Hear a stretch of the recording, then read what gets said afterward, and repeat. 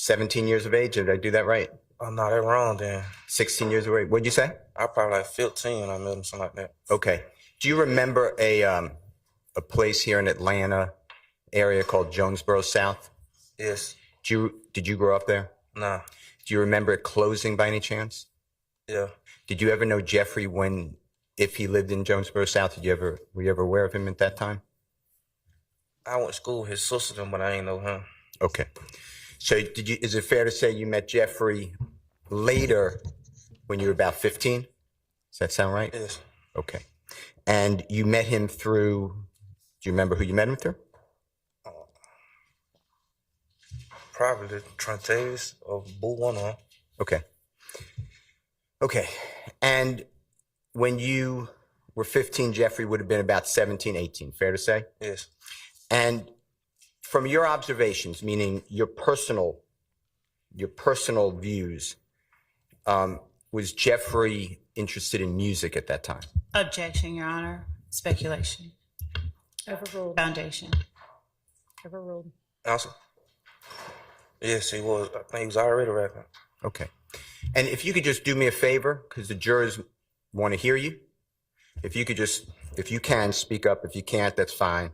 We'll do the best we can do.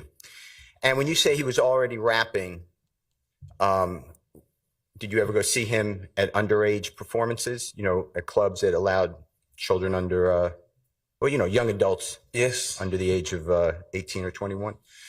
And would it be fair to say that Jeffrey was rapping throughout the area where you were growing up and where he grew up? Yes, that's how everybody met him, really. Okay.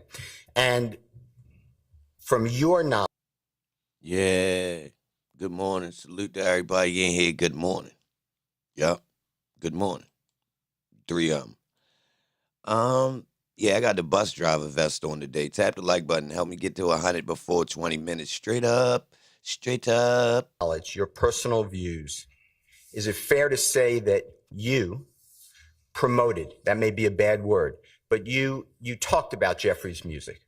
Yes. And you told people you liked the music. Is that fair to say? Yes. And other people in the area did the same. Is that true? Yes. And do you remember signs going up for when Jeffrey was performing? All the time. Okay. Like when we were young, yeah. One more time? When we was younger, a lot, yeah. Yeah. And this wasn't, at that point, Jeffrey involved with a record label or anything. This is just community getting behind an artist. Is that fair to say? Yes. And you were proud of him, right? Everybody from the neighborhood was. One more time. Everybody from the neighborhood was. No, but you especially. And from that neighborhood that you grew up in and that you then later met really Jeffrey, proud. Can you describe it to the jury? What your viewpoint? Tell the jurors what a typical day in that neighborhood was. What neighborhood? Cleveland Avenue? 15, 16 years old, yeah. You can look at the jurors if you want to. If you don't do it. Rough. Every day. Define rough. Yeah, give me some details. Like, rough. Like, I can't really define it. It's just Whoa. You mean rough like a a dog? lot of stuff you just go through. Like, You mean rough? like get him, scruff. Rough. Like, nah, bro. like, it's something always going on. Okay. And as the time went on, so 15, 16, 17 years of age you are, okay? Yes. Did Jeffrey's popularity grow? Yes. In music, I'm talking about music. Yeah. I think it grew fast, yeah. Okay. And is it fair to say that the speed on which it grew came out of, it broadened it beyond the little area in Atlanta that you were living and that you knew Jeffrey? Yes. Did he start to play? Tap the like button. Good morning. Straight up, good morning. Tap the like button. Help me get to 100, y'all. Let's get some people in here. What that storm hit like? What that storm hit like in Atlanta, y'all? What it's hitting for? They got the court closed this morning, too. Tap the like button. If you know, in other venues, like a restaurant, bar, club, stadium, did he start playing them outside of the Atlanta area? I think going like other little towns and stuff like that. One more time. Like other little towns and stuff like that. In little cities and stuff. And you talking about just in Georgia? Georgia, might Alabama, it'd be different. Like, you know, just little small cities and stuff. Okay. And did you ever go to those type of events? Nah. You stayed more locally. Is that fair Yeah, I to say? stay low. All right. Now, did there come a time, and I want to focus on 2013, 14, and 15. Okay. So you would be in those years, and take your time and think about it. But in approximately 2013, you would be 20. okay. And then 14 would be about 21, Yes. 15, 22. I It's okay. Just don't remember. it's all right. I don't know. Let's do it this way. Yes, that's right. That's about right? Yes. Okay.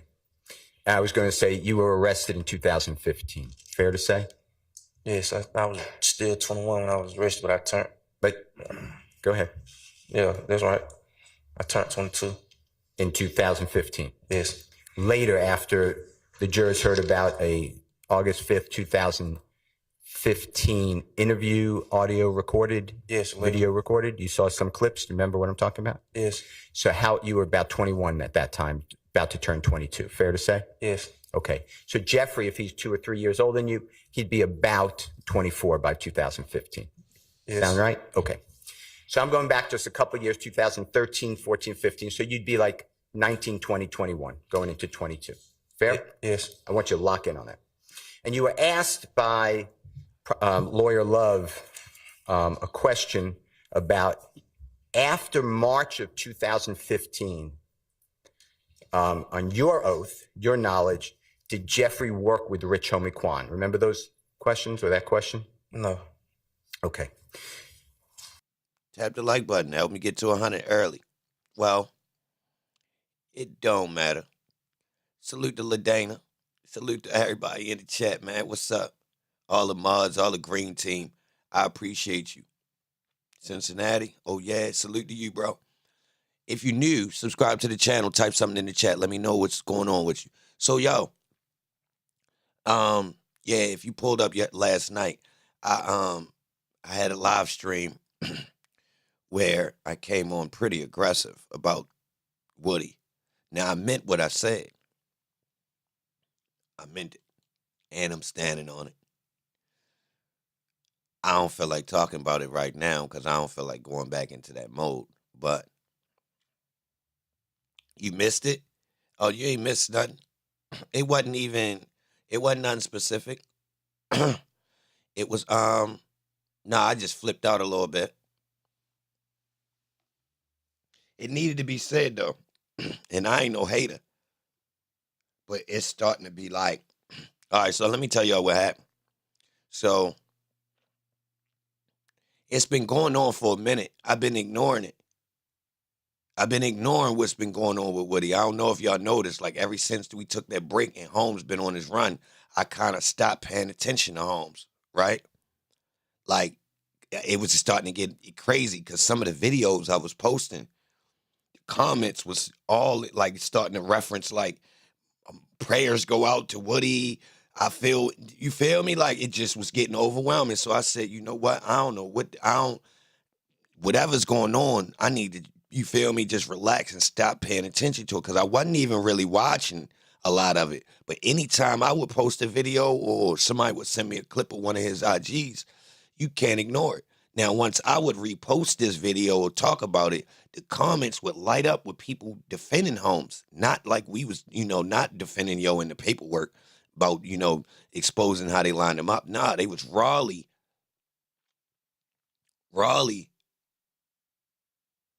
Yeah, I mean, like, rooting for yo. Now, at first, it's like, all right, yo, I get it. You're going to have some people that got sympathy for yo. They looking past the negative.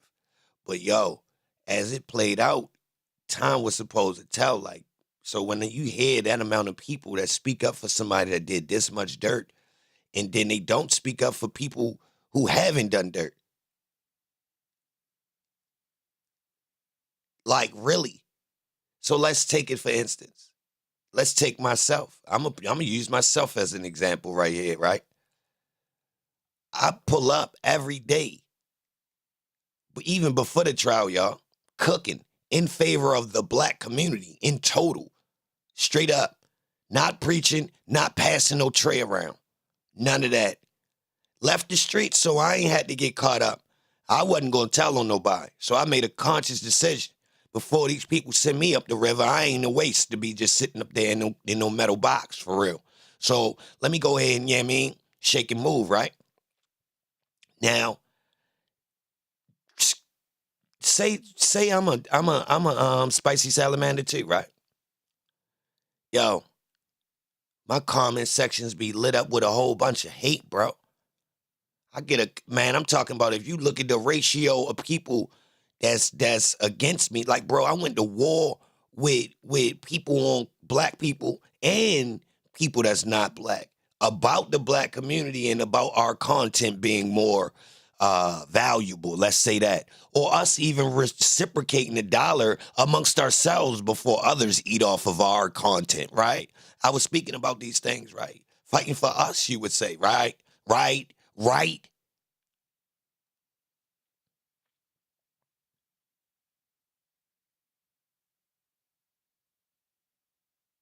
These people that's claiming they want God for Woody, they wasn't nowhere to be found.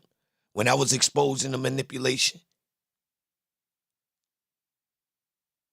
that happens to each one of us, and we wonder why our communities like they is. I was pointing out what was going on. People was allowing these same people to ridicule me and slow my progress down with growth. I'm pointing out what's going on. Predicted almost, I mean, I don't even want to talk about it. We ain't even gonna get into this stuff. I mean, if you've been around, you seen what I said about Woody and Holmes, Charleston White. But I don't get no credit. I ain't even pay attention to what they got going on. I don't want to know. If you notice, I stopped paying attention to it. I told you. But I don't get no credit for calling guys out. I seem like I'm some type of mad guy or something. You crazy. You ought to be a nut. I mean, I done learned how to get my shine. I know how to shine. I don't need nobody. Like, nobody else's shine is in the way of mine.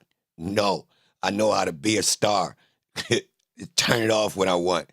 No, I'm not jealous of none of these dudes. So this ain't that. I don't want that steam. Nah, I'm a recluse. We the people who hide from all that. We ain't tripping about all that. Then plus it be fake.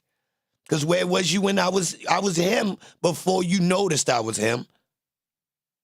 That go for everybody, though. Yeah, everybody got a little bit of him in them. It's up to you to tap into it. But these goofies telling, backdooring, snaking, people putting them on pedestals, wanting them to go to church with them and stuff. I'm confused, but it makes sense. Because I always felt like it was a lot of devilish people in the church.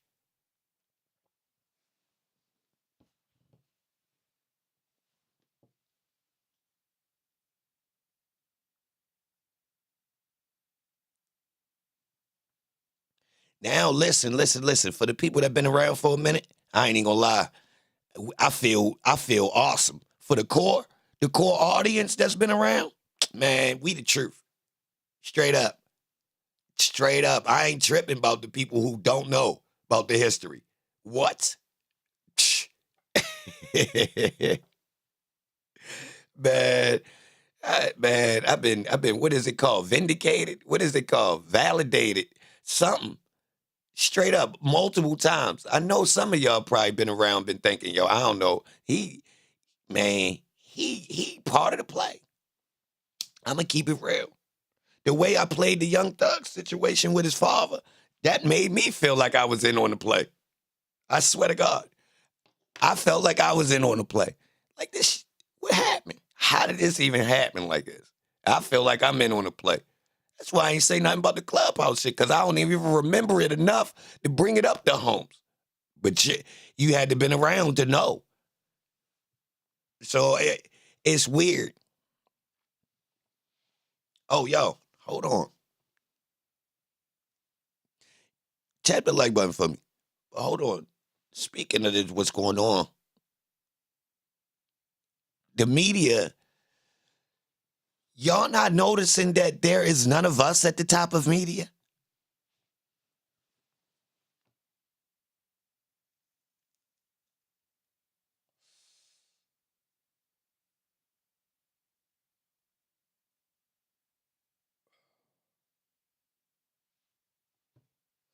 Now, I spoke about this before, but I just happened to just think. So, I'm minding my business yesterday. Tap the like button. I would like to get 100 likes before 20 minutes, but it don't matter. Happy Friday. Good morning. So, look, I'm in my email. I get an email from Rumble. Now, I follow Sneaker, but I don't watch him. For some reason, I follow him on Rumble. I guess it's because I wanted to see what was going on Rumble because they were signing these dudes, right? They signed a whole bunch of, like, corny content creators, including akademiks, which I found to be weird because Rumble is politic-based, right? So I've been paying attention to social media to see the social engineering that's going down through social media and the weapons and the way it's been weaponized against the regular civilians and who could be behind it. Only the military. But let me chill, relax. But look, right? I'm in my email and I see it says Sneaker talks about Diddy. Now, Holmes is a clown. I've been peeped Holmes as a plant. Now, it's my job to peep out what they doing with Holmes because it helps me understand how they're using some other plants. You feel me? Straight like that. Yeah. It's like, yeah. So look, I've been watching Holmes. Now, if you watch Holmes, you can see similar tactics they use with him. Akademiks, Adam, Aiden, all of you feel me? Look right. So look. So I look at the title of the email. I ain't even go to Rumble. The email says Sneeko breaks down the Diddy case with Fresh and Fit, akademiks, and two other people that was like, what? Now, the weird part about this is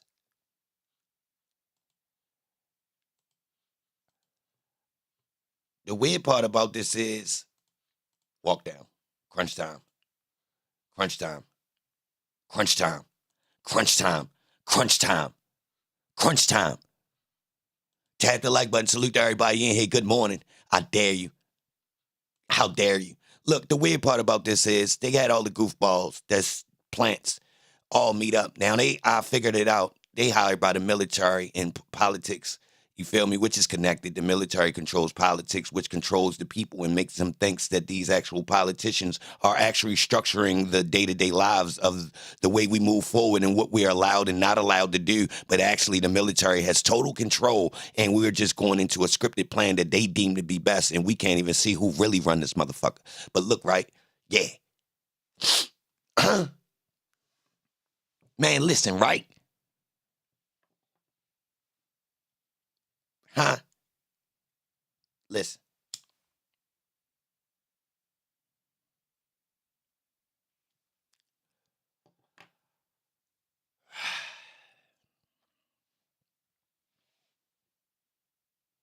Nah, Nikki, that was cool what Neil just typed. That was cool what Neil just typed. Nah, let him slide. That was fair. That was fair. I caught that, Neil. That was slick. I seen it. She thought you was hopping. I seen it.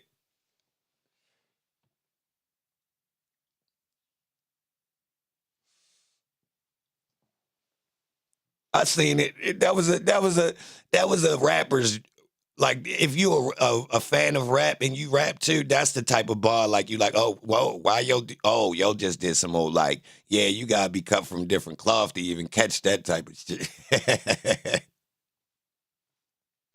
See, I'm cut from it though, cause I'm the one that get put out of people chat for type of stuff. You feel me? That's over people's heads sometimes. Nikki had the fast gun. She say Holmes' name is that. She tried to catch it before I seen it. She ain't want me to flip. Good call, Nick. He cool though. And certain culture vultures, I ain't even mad at. Like, they're a staple. Vlad is so much of a staple in the culture. I'm not. If y'all notice, I don't even flip off yo. Like like he did that. Yeah, I feel like I feel. But like, if y'all notice, I ain't even really into like, oh yo niggas mention Vlad. Man, he done stamped. Like, I got sense with my. You feel me? Like yo, it's even if you pay attention to me. I tell people like it's even Adam and Vlad. I done spoke and said, bro, I respect technically what they do. Hold up. Do I peep the play? Yeah, the play is in. The play in. These boys technically, they styles ain't cheeks. They just throw out the window. They culture vulturing? Yes, sir. 1,000%. 1,000. 1,000. 1,000. You know what I mean? But technically, I can't say them boys trash. If you notice, I don't just throw people in the trash bracket. They too, you feel me? Some people is official at their job. Can't stand that guy. Say Adam. I didn't mind Adam 22 as much until I seen the scope. I'm gonna keep it real. I gave him the pass at first. When I seen the scope of what was going down, that's when it started to bother me. The connection to the youth. That was the part that started to bother me. Yeah, and the strategy. You can see it. It's targeted. Yeah, like it's targeted. I'm gonna say Vlad deserved his spot because he took initiative. Whether the feds told him to do it, who knows? But he took the initiative and jumped out there very early. I'm gonna say this is odd about Adam 22. There hasn't been a duplicate. Think about it. Ain't no duplicate. Which is odd. How nobody in Atlanta started a no jumper, y'all? Think about it. Nobody black in that early stage on YouTube. They all connected to the entertainment industry. They all know each other. So you mean to tell me somebody from Atlanta should be a content creator, views, it should be on goddamn 10 million. They subscribers because they started so early, similar to, Adam 22 or, Vlad or akademiks. Why there's nobody from our community equivalent, y'all? Real rap. Still, to this day, name a person. Not a producer. Hold on. The producers and the engineers is capable too, y'all, just to let you know. And we do have regular black DJs. Hence, DJ Vlad, DJ Akademiks.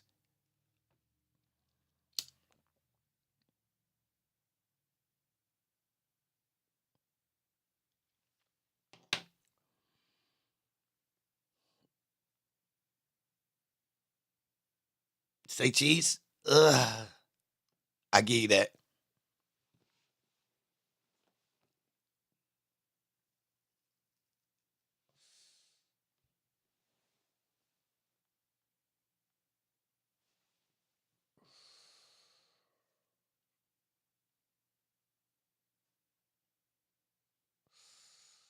Yo, why would y'all pay attention to that person, y'all? Let that person yo, if you respond to somebody that's geeking in the chat and you really respond to them, bro, you giving them life.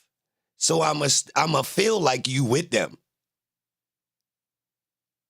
Don't put on their jersey when they come in acting like that. Don't do that. I'm warning you. Don't do that. Why y'all even acting like that? Please, if you've been around, do not respond to. You feel me? Like, why? Let them go ahead and swim by themselves. They in shark water. Why y'all swimming next to them? No. Let them fade. Like, what? Y'all don't notice this? Man, they won't. They will leave. They will leave. I be smoking some of they boots with silence, man. People start yelling my name. Y'all ain't see it? They'll eventually start saying, post it. You please announce that you see me.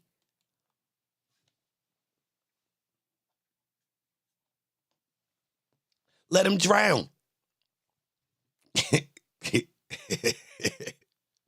They ain't even good food for the sharks, man. The sharks don't even want them, man.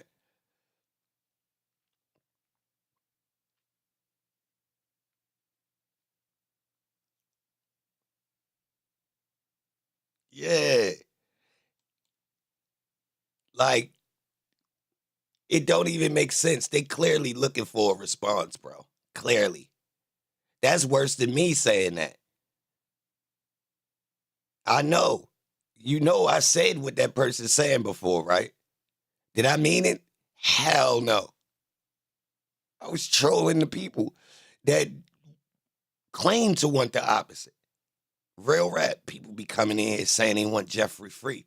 So let me see how they feel if I sit up here and do the opposite. Cause they don't give me no credit for, rooting for you and trying to get your home. So I can tell you, even when I said, man, Jeffrey ass need to be locked up, fuck yo, all that. I technically don't mean it. I don't want to see nobody go to jail, to be honest, unless you really gotta be wild. And to be honest, we still don't want you to go to jail. You could let your out right there. Let him pop down the street. Seriously, if it's that bad, nah, he still ain't gotta go to jail. Let him go. Everybody know what this is, man. Stop. But yo, these weirdos in the chat, we need to pay more attention to media and how we being put out. We being kicked out of media, y'all. We slowly watching it build up without us involved. We are the topic. Yes, sir. We are barely involved. Man, we in media like baseball.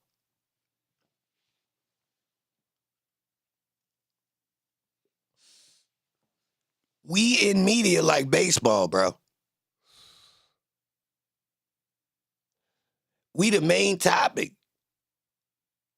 I don't say that out of being cocky, like I'm happy about it. Nah. I mean, it's cool when you talking about, maybe sex sells, it's cool, it's flattering. Oh, maybe when you talk about dancing, it's flattering and stuff like that.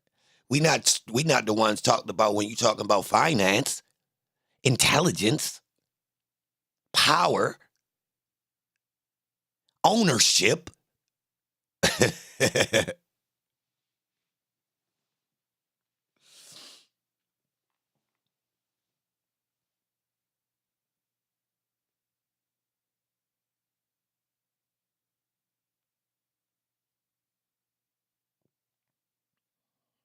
Yeah. How they flip and bounce this telling thing.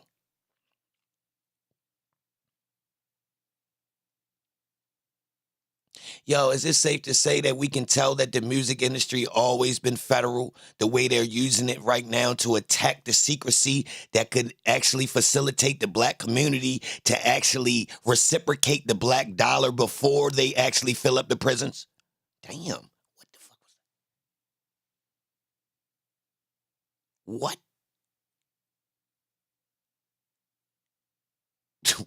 What? What'd I just say? I can't say that again.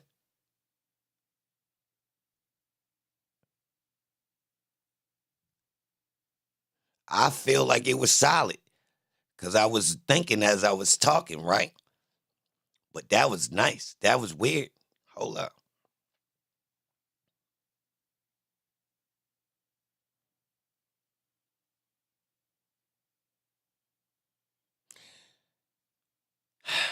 Media game to silver saturation.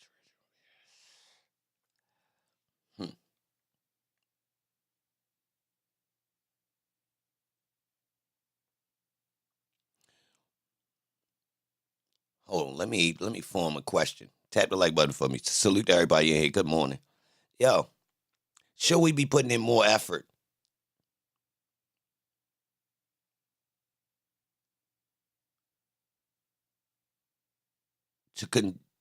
to ensure that the information we receive through the media on a day-to-day basis is actually productive? Or niggas just want to laugh? You know, Richard Pryor, Martin Lawrence, Eddie Murphy type shit. You know, all these niggas showing all their teeth. Markel, salute.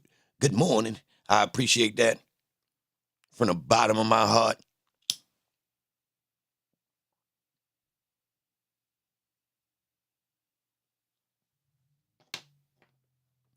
We need to unboule our media, huh?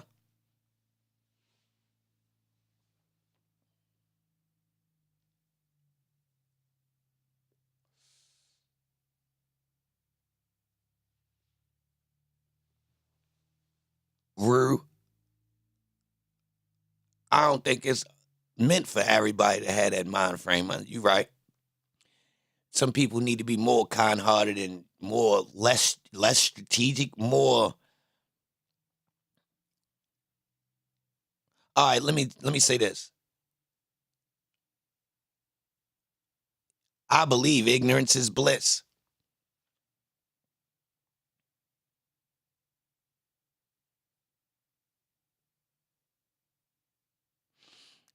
Bliss is dangerous.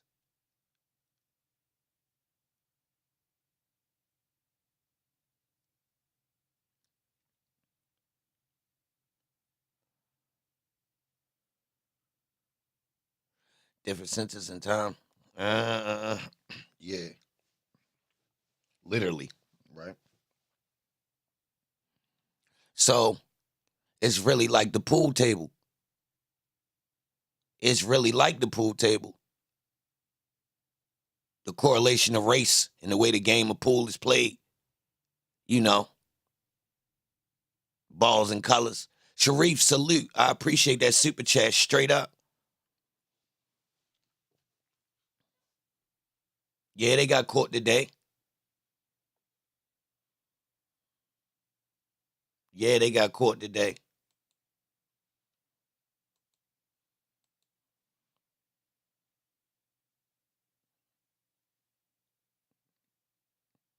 Started 8:45. What you think?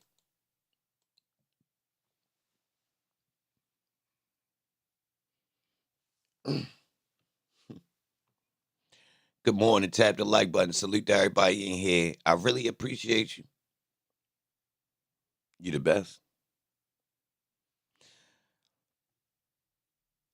Some people are meant to be controlled. That wouldn't make you a blue blood, Rue. What's your last name?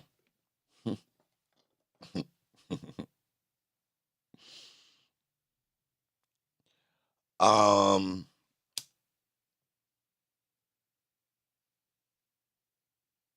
90%? What's your percent of people that need to be controlled, Rue? 90?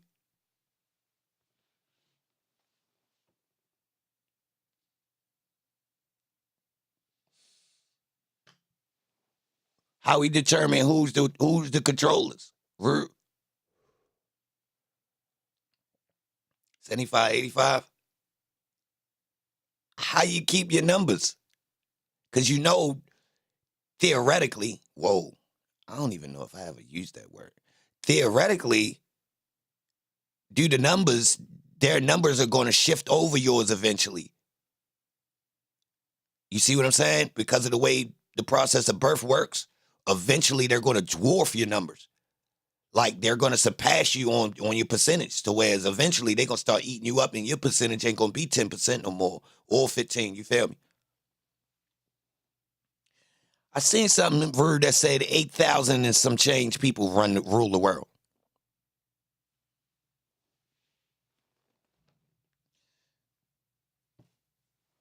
Now, if you look into the people who really run the money in history and a couple other factors, right? This don't seem that far off. Because what you get is you're going to come to the foundation of, if you're looking for a human who runs the world, you're going to get into families and money, right? Now, these families, it ain't one person. They deep. They deep, like super deep. And the person that's in charge currently only in charge because of the time period, right? So once you look at this, you're like, okay. So you got families with a couple hundred people in them. They deep. They been around, locked in. They marry other families with bread. They don't mingle with nobodies.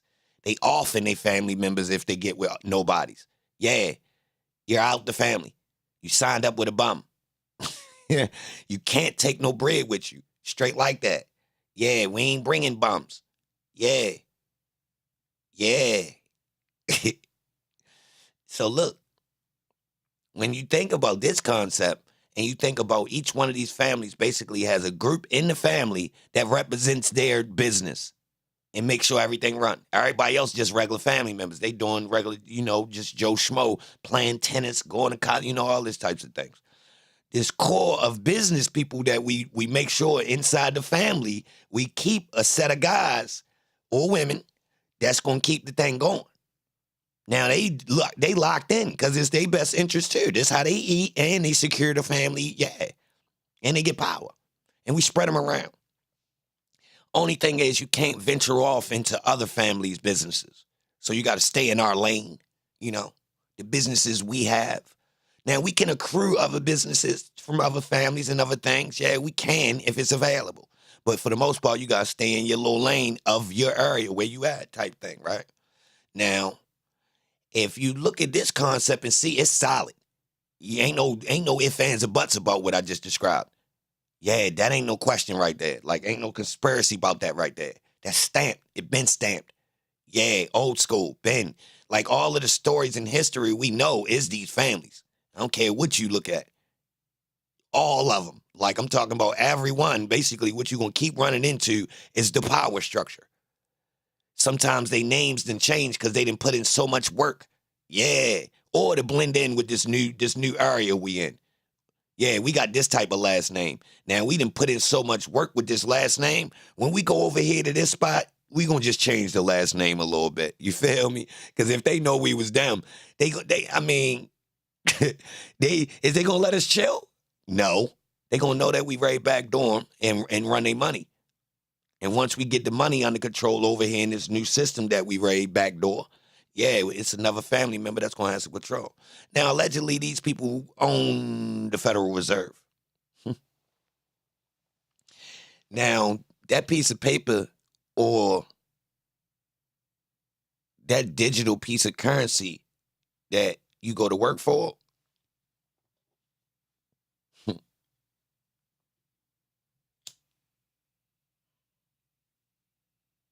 yo, what you know about the people that got so much money they own media and they don't allow media to take pictures of them?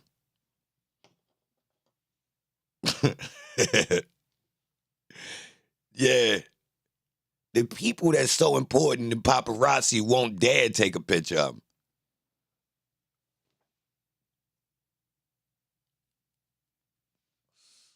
You ever thought about that? These the real kingmakers, y'all.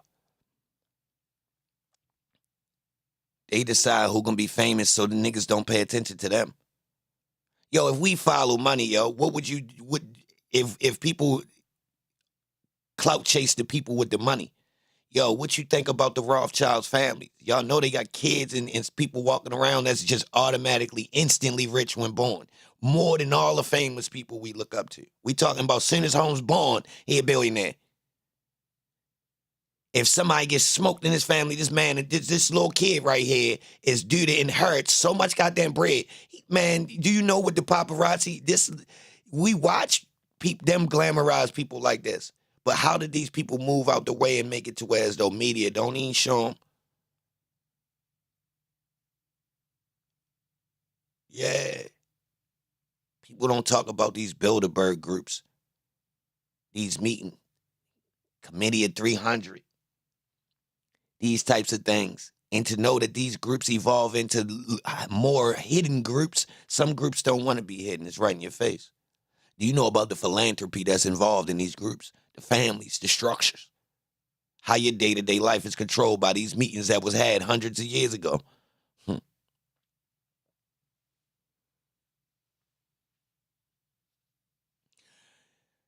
Yo, let me say something real quick. Why I'm here in this wild ass pocket of talking right now, right? So look, everybody talking about Puffy right now, right?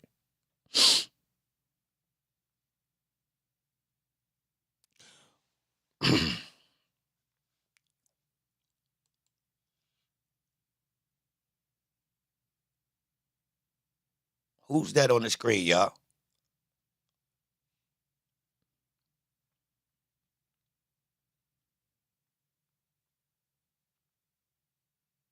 Tap the like button.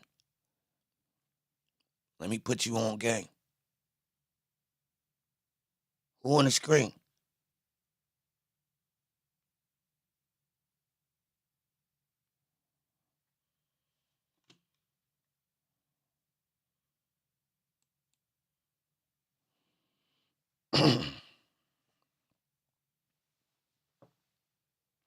All right. Now let me bring you back. Who's this on the screen?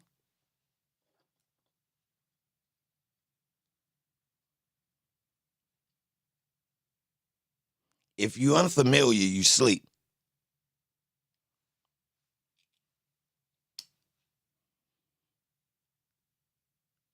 Why would I show this picture when I just mentioned Puffy?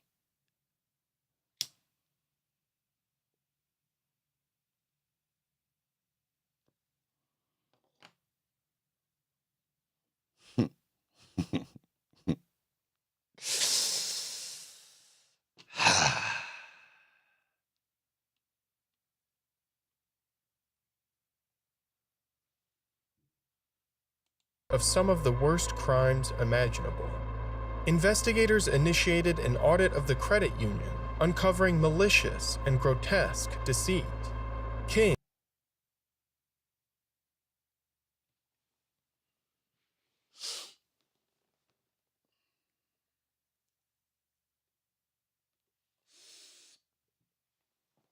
Bro.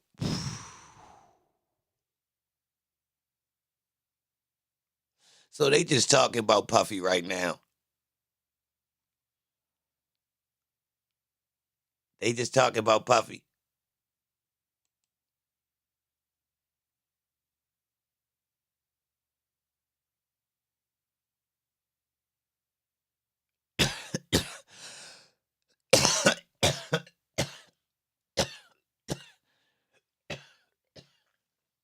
Hey, yo. Then we watched something yesterday. It's just saying Puffy was connected to politicians, right? He connected to what?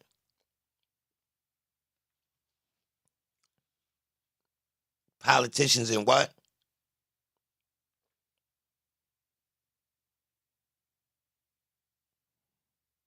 All right. Who's this dude?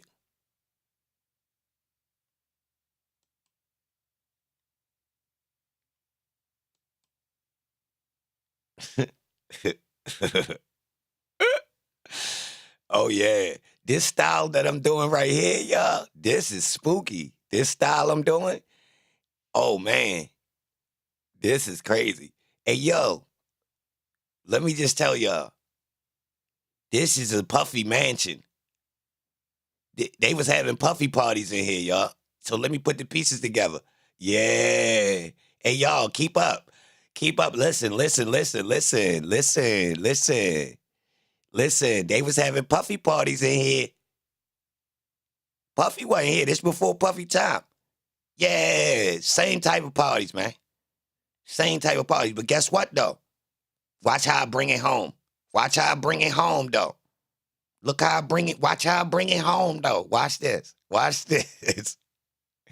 Watch this, though, y'all. Check this out. Y'all ever notice how the Puffy, have y'all, hold on, let me restructure this. Y'all don't know that the Puffy trial is connected to YSL. Y'all like, what? What? All right. Remember when the Puffy thing first started getting mentioned, and I say, Man, shit. Then that Birdman, we just a couple years out from seeing Birdman.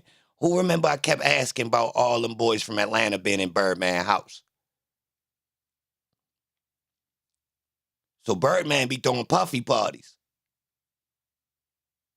Man, come on, man. Come on, man. I've been, listen.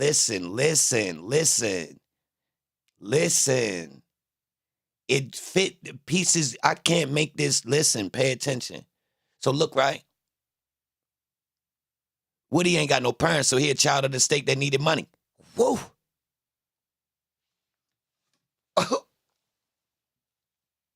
Hey, yo. Kids was bringing other kids to this building right here so they could get paid. Yeah. Yeah. Yeah. Yeah.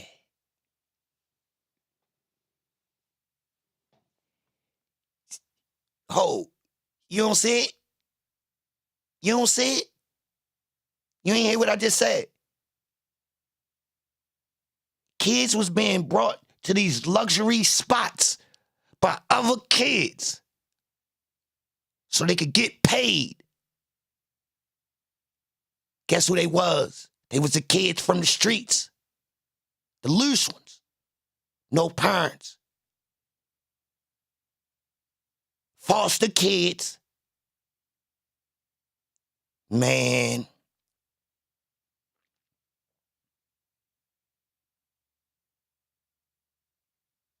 Hold up.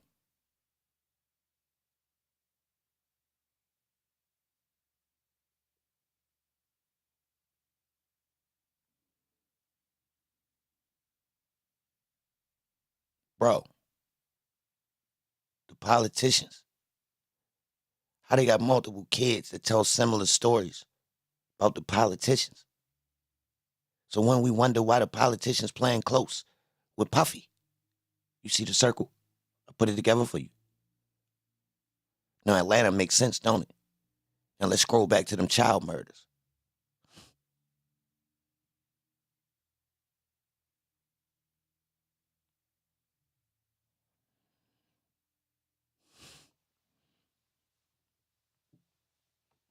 All right. So just so y'all know, this is the Franklin conspiracy. Johnny Gosh. This dude, last name was King. He was rich. He was black. They in Nebraska. He started orchestrating a credit union that was stealing money under the guise of helping the black community while mobilizing the black vote in more than a dozen states for politicians while running a Ponzi scheme and children. He never got locked up for the children. If you look at this story, it reads like Puffy.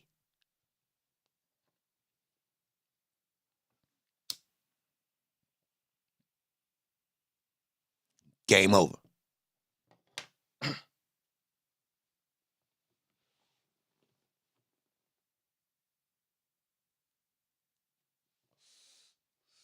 I just gave you the key. Now you go. I just gave you the key. Now you go look and you come back and tell me if you don't see all the elements with just a little bit of puffery put on top of it. The same thing you see with Epstein, with the little, the dressing put on it, but the foundation, that same thing. Money player made by the kings who really want this type of activity to happen. So what they do is prop a guy up to make him look right. So he's in the areas where this type of activity would look normal. He recruit, then he bring him back. We make him look out for him and keep him in his position the whole time. On the back end, we throw him away. Jimmy Seville. Who know Jimmy Seville? Uh-oh. God damn, posted. The fuck? That nigga just connected Jimmy Savile, Epstein, and Puffy with the Birdman as an appetizer. What the fuck?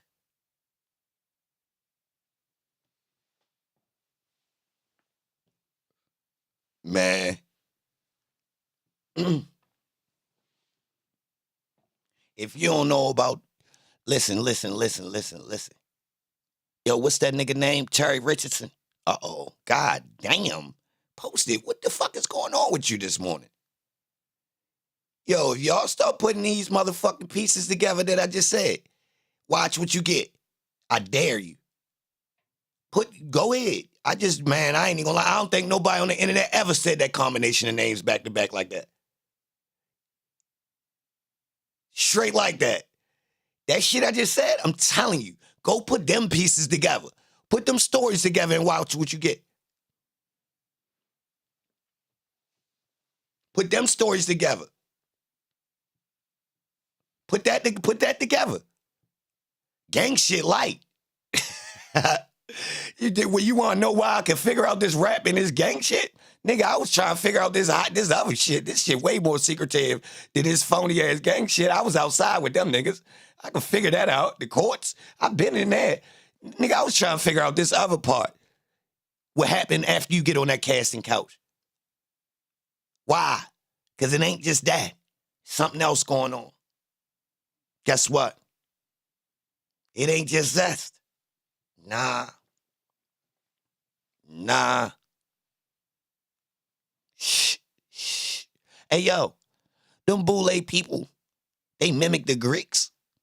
Oh, shit, Posted. You is tripping. Hey, yo, the Greeks was doing what? Them boys they like the boys. Caesar was Caesar playing with the boys? Huh?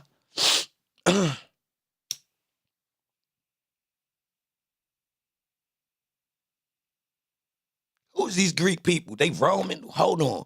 What these people was into? Like, what's this history with this man and man? Huh? Like, what's the history, though?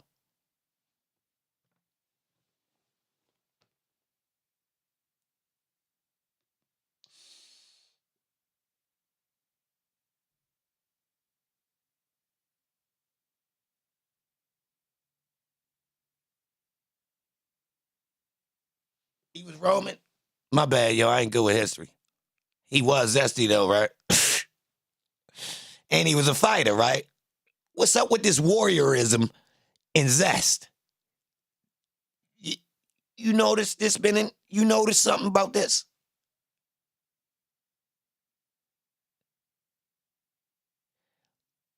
Yeah, it do feel like second channel saying, you feel me? But now, we here.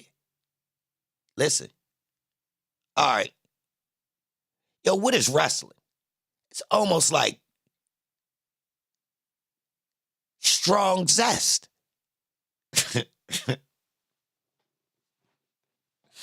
Hold on. Like,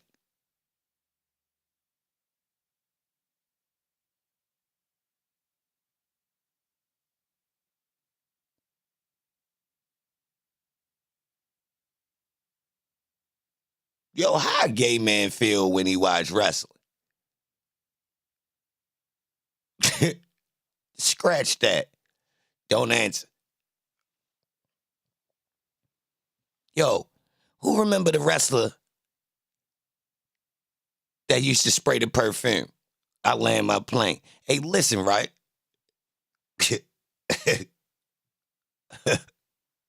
How we get here?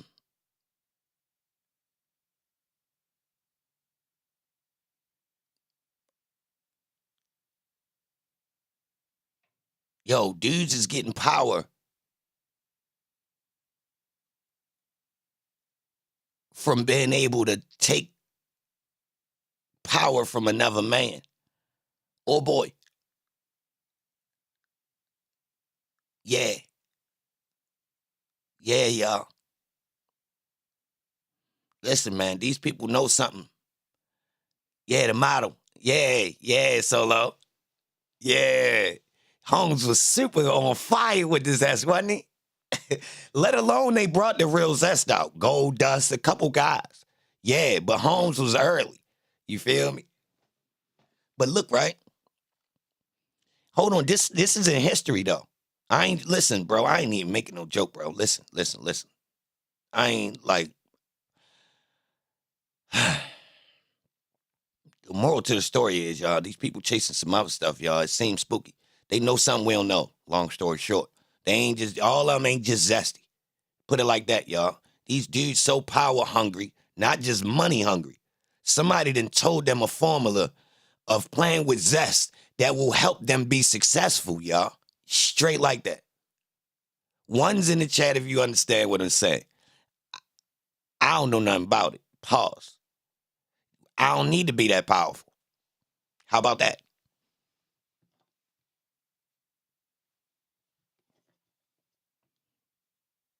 See?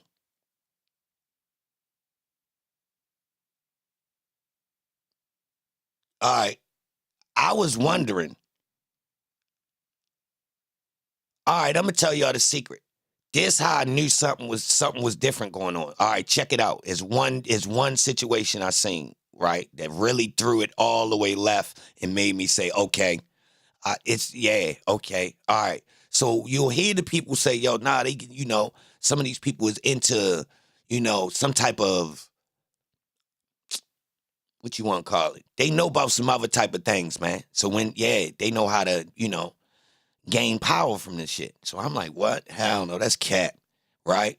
So look, this how one of the dudes say this. One of the bulls say this. Man, he had me over there with another guy, right? We over there. Holmes not even partaking.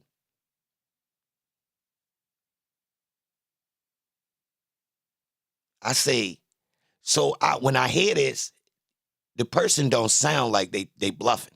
They sound like they serious. They basically giving you the format of how it used to go down. Now, he was saying that he wasn't tripping because that was how he was vibing already, right? But he say the guy used to put him with other guys, right? And he just used to be in the spot, chilling.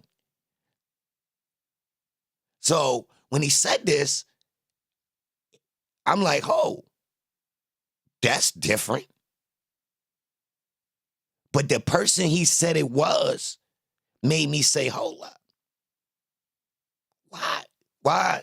What do you mean? Holmes ain't partake. Then it clicked. Oh, Holmes ain't with the zest. Why he there though? He want the power. No, he want the power. They don't want the power. They don't know nothing about the power. He know how to get the power.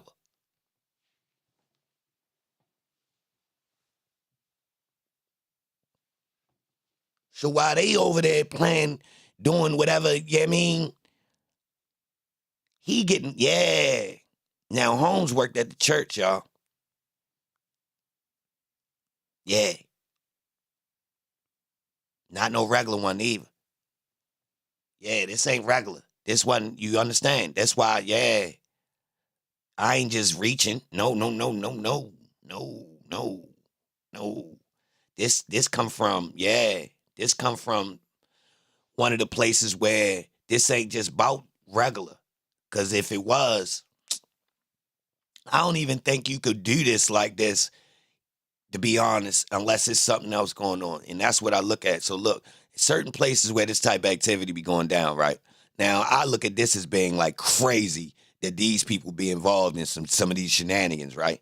But when I've been looking through to see why you come to this wall where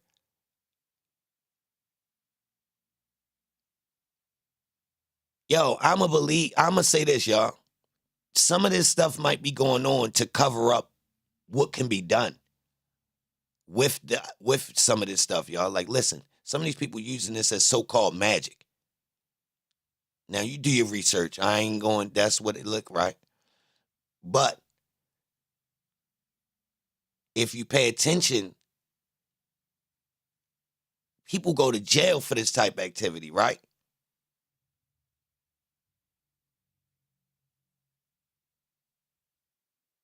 Think about that. It's illegal. So you gotta, it's like one of the things that's like so taboo, but you mean to tell me that it's power on the other side of it? And that's the secret. Why people in prominent positions playing this game. Now, of course, you got a whole bunch of other people that they just off. And they play in that game because they just off. And that's, yeah. Or do they know something we don't know too? And they chasing. And they getting locked up for it because they know. Spooky, right? Tell me where truth and lies at, though. Real rap. You tell me. Now, most of us in here agree that we ain't even looking for it. We ain't even searching after power like that. We don't even look at the word power like it's actually tangible and it's going to help. Like, we don't even, the average person don't look at it like that. I'm telling you. I already know. Hell no, niggas out here living lives trying to get a couple of dollars and you know what I mean? You got to be out your mind narcissistic to look at power from that type of angle, bro, to look at it as in a value level, like it's going to add up and you'll be able to, like, I'm telling you, you don't run across that many people that even understand power like that. I'm going to keep it real. You got to be already cut from a whole nother type of cloth to look at power from that type of angle. Now let me bring it home. Everybody talking about Puffy? Y'all thought I forgot? Y'all thought I was lost? Good morning.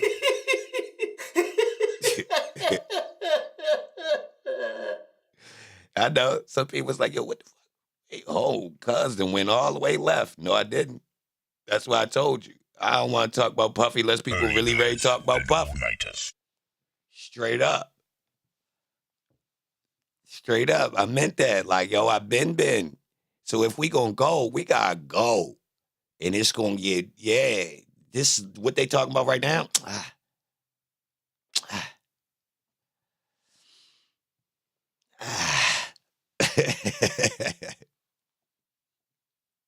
So just to let you know, this building right here been having Puffy parties before Puffy was born, man. Straight up.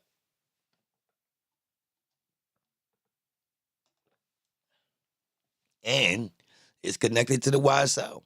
I mean, what you want me to do? Who's Lucian's friends?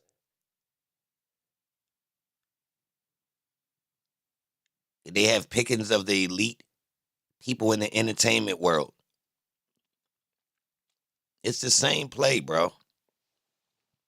If you're going to keep your mouth shut, you get higher and higher into the inner workings of stuff. If your name, yeah, if you go with the flow. If you don't, you going back home. Straight like that. I don't care if you work in certain office buildings or, you in this type of field. It's going down, bro. Everybody know this. I don't know why people acting brand new. People wanted to act like they don't know. I'm telling you, Birdman was doing the same thing. And he put his wee-wee in Young Thug. Excuse my French. Put his wee-wee in Young Thug, man. Now you know. And Thug prospered. Pause.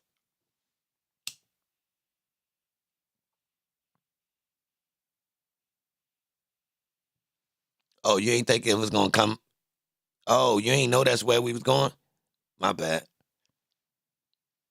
You thought it wasn't about Thug? Shit.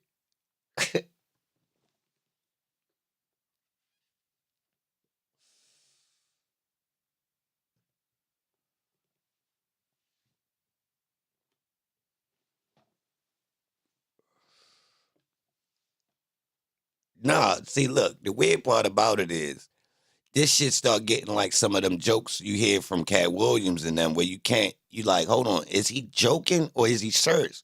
Straight up. All right. Now go back to Cat Williams with the green velvet vest on and he say Professor Ogilvy was in the room. Come on, bro.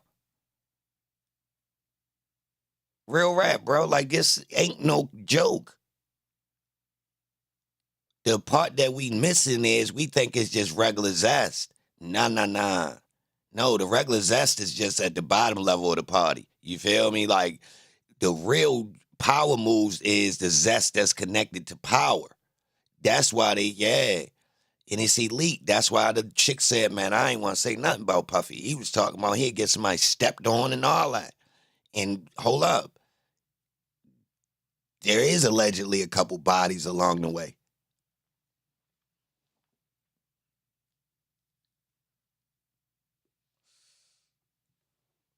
Yeah, the regular zest is the surface, bro. It masks the hidden zest from the dudes who don't want to show that they really play that game. Yeah, the closet guys. Yeah, they let the flamboyant be out in the yeah. They mingle with them, but it's all in play. They pay to play, and the secrets get kept, and they getting shit stepped on about it. And the regular zesties know. Seriously, they know if they go playing in that power structure world with these other powerful zesties who don't play, they don't play none of that flamboyant, and they get this, oh, I'm going to expose you. What? You're getting stepped on. For real. And ain't nobody going to ask no questions because we be doing it right. Yeah. Straight up. Now, look, part of it's got something to do with power, though. See, first off, you got the people that's making it seem like it's just a zesty party. Nah, see, that's where Pimp C was at. Pimp C was trying to expose the difference. So he's saying, yo, one of these dudes just come out of the closet. Nah, see, the power that these dudes is getting, people that put Puffy on. Yeah. Hey, yo, what Clive Davis come out and say? Clive Davis claimed to be straight his whole career. Then once the zest started being exposed in the entertainment industry, he finally felt comfortable. Zest's been around the whole time, but you couldn't be powerful and be outspoken zesty. Look at Quincy Jones, man. These men had to stay in the closet their whole career, have wives that they didn't really want. Real rap. So this been going on before them. So it's a group of these dudes who want to be able to, flourish without hiding, right? But the power still, you can't. Power and zest don't go well for some reason, y'all. I don't know if you pay attention to business. Seriously, dudes at the top of that business structure, ain't a lot of them that's just openly stepping out that clock, like letting you know, I'm zesty. I'm telling you, I'm talking about the tops. Yeah, look. Yeah, they flourish in the business community, but look, go up to the top. Nah, like the president. You still expected to have a wife. Seriously, that's still a core. It means something, y'all. So the real powerful men still be trying to hold on to, nah, I ain't zesty. Some of them really want the power, which comes, I'm telling you, yo, it's none of our business. You want to know why you don't know about this? It's none of our business.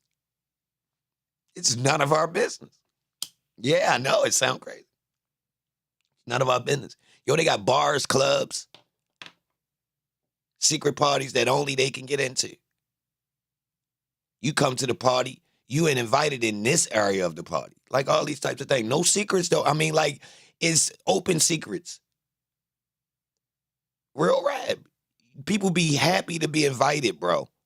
Knowing that it's zest going on in there, but still, this is where you need to be. It's a serious-ass party. Some of the people in here, they just, all the drugs is there. We got people that's not famous that's just here for us to just use however we want to use them. They're paid for. Yes, y'all. This ain't new. This phony-ass Puffy story they talking about, bro, this cakewalk. That's petty. I'm telling y'all, don't go for the spin. It sound a little bit sensationalized and crazy, right? That's light. Just to let you know, that's light. It's light. And these people on the internet talking, man, some of these people know. They involved. Some of these people be at these parties. Yo, we done been in clubhouses and people done say, yo, I done been to a Puffy party before. Yes, we done talked to somebody on Clubhouse and I made a joke. Bro, you didn't share, you done been to a Puffy party. And somebody said, yeah, hell yeah. Who was it? I think more than once. I done said that to somebody and they said, yeah. Real rap. I'm dead serious, y'all.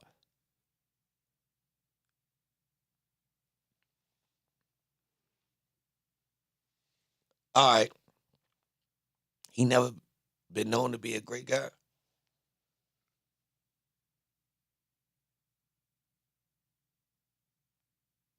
Yo, you taught that if you in the entertainment industry, when you get invited to certain spots, you flattered. Why? Come on, bro. Somebody say, yeah, bro. I ain't gonna lie, bro. You got a special invitation. Go to the Puffy party in the Hamptons. Man, you there. Now listen, when you come, is you gonna tell people, or you just gonna tell people you had fun?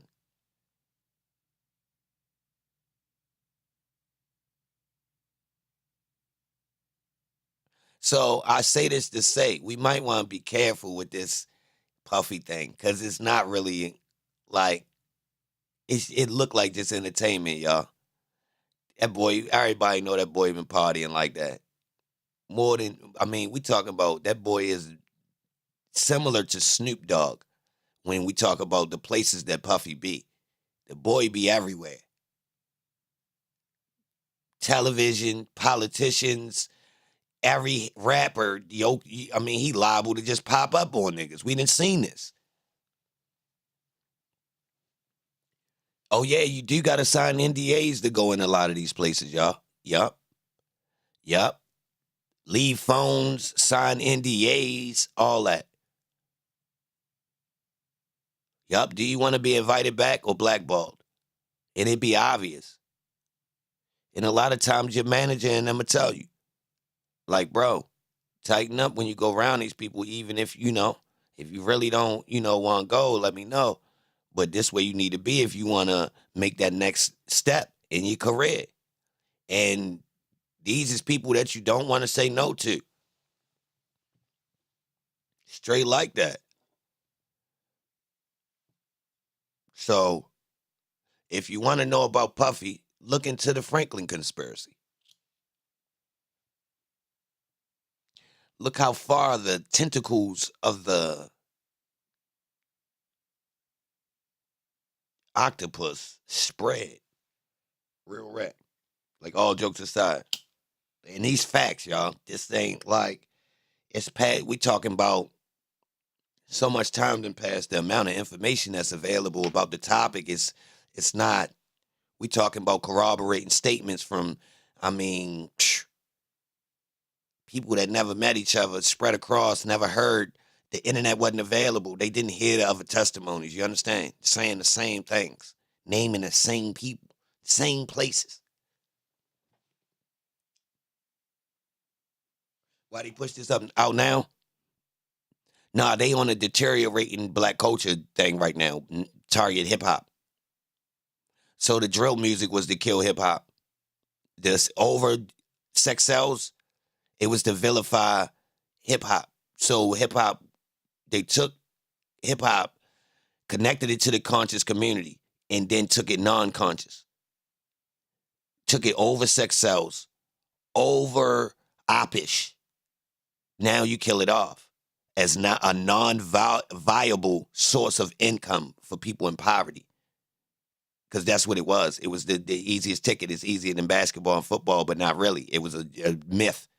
Seriously, if you notice, that's why so many dudes try to be rappers. I got a record label, all this type shit. Yeah, you can rap, but the myth was they mysteriously made dudes believe if you could be better than your peers, then you would get signed. That was a joke. Mad nice niggas never got signed. They had the look and all. It was a big joke. It's like getting a million niggas the train to go into, the NBA, right? And we only picked 60 in this draft.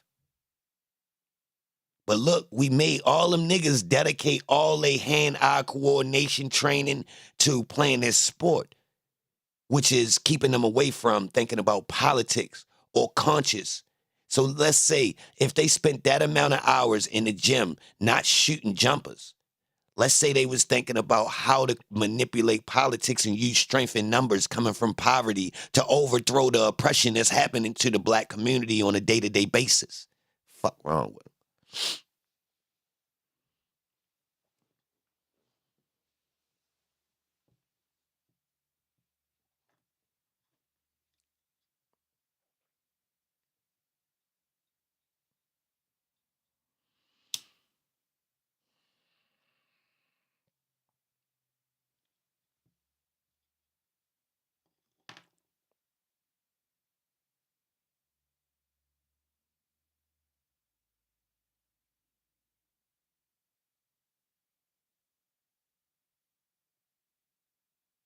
I sound like an old man.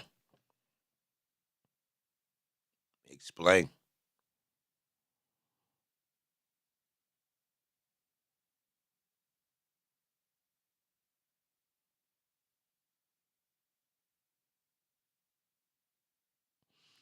Um,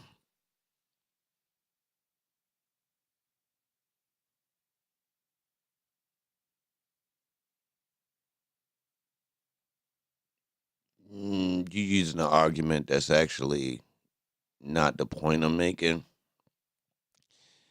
You think I'm complaining about rap music as in the class of music before it was actually better, and I'm saying that rap has been, taken and ran out of control. Like I'm talking about generational. Now, how about I tell you that the whole formation of music being sold to the masses actually was weaponized before you even get to urban music.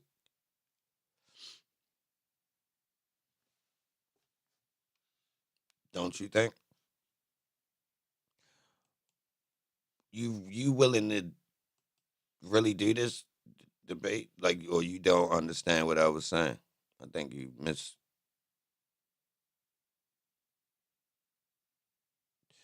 All right, let KC. Did the conscious mind of the black community get hijacked, like OPC just said, and turned upside down? All right. Why did they drop acid on the hippies?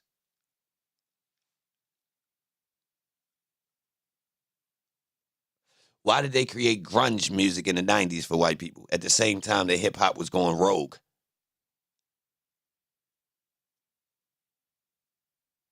So how I look now when I change it from it sounding like I'm talking about black people only.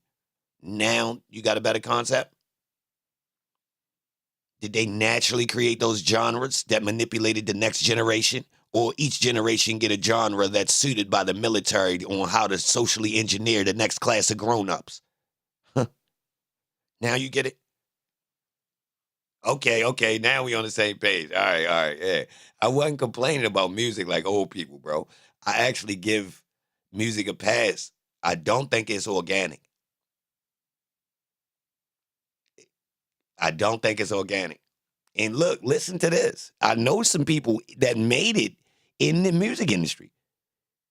Like, ain't like I'm shut out. You feel me? Like, nah. But at the clip that they was picking guys up, you could tell it's a play, y'all. Real rap. Yo, I know Los. Not personally, but enough. He got signed to Puffy twice.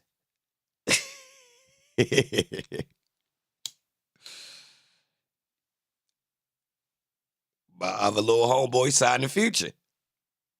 And I'm close to Holmes. I turned down the deal. So, like, I got a little bit of, like, it's weird to see what crosses the threshold into this. Is it talent? No. Talent gets you but so far. It's a whole bunch of other shenanigans, which is the stuff that regular people don't want to put. Yeah, I'm telling y'all, it's real. Them doors. The other parts. The other parts. Talent gets you in some studios, get you around, where people want to see what you could do. The other things you willing to do is what really gets you in some spots, some business, some prominent. You feel me? I'm telling you. Straight like that. Or you just won't say shit. Like, say you solid. You never tell. You could get into some shit like that. You get invited. You feel me? Like somebody keep you around. You don't talk. But that it's going down, y'all. Yeah. All right. You know how the internet was making fun of these white parties and Meek Mill and all these certain rappers popping up at this white party? I ignored it because technically we done seen this show before. Yeah, y'all. This ain't new. It's been going on, bro, where super rich people basically throw these types of events. And if you there, that mean you shopping. Straight like that. Everybody in here is shopping. You get it? That's the whole, everybody know. And you only get invited to these. So like people know that my career gonna change after I go. Now, am I obligated to do something specifically? Nah. But if I get chosen by one of these powerful people in here, it's going down. Straight like that, y'all. Straight like that. Look, this how other people know who the other chosen people is. Seriously. They new recruits. They all pop up and see each other at these types of events. They know. We the next group. Look, it's nice to meet. Oh, all right. I seen you in here. That's how they be knowing each other later. Yeah, I knew he was going to be one of the people too, because one of the spots I got invited to, he was there too. And it wasn't that many of us. You know, and we was around all these other people who already in the play. Good look, Clout. Yeah, yeah, yeah.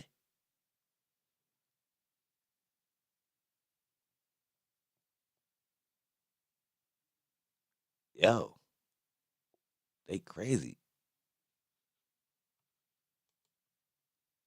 Who live? Who live?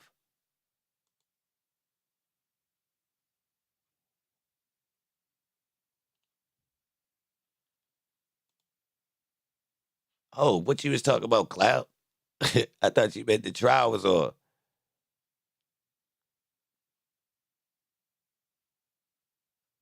Oh, they live. My bad. You caught me with that one. My bad.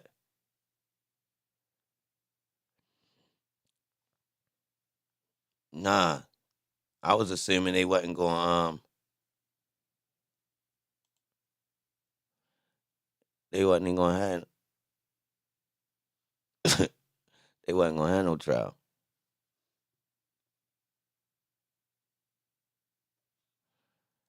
Yeah, but nah, hold on, y'all. We can't play this video. But yeah, since I've been laying back off the Puffy stuff, y'all. Listen, if you want to know about Puffy, y'all, look into the Franklin story. Straight like that.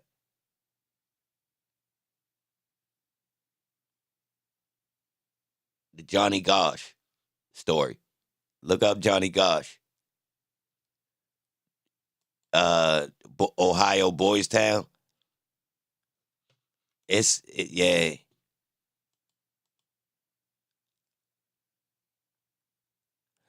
Good morning. Salute to everybody in here. Straight up. What y'all want to do?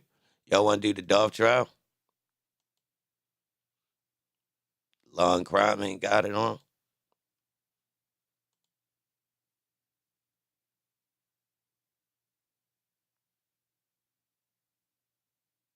They start streaming 4 hours ago.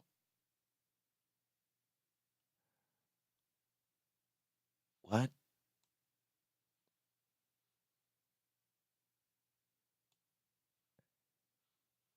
Whoa.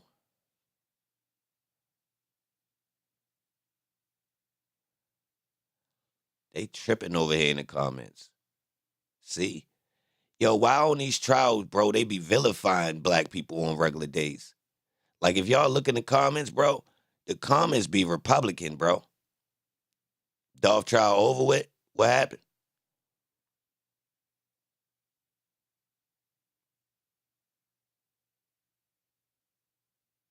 The trial over already? He gone for life?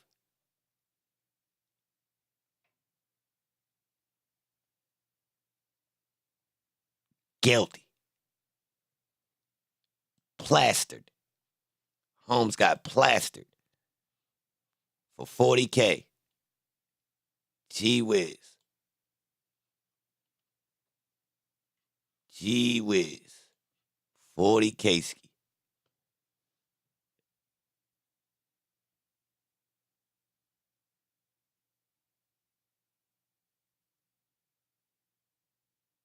Gee whiz.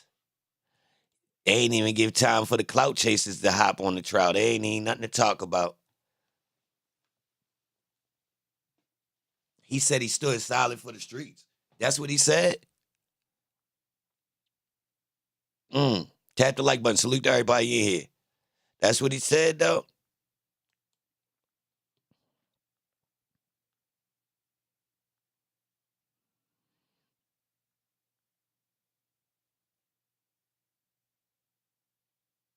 They gave him more hate than the internet rats when technically he stayed silent. That's a fact. Ugh. His lawyer was Cheeks. We came through smooth on the first time we seen him. But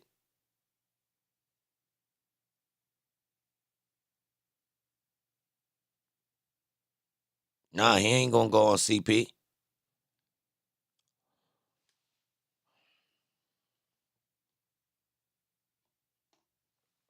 He gonna try to stay silent. He ain't gonna go on CP.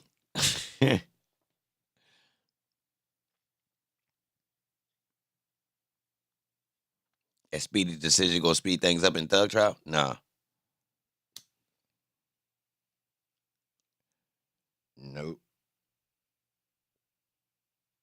Lack of evidence and too many overt acts.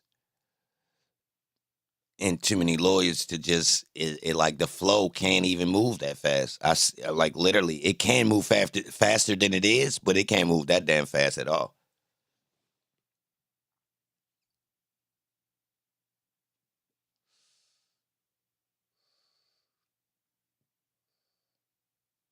Who hopped on IG?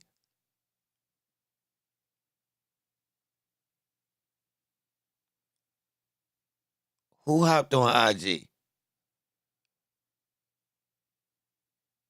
Yeah, his lawyer, that ain't fair to his lawyer, you right. Straight dropped, hopped on IG?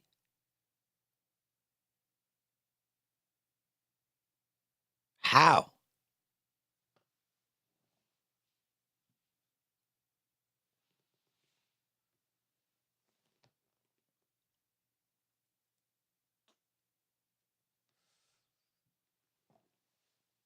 What?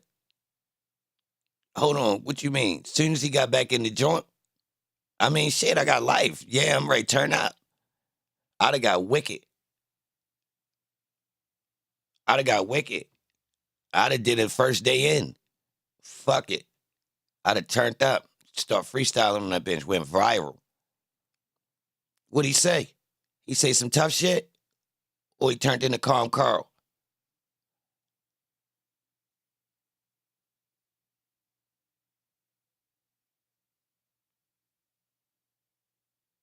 I'd have had a slick ass diss. I'd have had a slick ass diss up my sleeve. What? Man, I'm going out with a bang. Yes, sir. My Dolph diss would have been nuts. I'm talking about nuts. What? You man, hey, look right. I bet I'd have went viral. Yeah. Anyone talk about him guilty? All right, watch this.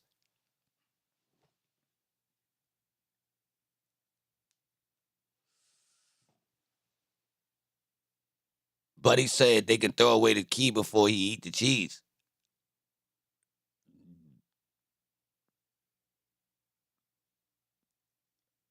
It's on say, come on, Relly. Come on, Relly. I'm going to let you slide with that one.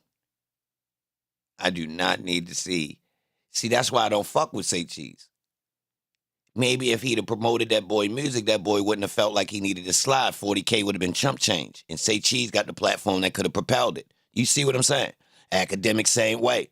If these people chose to cover straight drop as an artist, he wouldn't have felt the need to drop no motherfucking Dolph. He'd have never did nothing like that, and Juk would have looked stupid. You see what I'm saying? Damn.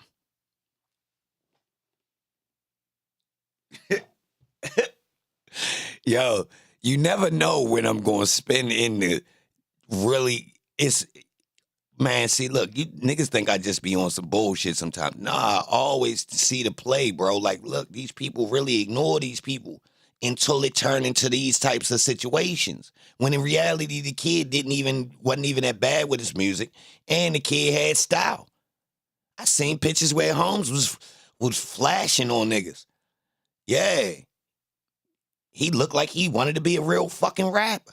So if these dudes would have promoted Cuz, he wouldn't even, that 40K would have been changed. Real rap.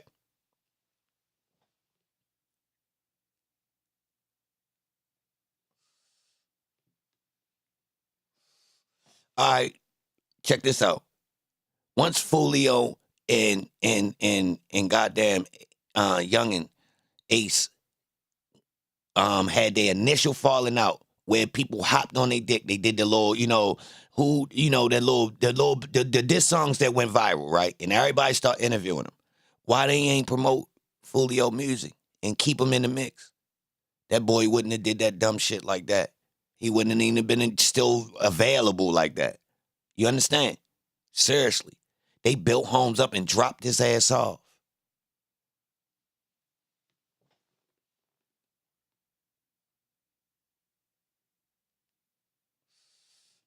This real rap.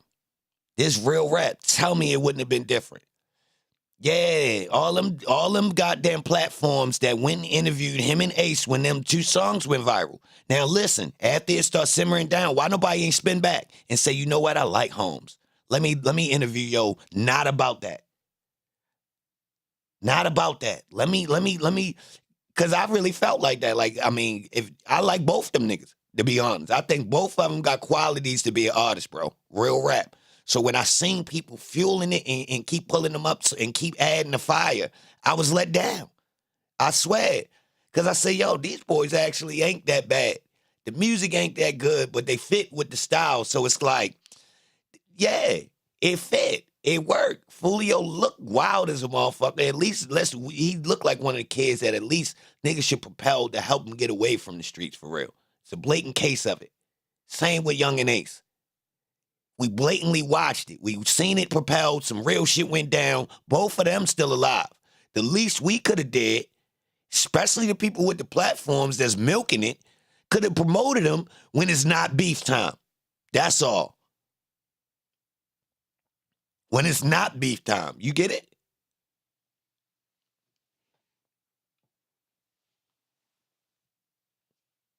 I think they hurt them boys' careers because they shorted them and made them think that they only could get some clout off of talking nutty.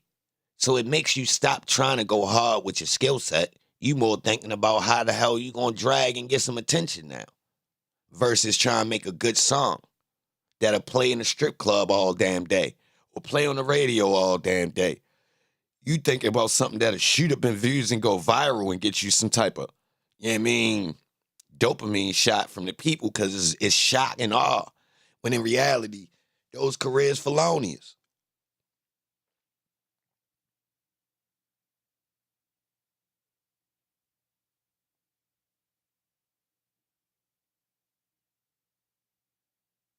Yeah, Straight Drop wasn't bad. I peeped him. He wasn't bad. He looking the part is more than the sound, y'all.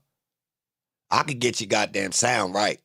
If you already got the mannerisms and the wherewithal to put that shit on and promote yourself and be, over the top with it like a wrestler, you look like it, all right, we could really work with this. Real rap.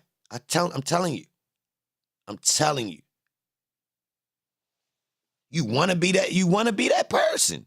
It's just certain people want to be the show. Yeah, the it factor. That's it. Real rap. I seen Holmes on a couple little pieces of video. Holmes looked like he had what you need coming in. Yeah, real rap. And most people in Memphis don't got trash music. I'm gonna keep it real. Like they style the music sound ain't. It's like kind of like a they don't be trying they don't be getting too crazy. So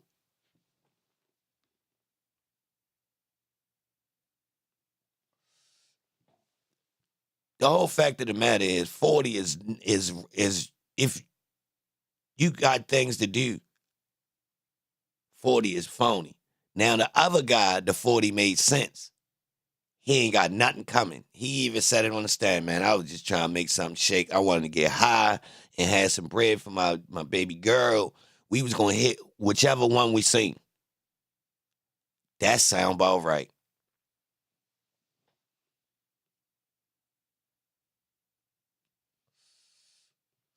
That sound about right.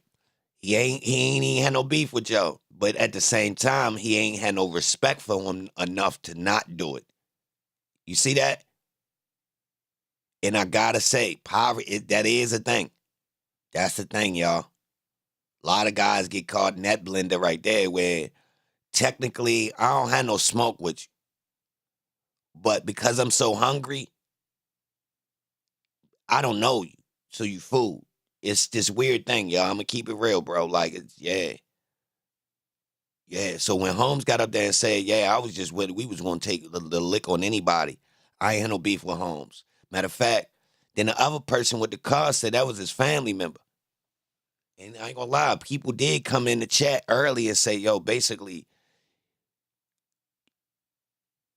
these youngins is on both sides. The way this thing is split up in Memphis, technically, all these people technically know each other, bro. And like, it ain't no big gap in between these people involved. Like, it's people on both sides, all that. Yeah, they was saying that off top, y'all.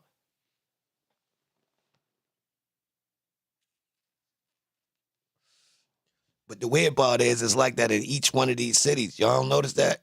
Like, almost all these dynamics of these rappers beefing is like that. Like, whereas though it's like, it ain't that far between the 6 degrees. Like, I think Fulio and Youngin said they don't know each other. I think their beef, I think they said that. Somebody beef is like that. Don't quote me. And I remember thinking to myself, damn, that's crazy. Like, I never even met yo. I never seen yo in real life. Like, this some, you mean?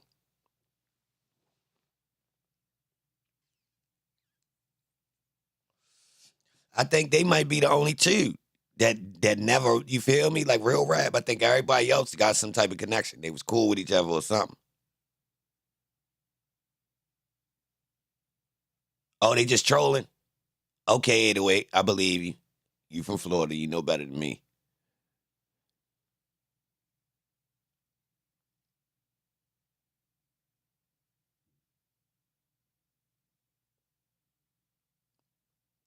I think the best person to carry it with the beef shit, I'm gonna have to get an award to Fredo Bang. Now, I haven't seen all his videos talking about Young Boy, but the ones I have seen, it's the slickest shit ever.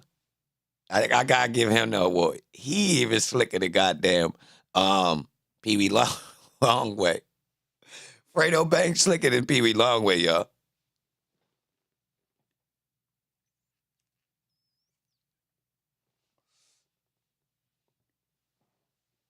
Yup. Only nigga slicker, I think, than that is Bezu and other homes that got smoked. Them two. Like, where it's really live beef, but technically we don't have to express it. Real rap. Like, there's no need for me to express it out loud. At all. No. Nah, not Bezu and Vaughn. The other dude that got smoked. Melly. It was Melly. Yeah. 051 Melly. That's his name. Like, I shouldn't even know y'all. But that video of them two talking, I ain't gonna lie. Yeah. I could do that with my op. Like, yo, what's up with you? You wanna go hoop? Nah, nigga said you was nice. Nah, fuck that. Let's play. Nah, let's meet. To where as though it's like, what? If you was an outside civilian, you'd be like, nah, I seen them niggas talking. Them niggas was cool. Like, yo, who? Nigga like, man, I seen the nigga Basic talking to Melly, man. Them niggas was cool. Shit. Shit. You shit me. Yo, them niggas had beef. They had a cool argument about whether or not one of them beat the other one up before. Was that true, y'all? Did one of them tell the other one, yo, nah, I got you that time. Nah, like, tell the truth, though, for real. And then the other was like, nah, that's cat. Nah, hell no. Like, no, you didn't. It was like a playful argument about a time before that we physically had got into a situation. And I'm like, huh? And one of them, like, he accepted it, though. Look, like, nah, you got me a little bit, but not really, though. Like, nah, all right, it's cool, though. It was weird as shit, but that was slick. Oh, yeah, he broke his jaw. And then Zeus said, nah. But he didn't argue, though. Nobody got loud. Nobody got frustrated. It didn't turn into smoke. That was the weird part. Like, the nigga told the nigga, yo, I broke your jaw over the jaw. He wasn't even pressed the way he told him. Like, I don't even want the cool points for it. But, like, let's keep it, like, you know, when we was over the joint last time, remember? That shit, that's gangster.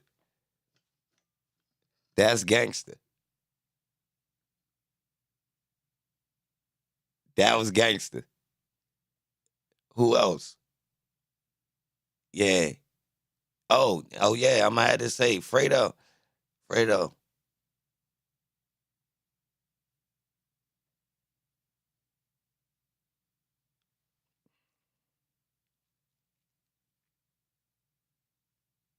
These kids don't want to work. Who said that? I'm missing these comments. 808 that you talking about. Wait, he said that? These kids don't want to work.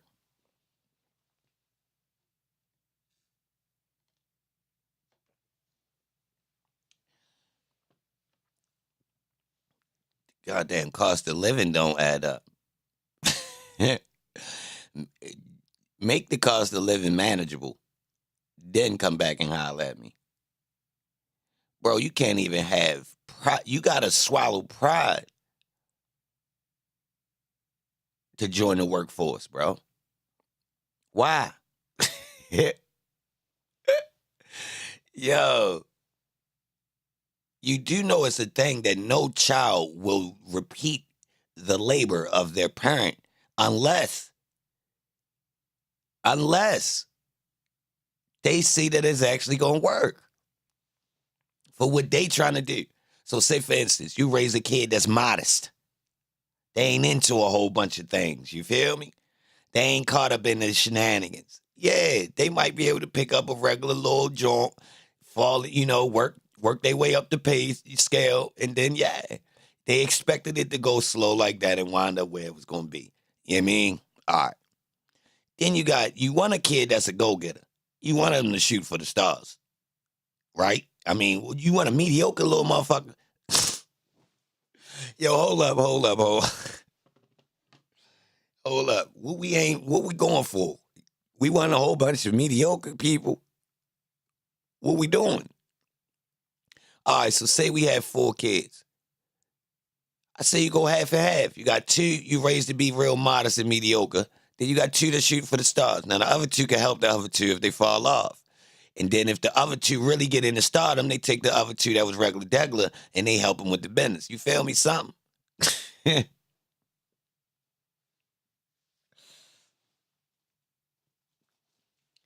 can't knock the hustle, man. It is America, man.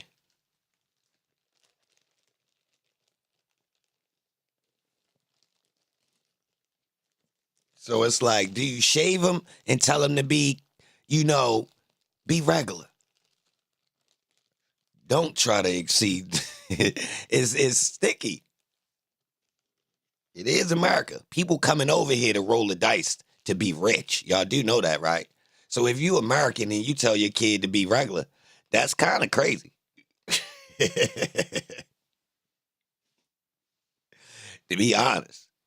Now, I wouldn't tell him to go jump out the window and get no birds or no cocaine or none of that. But definitely play the game.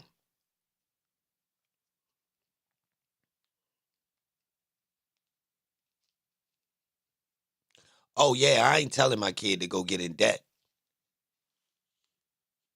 The funny thing about debt, college, you going to college to earn.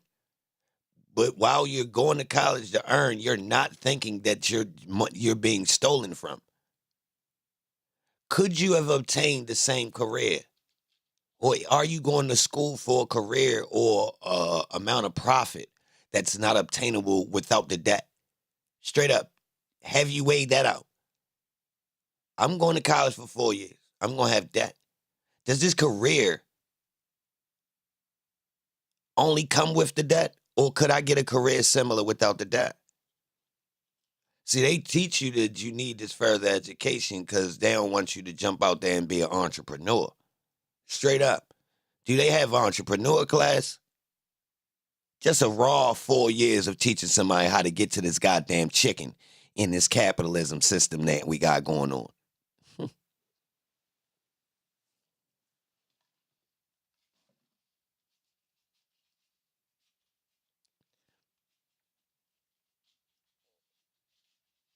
All right.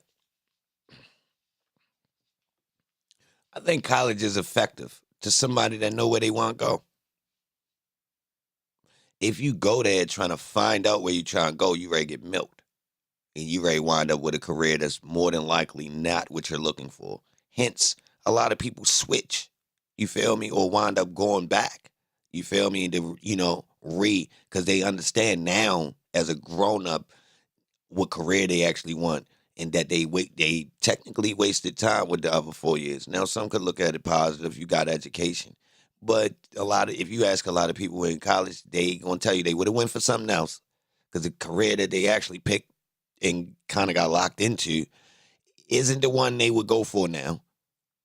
And then some of them take initiative and go back so they can't switch. Which is, you could look at it glass full. They wasn't in the streets. At least they was going to, but that's a lot of damn debt, right?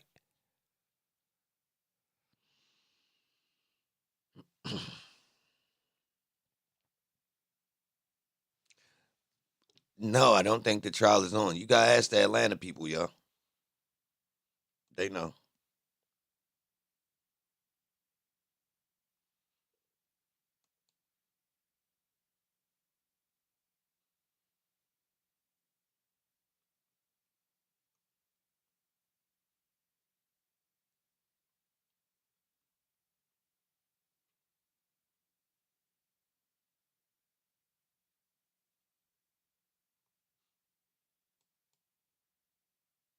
Some flooding, and we had to go around that. So we had to go north and then back down. So now we're here in the city park, and I want you to look over here. This is a creek. This is Camp Creek, but it is never this big. It is generally just about 4 to 5 feet wide. So it is definitely flooded this park right here.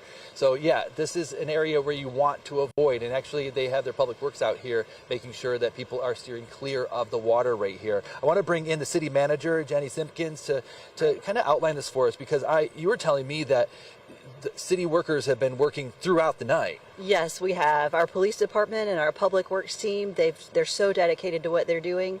We've had to close a couple of roads due to flooding, due to downed trees. We're doing the best we can to get everything cleared so people can leave their neighborhoods and get where they need to go. But we definitely ask everybody to stay safe, stay inside, just like y'all have been saying all night long. Let this clear a little bit, let the sun come out, and we'll do the best we can to get everybody, get all the trees and limbs cleared. And we're grateful for our public works team and our police team. we've been noticing all across the metro those trees that have been coming down. We have so many large trees, which are beautiful, but they are causing damage. How bad has it been up here?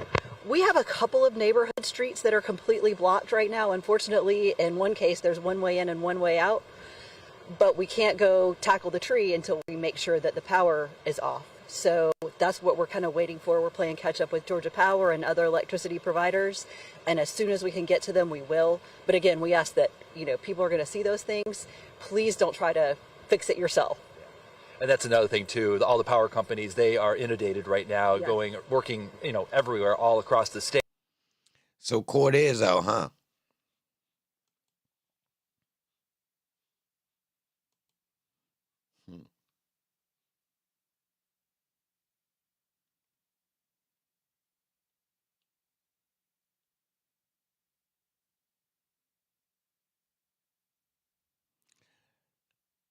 Um,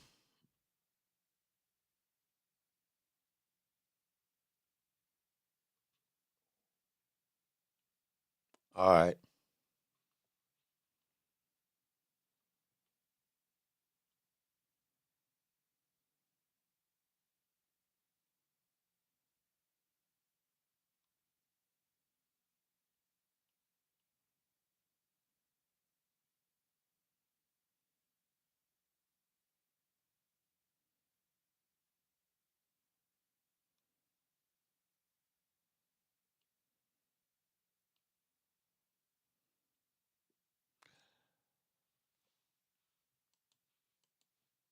I want to talk with you about Jeffrey in 2013, 14, 15, and his musical career, okay? Yes. And if you don't remember this, don't know it, didn't observe it, just let us know, okay? By 2013,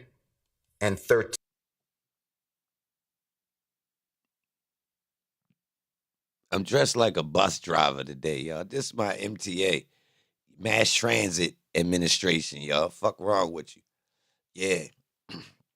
You got your ticket? Straight up.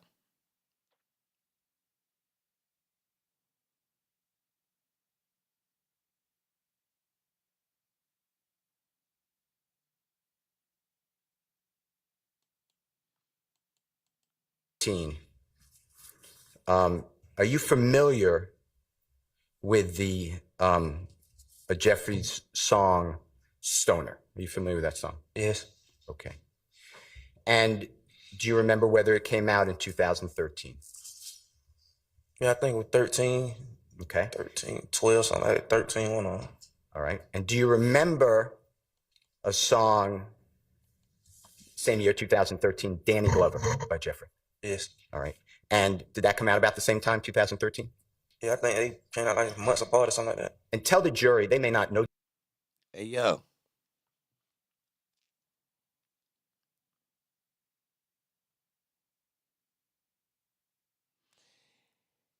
Yeah.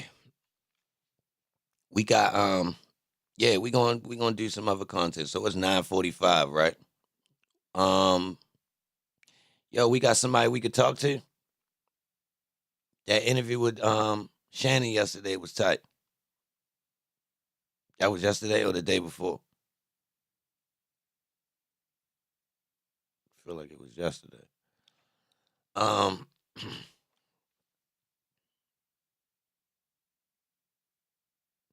feel like it's somebody.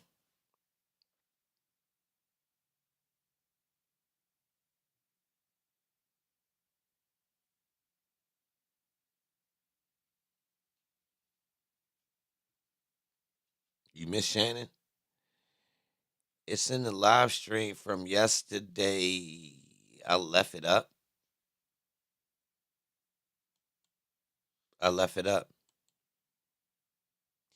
She worked in the courthouse, y'all. She know all of the people. She know all these people for the most part. She know Fanny. She know. It's hard to explain. She worked in the courthouse in the DA's office. My bad. From 97 to 2015.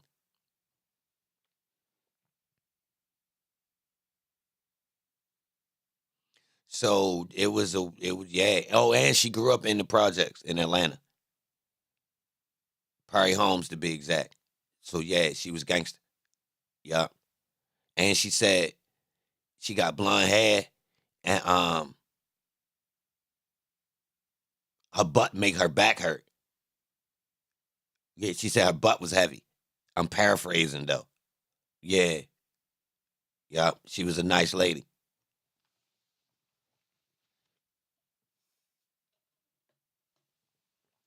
That's what she said. I ain't say that. I ain't see it. Don't judge me. I didn't say that. She said that.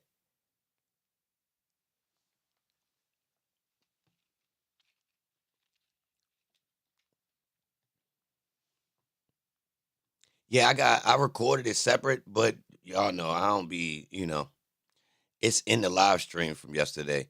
If you do go watch it, time stamp it where the interview start and I'll clip it.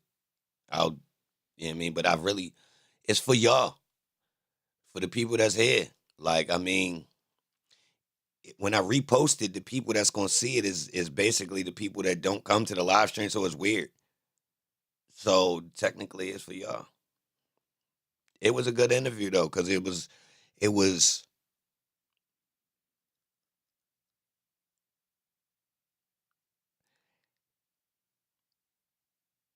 she spoke about knowing Fanny to where as though she spoke from an angle of she said she was let down.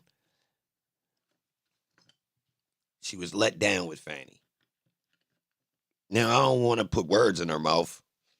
I, I'm, you know, I'm summarizing what she said. She might have said it a different way. That's the way I was getting it. It was towards the middle of the stream and start like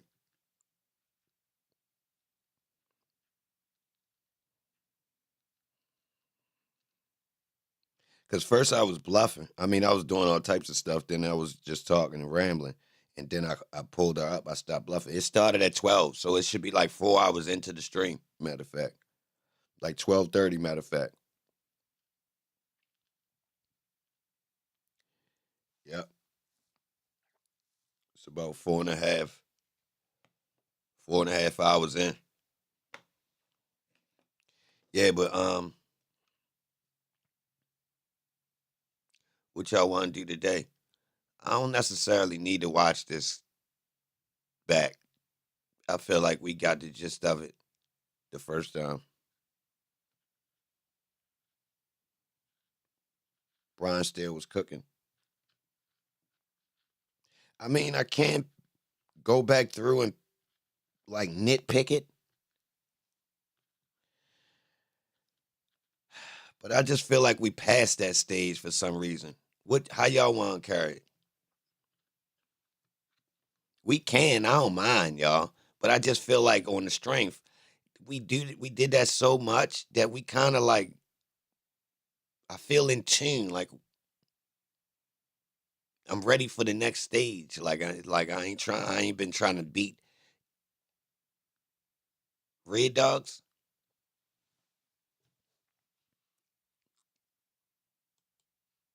What about them?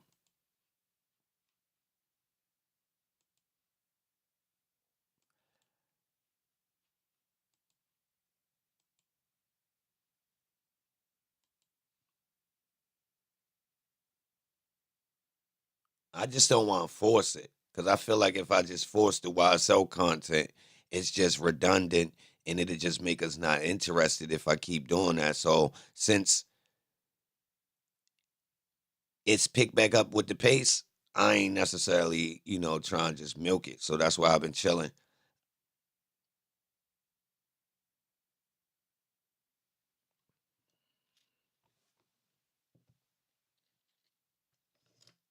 I want to watch it to the end. I think if I keep trying to force content out of it, I might not. Real right. Now, some of the other people, they might still got, fresh legs because they came in so late. But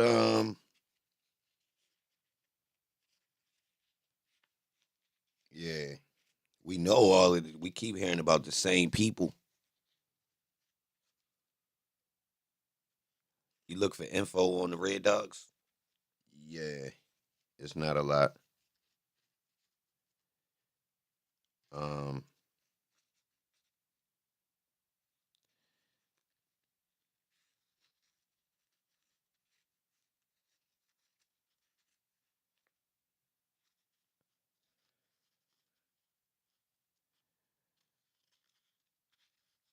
mean, they doing the same thing.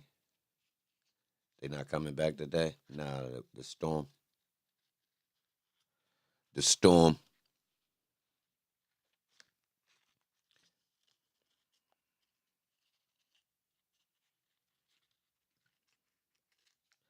Nah.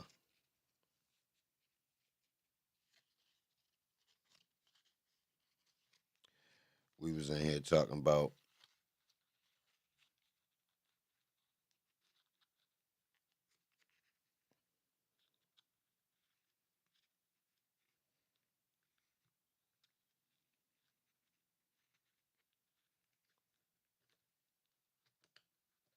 where the Atlanta people at. Montana salute. New York in this joint.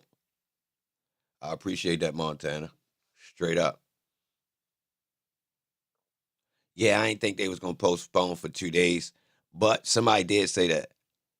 Somebody said Thursday and Friday they was gonna postpone due to weather. So yeah, I had been warned.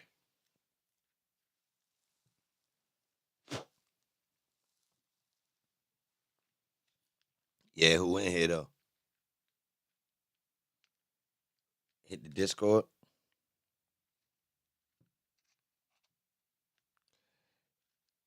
Brick, you got somebody for me to interview? I'm about to open the Discord now. Hold on.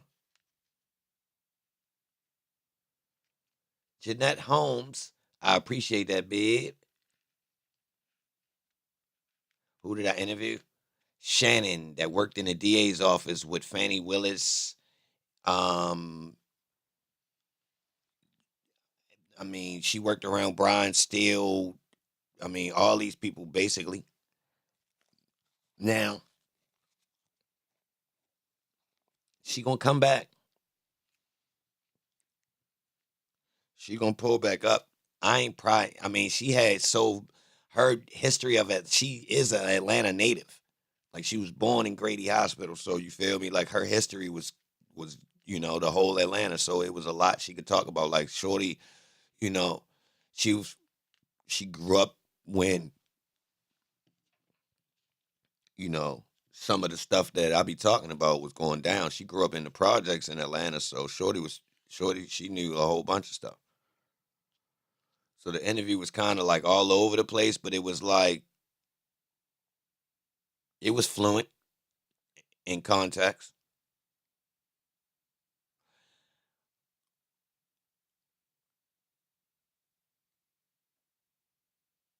Woody was on live yesterday going to Charleston White, making some of the points that you made about him not caring about the black community, only caring about himself, which I agree with. Yo.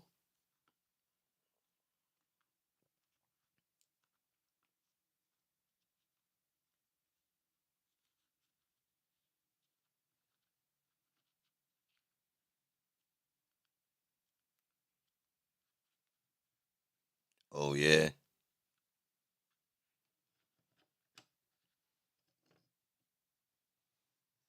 Yeah, I can't take watching Woody no more, y'all. The show over for me. I'm going to keep it real. Like, I can't even entertain it. Like, somebody sent me the link yesterday, and it really clicked to me. Like, nah, I'm not watching that. No disrespect to the people. Like, I meant what I said yesterday. If you still can endure them, kudos to you. I get it. It's just it's a real bad minstrel show at this point. Real rap. I get it though. People need to be entertained. I get it. I ain't with it though, so I ain't click it. I clicked it to see what it was. I say, oh no, I ain't playing with y'all. Now the wild part about it was I didn't even need to listen to what he was saying to get the fact that him and Charleston White was having a falling out because the video that was the next one, the one playing next in the algorithm, was Charleston White. You see what I'm saying? Like, soon as somebody sent me that video, I clicked it, it pulled up in my YouTube, and the video that was like exactly to the right was titled Charleston White talking about his falling out with Lil Woody. That's what really triggered me. Like, yo, listen, bro. It's sad to see that you said these people wasn't right and someone, you feel me? Like, I don't even want to say it no more. No, not even trying to be like I'm some type of sassy ass little kid or something. But really, yo, at a certain point, yo, when you can see it coming, you don't want to see it when it comes. And I don't necessarily need nobody to say, yo, you was right. It's sad that you can even see it coming. So it was real. That's the part I'm not playing with. See? 2 people saying, is it real or fake? Hey, just know this. I'm one of the first people to come on the internet and really start really asking, is it real or fake? So I'm happy that 2 of y'all even said that. I don't even have to do my job. Look, my job already done.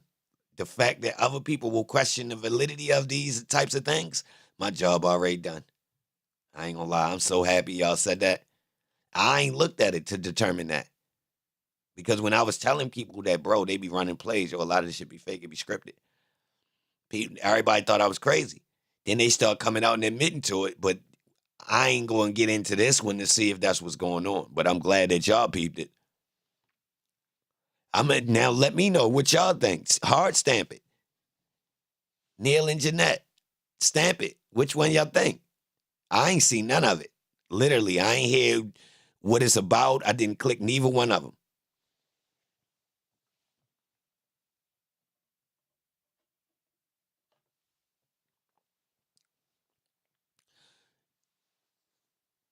Charleston was using them for clicks. Without Charleston, would he have got the clicks? Would he got paid, though? Hold on, hold.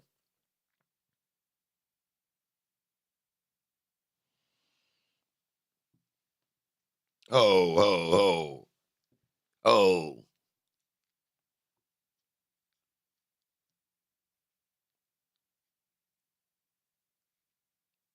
Oh.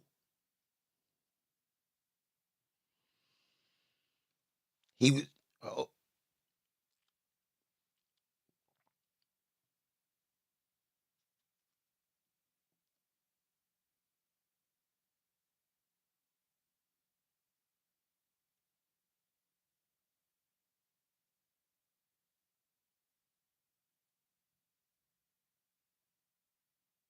What he was for real.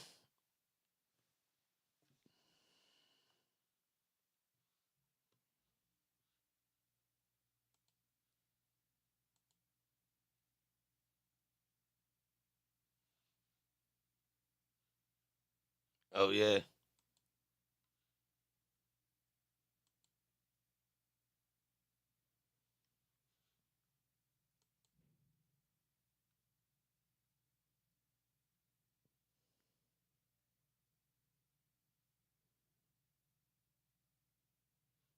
It's a play. Well, yo, the whole fact of the matter is these types of people, we shouldn't even be paying attention to neither one of them.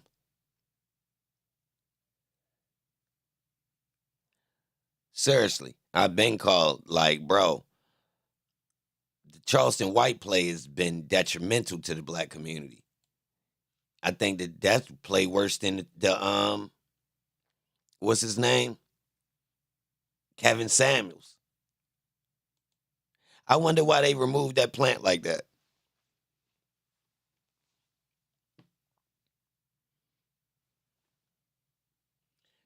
That's the last person to like come out of nowhere and shoot up and turn into a viral sensation that's black. Ain't it? Then we got the rats. So we had the zesty dude they put at the top and the rats.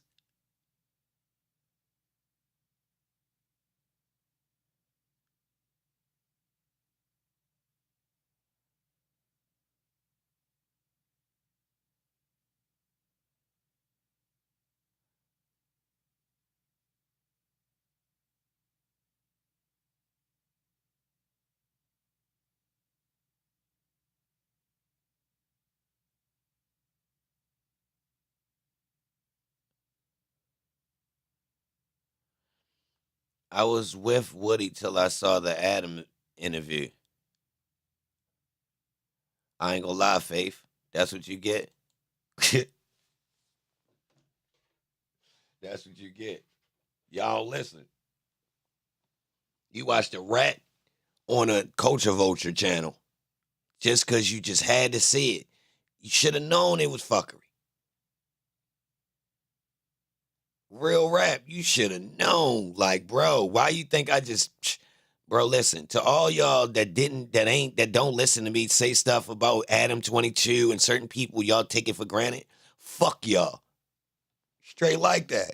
It's y'all fault. Y'all deserve every bit of that shit because I've been told y'all what was up with certain people. Clearly. And these people came around playing with me. See, this the thing. Y'all wasn't there to defend me when these people came around to stop me from being an authentic source of content for our community. I swear to God. I ain't making this shit up. It sound crazy, I know. Why would they bother with you? I know. I was thinking the same shit. The weird part about it is, I got proof.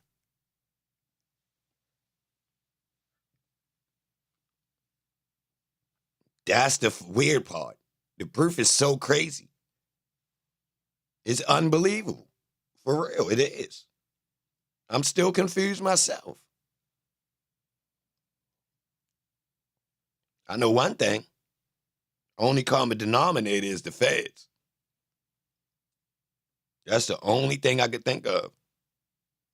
It's the hip-hop police. It's the hip-hop police. Seriously. It's what they needed to do to control the next sector. They been was controlling all of this stuff anyway, y'all. The magazines, the platforms that could actually propel you to get famous. They controlled all of those in the hip hop industry, y'all. Seriously, the real ones. Yeah, it was some little rinky dink ones that would bubble up, but like technically they would get capped off. Like think about it. You know what I mean? Dude still had to rely on MTV jams all the way up until the music videos crossed on the YouTube. I'm gonna keep it real. And that was pay to play. If you know, you know. If you ever had somebody had a video on MTV Jams, you know it was pay to play. So what'd that tell you? What'd that tell you? Nah, but for real, what'd that tell you? Before we even get to these years. Yeah. Yeah, right before YouTube monetizes the music videos. Yeah, pay to play. MTV. You got the music industry bought out most of the time. Then they got these little miscellaneous brackets open for, you know, people that want to get themselves in. But they mainly going to play your joint on the late night. Yeah. WorldStar, pay to play. That was them. That was not nobody organic. That was them, y'all. That was the fucking police. The music industry. WorldStar was not us. I'm telling you. Clearly a play. What'd it do? Make the black people look bad? Vilify us? Right? Oh, this way you could go get all of the media that you want. That's the taboo of what you shouldn't see from all of this fuckery and filth, right? Fights. Who the fuck watch fights?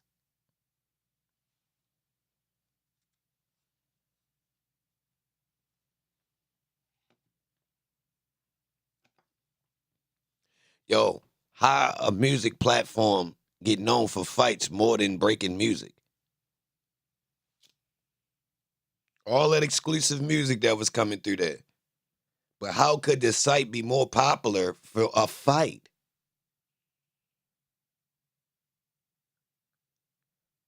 Not a good fight. Not a good fight.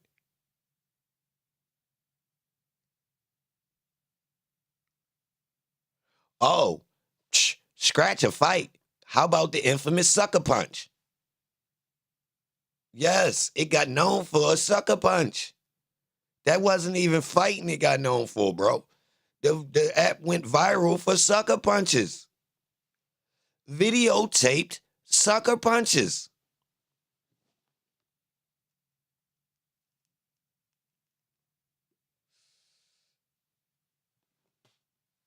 You was a bum fight fan? At least that was,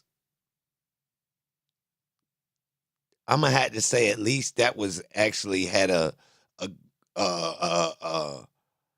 foundation. You feel me? It was set up to be like a sport.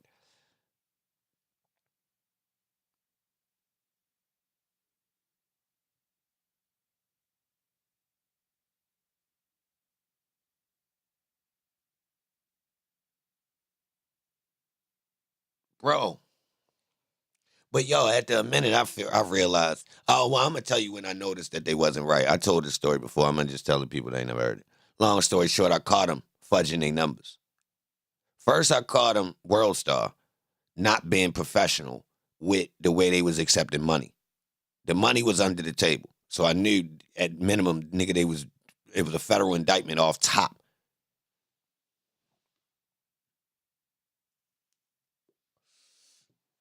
They was accepting money under the table, y'all, untaxed. First off, and by the time I noticed this, they was already popular, and I'm gonna have to say they was probably in their second or third year charging people to put their videos on there. By the time I start being in, everybody started doing it. You understand? Now, somebody wanted me to get their video on there, right? So I go through the steps to find out how to get it on there. So I find it was an email. Yeah, it was an email, it was a phone number. It was weird because everybody used to ask, but when you go on the website, it actually had the information on the website. But at that time period, a lot of people didn't use computers. You feel me? So rappers would just literally be like, yo, I want you to do it for me type shit. So long story short, I go and get in contact with the people. The person, I remember, responded like a regular person, but acknowledged that they really worked for WorldStar. So I caught on off top, oh, nah, this ain't right. Like, imagine you call WorldStar and the nigga answer the phone like, yo. You like, yo, this WorldStar? Nigga like, yeah, what's up? I swear, it was that type of communication. I'm like, oh, hell no. Then look, slightly after that,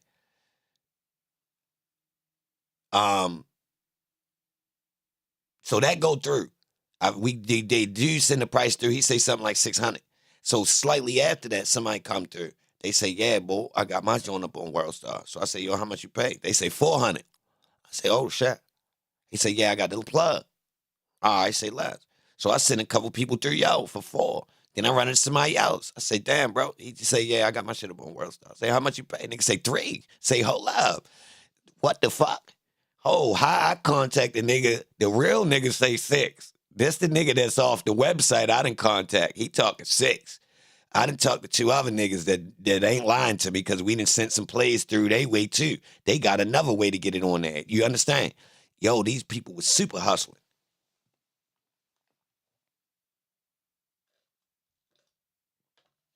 This before it turned into a powerhouse, y'all. This at the beginning. This at the early stages. I'm talking about it ain't even look that shiny at this point. Yeah. This before them big boxes, all that. I'm telling you, this early. I don't even think they had the boxes at the top. I caught on. Oh, all right, I'm going to tell y'all the final step. All right.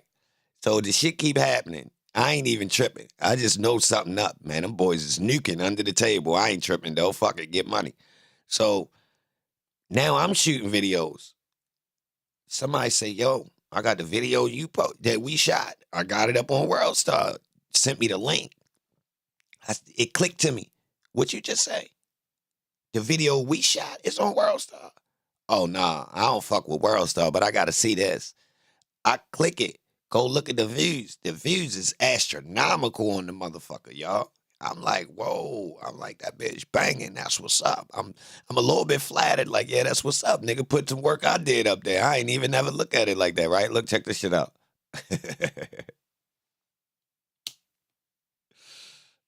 After I watched it a couple times, right? Mind you, it's on the page. This one, the page got a decent mad videos up that motherfucker, bro. You understand? Like, if you don't catch your video at the beginning, your shit'll be back a couple pages. You understand? So look, I'm like, okay, that's tight. So I look at the numbers. Didn't click. Hold up. What page is that video is playing from? Because WorldStar just copy and paste links. They don't actually host the video themselves. So they using my link. So all them views is from on my page.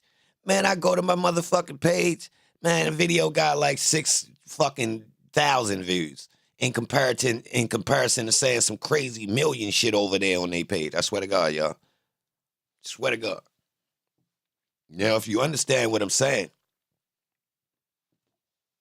that's crazy. Like, that's an indictment.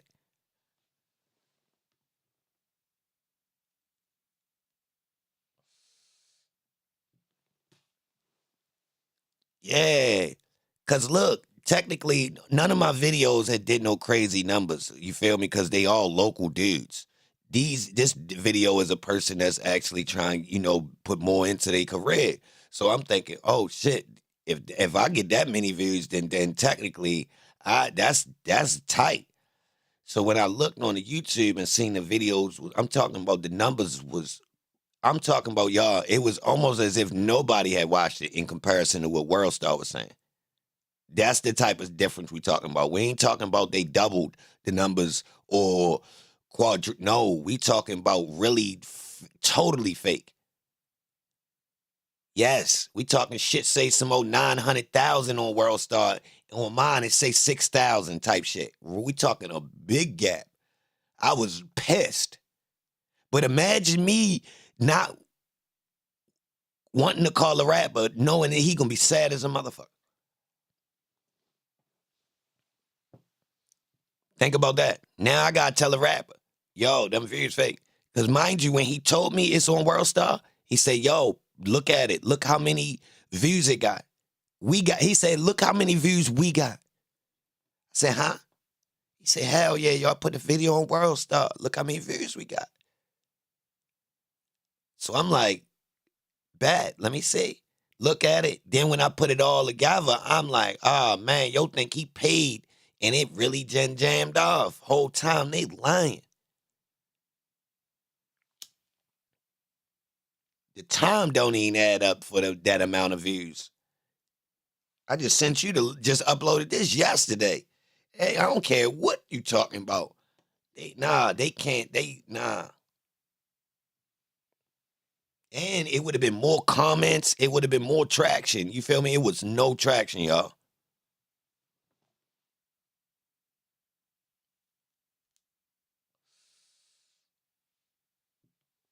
None.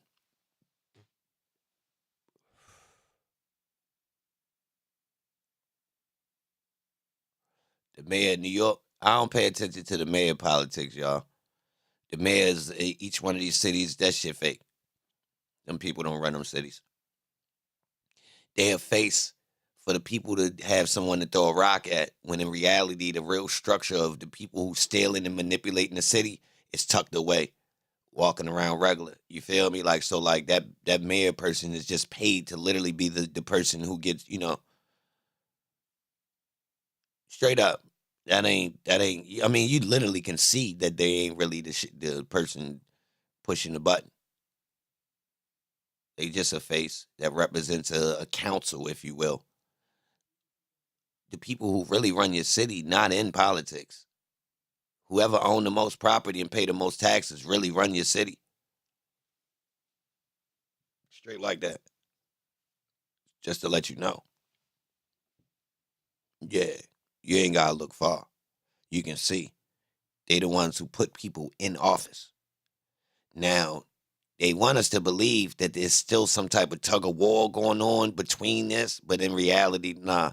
They all one big ass team, and that city is meant to be what it's meant to be. It ain't up to the people to decide whether or not they're gonna be Republican or Democrat, or which bill's gonna be passed and all that. Nah, they not making those decisions, bro. That's cap. It's meant to look like a democracy. It got a wig on. You feel me? Like, if democracy was a woman, what we're in is a man with a wig. You get it? How about that, Clout?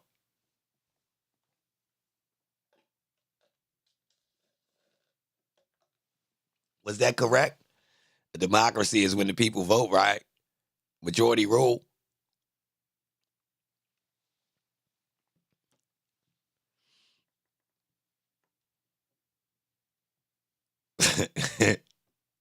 It's a flim flam. Or it's like one of them old ass low ass Toyota MR2s with a kit on it made to look like it's a Ferrari. Or a Volkswagen turned into a Porsche. You feel me? They put a kit on it. It ain't right. That ain't that. That's a regular stock Impala with SS stickers put on it.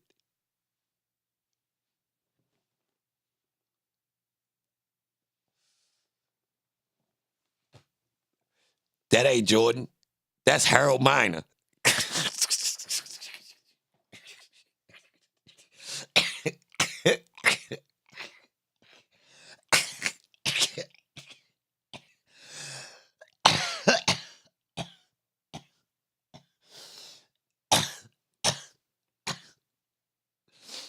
Oh, bro.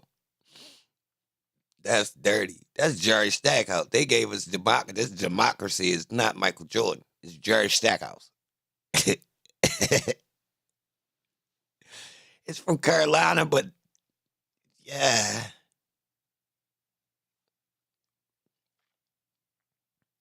Every city has about 5 major construction companies that run them, and see who on the board's last names. Yeah. Yo, the money run the show, bro. The money run the show.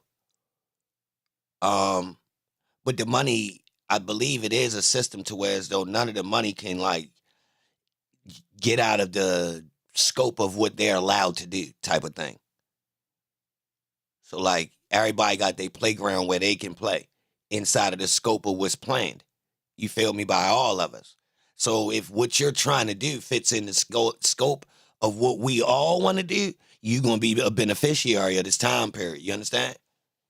Real rap. So say for instance, we open it up and we want our town to turn into a tourist attraction. And you just happen to be a dude that's involved in opening nightclubs. You're going to prosper.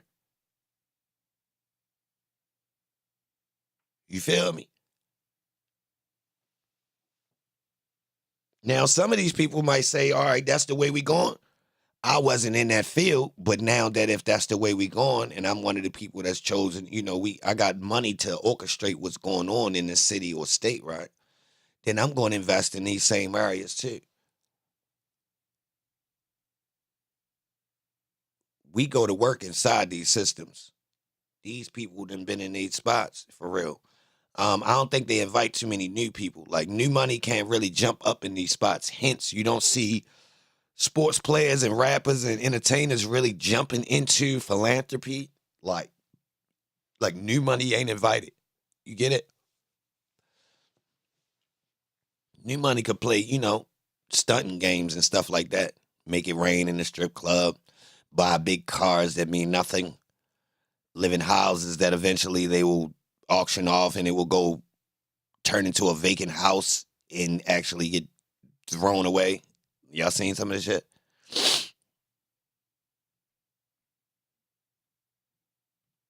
The Atlanta child. I was going to ask her, but I ain't want to date her. You don't remember the time period when I said, yo, I was about to ask her something, and then I said, nah, I ain't going to ask you that because it's going to date you. But she wound up saying her age, but I wasn't going to make her say her age.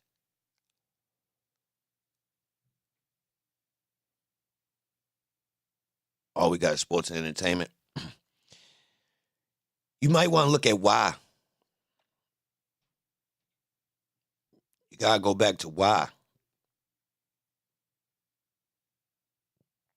It's just so we can't shift the status quo. The status quo needs to be locked in what it is. Meaning the percentage of people that's on the upper hand need to kind of stay where they at so their positions keep tight. Now they invest money for this to keep their positions. You would as well. Mike Will, salute. relax and salute. I appreciate that cash app, straight up. But yeah, we might want to ask ourselves why they turned down hip hop right now if it was looking like it could be one of the most lucrative sources for opportunity out of the ghettos, if you will. But I actually found out that they made sure that we didn't come up that much off of it. Breon, salute. I appreciate that, straight up, that cash app. So think about that. What's the coincidence that they turned down one of the resources we used? Could it be opening the door for a more palatable music genre? Or are they trying to really just vilify the young black males? Well, no, women and men, straight up, because they oversex selling with the women. Now they do it in other races too. Don't get it twisted. The exploitation of the black woman is a little bit crazy at this point, but it was done on purpose to kind of like strip the morals. You understand? That our household instills in us. Y'all ain't noticed that? That literally the media that it's targeted to the black children strips the morals, literally, to make it appear that society can just do whatever they want with the kids because the houses didn't raise them right, meaning the parents, i.e. they say this in the news, don't they? The parents needed to have more control. Don't they say these things? When in reality, they do anything they can and invest so much money into making media that turn the kids against the goddamn parents. True or false? Uh-oh. Yeah. Who knew I was ready to wind up right here? I ain't even know, y'all. But look, I like the Spider-Man. What's up? Put ones in the chat if you hear me. Straight up. Fuck wrong with y'all. Salute to the people that left.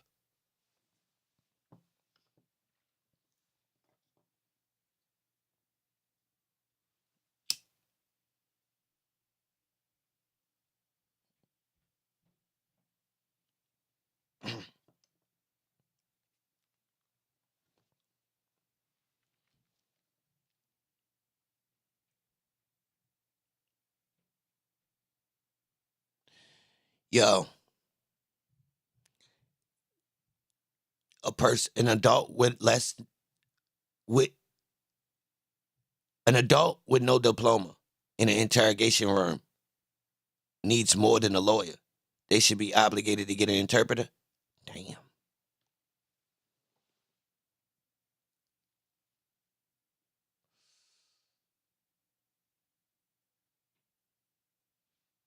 You can't say this generation don't listen. This generation endured the most attacks by media in digital forms to mislead them. So any old person saying that these young people act some type of way, they ain't stopped them from consuming the media. They ain't slapped that phone out their hand. They raised these kids with phones in their hands because they was lazy. They ain't see what they was doing. Kids' brains been turned into dry cement because they was holding goddamn cell phones next to their brain and it was radiated and turned into mold before they even got molded to be great. You understand this? And can no old person after 2006 complain about no kids? You didn't let them consume YouTube for 10 years of their life, but then you're going to start complaining. Nah. Nope. Nah. Do you know the power of colors, flashing images on wet cement brains of children? You're going to turn around and complain. You ought to be ashamed of yourself. You set that kid in front of that TV. You set that kid in front of that TV. You ain't read to that kid. You ain't make sure that kid could read. What? You being judgmental now. You better watch yourself.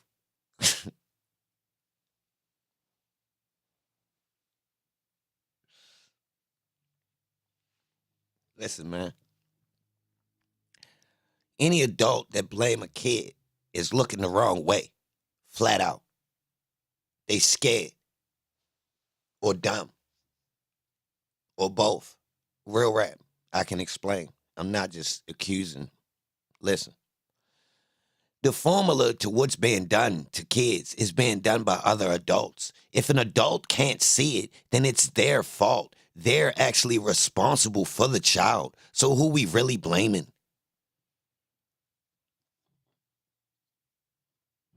You forced that kid into indoctrination. You woke that kid up every day, got him used to the pattern that was going to turn into the same work schedule that they wanted them to be. You ain't break that for that kid.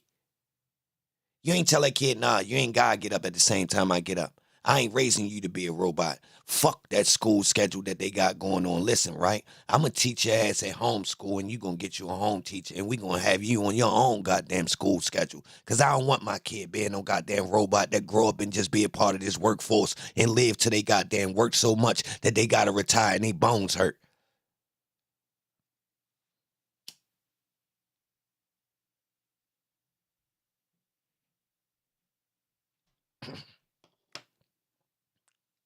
If the parent did that, I'll accept them saying that kid ain't right. If the parent put the effort in to break the mold of traditional indoctrination and brainwashing that is done by the system to create more goddamn busybody workers, then I get the parent credit for being able to say them kids ain't right.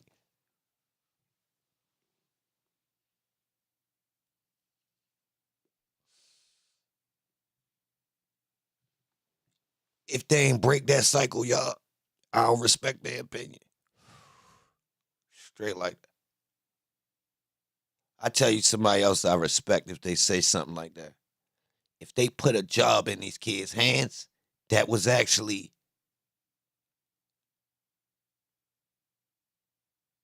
had a future to it. What I mean by that is dead-end jobs will make a person roll the dice with their life. So if you're wondering why certain people is rolling the dice, hence 40K, dead-end jobs, bro. Yo, to see somebody go to work every day and they motherfucking car get repoed, cuz. Somebody go to work every day and they lights is off still. You know they be at work. And you see the way them bread busting down like, ho. So how you...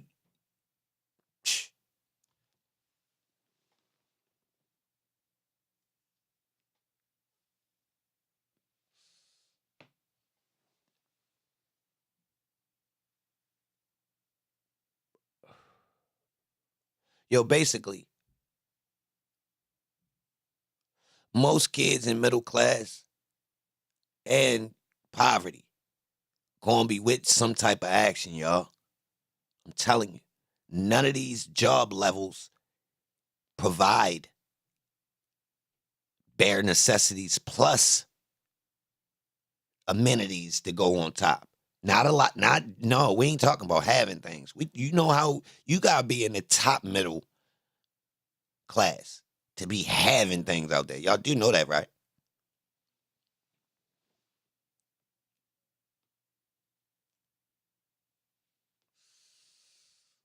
Regular middle ain't affording this, bro. You gotta be a super shopper to get fly for less, which takes time and effort, which is another resource you need. You feel me? Look, you gotta be savvy to do this, for real. But then look, it's a thing that even to go out in the workforce, you need to look like something, right? Look at this double-edged sword. Look. If you really fucked up, you can't even really go out in the workforce because what you got, you need a haircut. You need to get something that's retired. Now, you can't finesse it, but bro, this work, this effort you need right here, look at this. Explain top middle class.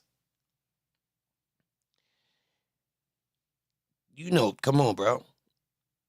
Come on. In a financial scale, top middle class will vary. So you can't put a real number on it because the top middle class in New York is different than the top middle class in Texas or Alabama. So top middle class is you can afford your rent. I'm assuming, don't hold me to this, but I'm gonna say you can actually afford your bills with a little bit extra. meaning you could get a couple little things. So let's put this in the scope of things that we talking about a kid going to school that's top middle class. I'm coming to school. I got the J's. I got the J's. There ain't no joking me. Ain't no joking me. You see what this does to this upbringing? I ain't necessarily got to jump out the porch to get the things that's going to have the girls saying I'm cool. You feel me? I got sweatsuits and shit. I can go to my peoples and say, yo, can y'all get me this? And it's not out of pocket.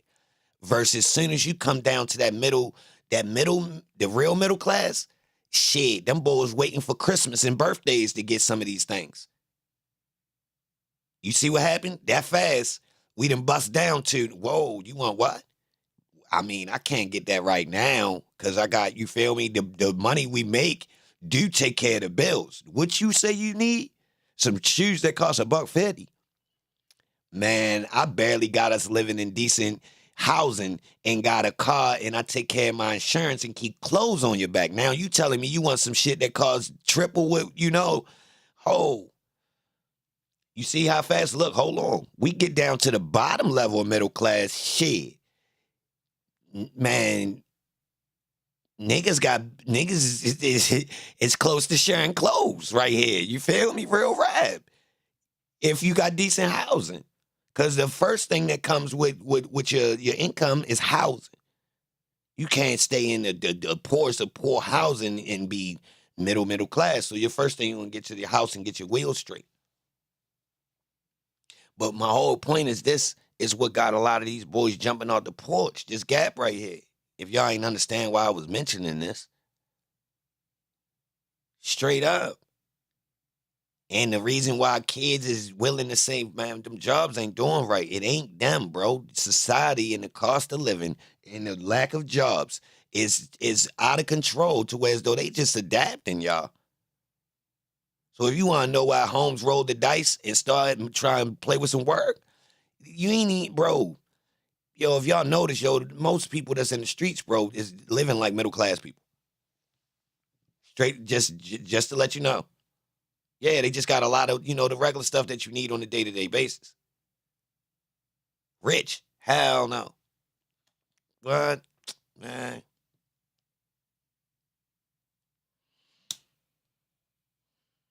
So, what we watching in the YSL trial is a lot of young men who grew up on the lower half of the poverty situation, and they going to jump out there like that, y'all. It's meant to be.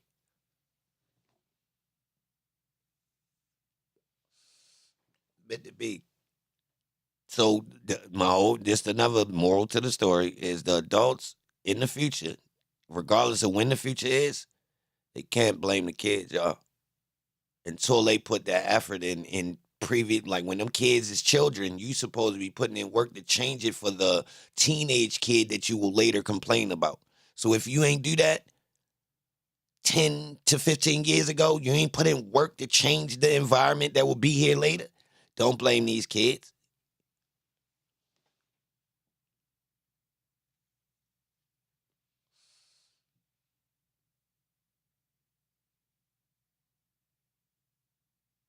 They forcing the economy to make people minimize the space they need. So they doing that on purpose so they could get us to the small cities, y'all. It's part of the structure of being able to watch and control everybody. 1984. Or The Matrix. Or Terminator. Or Demolition Man. Or Running Man. Or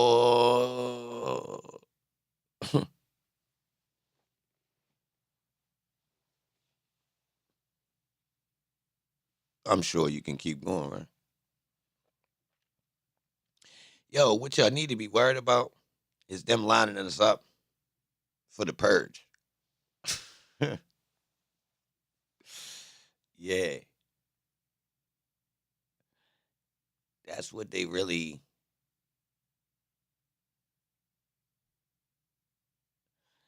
They set us up for some type of big shenanigan fest that's going to help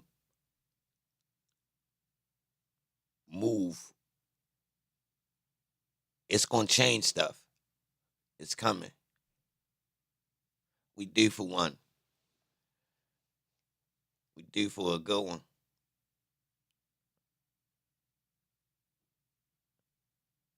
The weird thing is that little situation we just went through not too long ago, a couple years back, right there.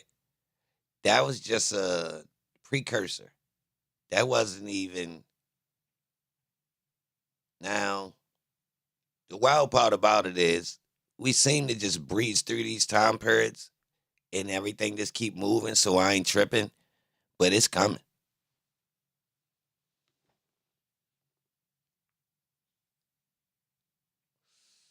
Oh, yeah.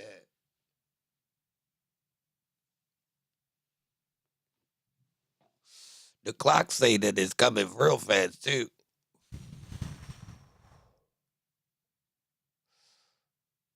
All the clocks. That's the weird thing. Like, you can look around and see that it's a whole bunch of clocks ticking, and you can see that the alarm rate hit. You can see all basically the timelines of different types of things that's happening are leading to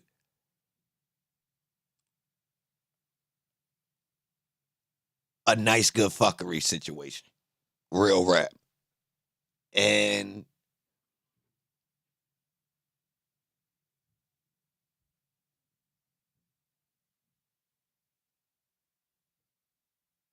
yeah, the plays is in, y'all. Listen, just pay attention. A lot of shit going left, right? But you used to it. But one of the things that was tricky that they didn't pull recently, I'm gonna let y'all know, they let a lot of new motherfuckers pop up. Now, don't type it, but yeah, yeah.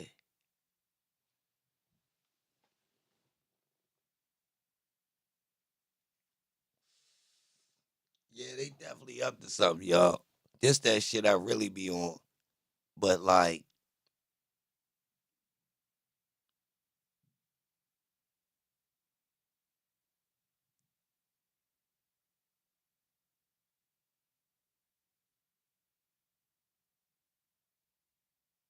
but nah, y'all listen, put yourself in your shoes. How would you do it? So if you wonder if it's real, just ask yourself how you do it, yeah, how you get all these people to move in compliance. You gotta make something shake. It's the only way. Literally. What you gonna wait for something to happen that'll allow you to do it? Nah. So you make it happen.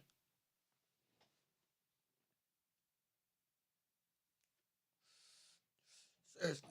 They told us about it, right? Name the events in history where they told you. They sparked it. They wanted something to shake. So they like, yo, but what we gonna wait? They like, I mean, nah, just throw this out there, then it's gonna get it popping.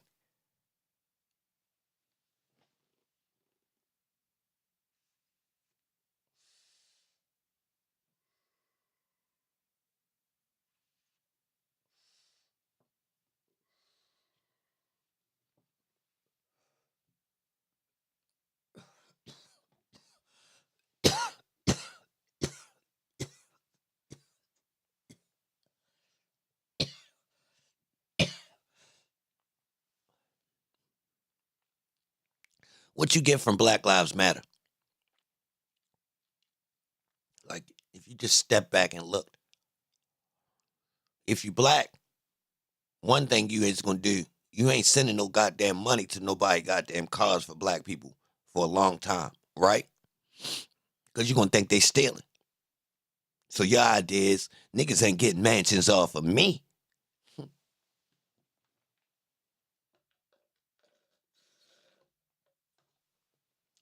Crippled your movement with a fake one. Destabilize you being able to use your strength in numbers and mobilize and actually, what is it called? When you can gather the money needed to move politics. You ain't see how they destabilized it? They took the anger that we conjured up and deterred it by creating a fake group. Then at the end, made it seem like they stole the bread So the next time that one of these types of groups pop up, you like, nah, I ain't sending no bread.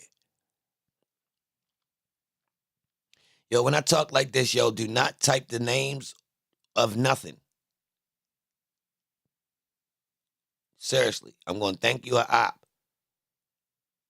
If I'm getting so creative with my wording, do you think I need to narrow it down with one words? Or you fit? Come on, baby. Come on. Y'all really going to do this? Y'all trolling. They trolling at this point. Yo, please, relax. I don't want to do this. Please. Come on. I'm taking initiative on a day off from court to go into this, and dudes want to ruin it by bringing me back to, yo, don't remind me that we in a box right now, please. I done got creative with doing this. Come on, man. I've been up here going for a minute, too. Creatively evading certain, you know what I mean? Let me breathe.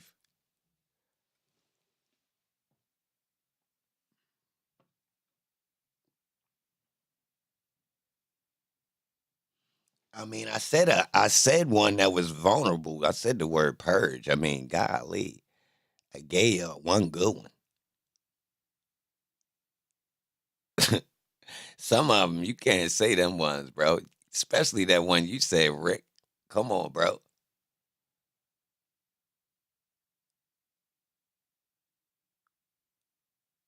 And that alone says a lot. That we even at a point where as though we really being censored. And I don't even want to say that word. That's crazy. And it's real. Real rap. We really been censored like we was being warned back in the days about how censorship would be aggressive. And we really been censored like a mom. Like, seriously. You could think it's a game, but it's really the motherfucker. Like, we got the dude reporting on, a black dude that's allegedly got found with rope on his neck and tied to a tree. Now, YouTube took initiative to put on this video that it was suicide and put a hotline number on this video. Think about that. Think about that, y'all. They put a suicide hotline number on a video, like put it in a special box at the top over the title of the video to insinuate that it was suicide. Why would YouTube do that?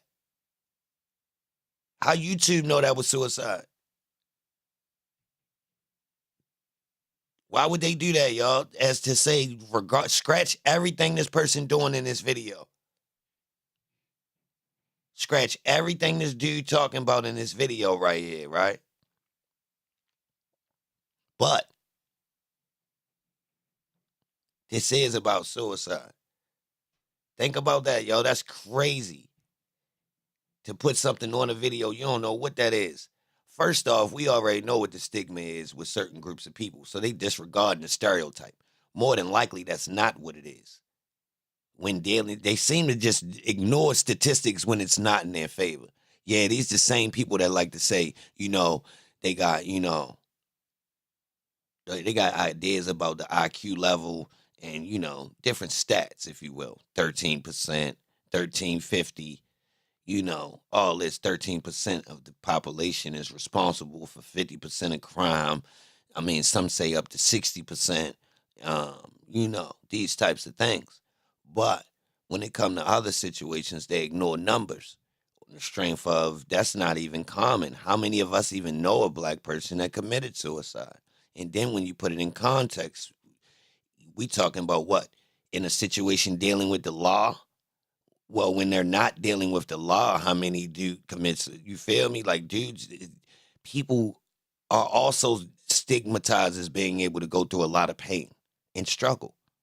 They're used to it, right? But yet they want us to believe that certain people, but look, right, I ain't even gonna get into it.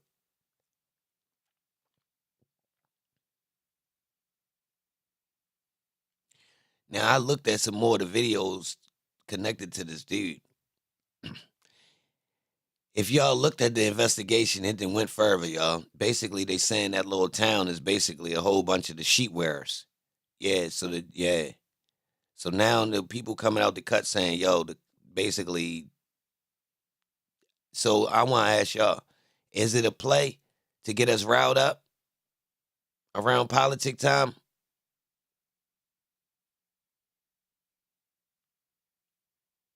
Now look, the play got two sides. Is it real? Is somebody doing this type stuff to charge people up and they doing it intentionally for that? Or is it just a psychological trick? Real rap. Similar to the chair incident at the boat dock. Who remember? The little race charge incident with the dude with the chair on the boat dock, and it went viral. And it kind of like caused people to like open up the door talking about racism in these little small towns. Y'all notice we just, every so often we get one of these stories.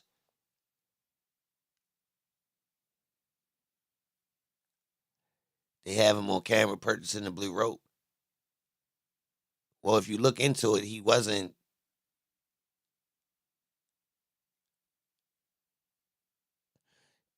That don't suggest that foul play. Hold on. People try to insinuate he bought it as if that suggests that it's not foul play. As if a suspect couldn't take your rope and use it.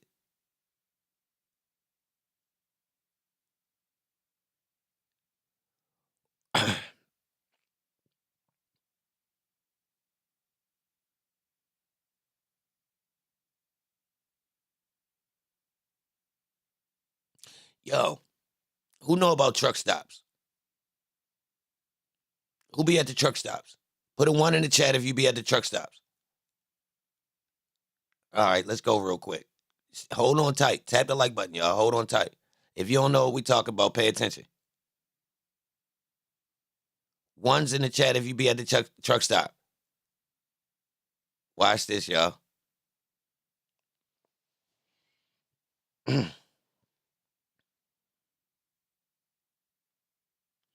All right.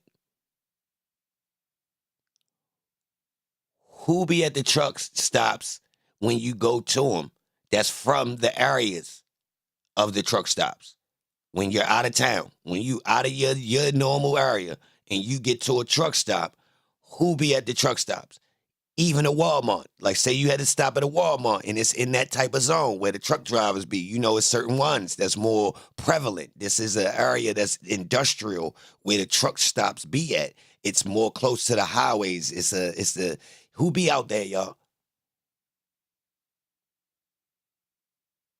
Now, who the people that's not driving that be there?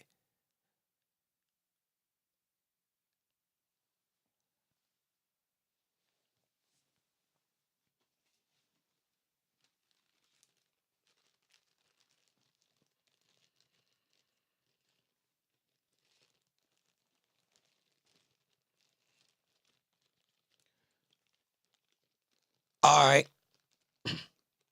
All right. We got that answer. All right. So check this out. Say I don't want the lot lizard. Say I ain't for that. That ain't what I'm looking for. I need something to smoke. Right? If all right, to the dudes who needed some grass at the truck stop, how you get the grass?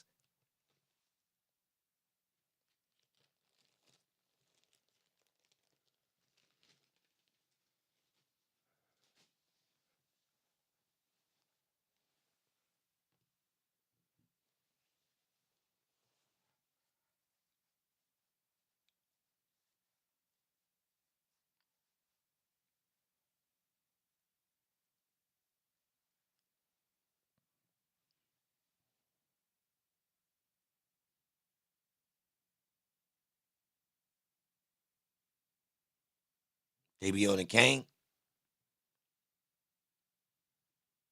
Okay, I could go for that.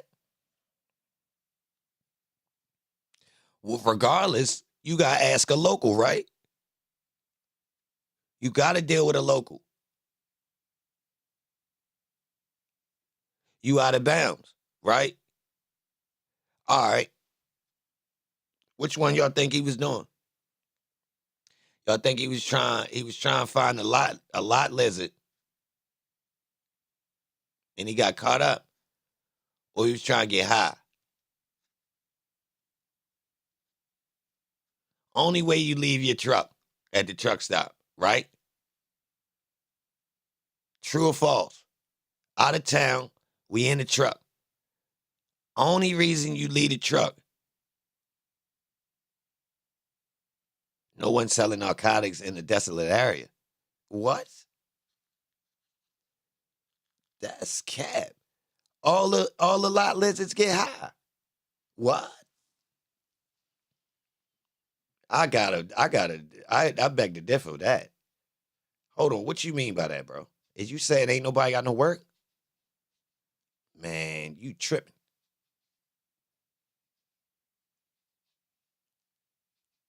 We was pulling up. You crazy. What do you mean? Well, see, I'm from one of these zones. I'm from a zone like this though. Where the truck drivers be in this area because they got truck companies that's because we on the edge. So I'm from one of these areas, bro. And yo, I gotta say, I don't know, but we talking about seedy hotels, truck stops, the highway, and then eventually it's gonna be a neighborhood right around there that's low level. That the hookers technically be over there too. But they, down the road a little bit is the truck stop.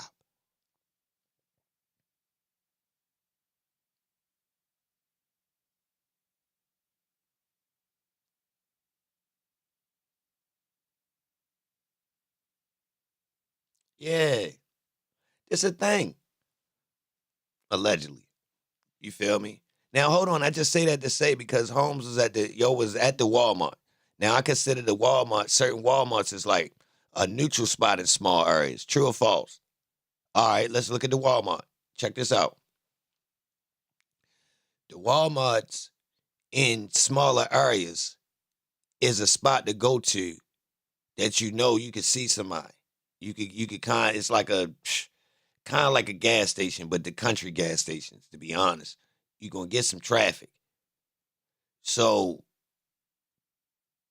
did Holmes come across a local at the Walmart and he just got caught up? Or is he zesty? Hold up. Holmes was trying to book a John.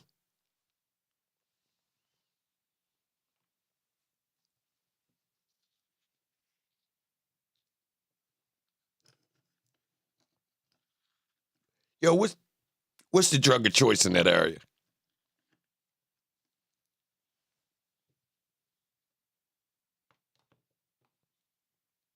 Hey, yo, do the truck drivers be getting robbed?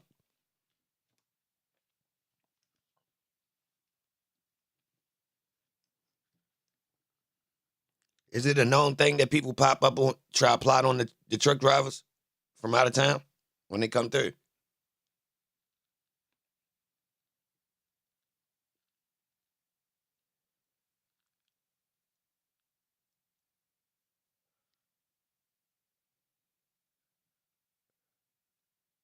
Yeah, you ain't gonna see the dealer. You ain't gonna see the dealer, bro. The dealer on the phone. The dealer not just chilling up there. He ain't far though. He right around the bend. See, what happens is the dealers wind up being the main line to these lot lizards, right? They not pimps though. Some of them play the pimpish type role, but they really not. They just want to make sure Shorty get them bread so she can keep copping, right? And once they get a couple of them, you don't even need no more people. Real rap. So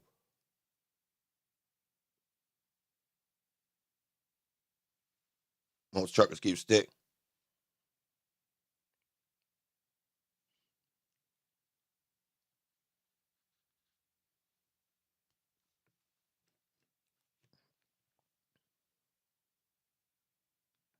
Y'all say, hold on, dudes do be robbing the truckers? Like, if you ain't paying attention in these small towns, dudes will backdoor you, line you up.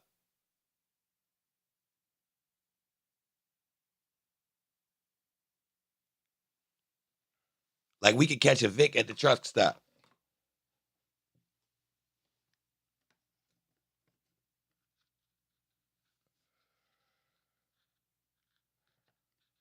All right.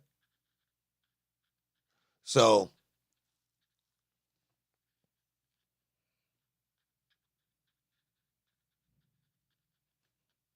well, hold on. They claim it's a whole bunch of Klan members in this town, right? But the weird part is they say it's more black people in the town. So they saying Holmes' neck was broke.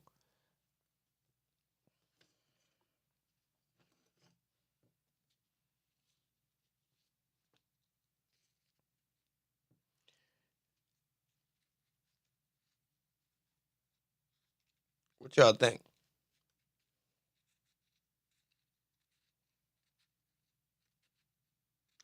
Anybody in here in this town or close to it?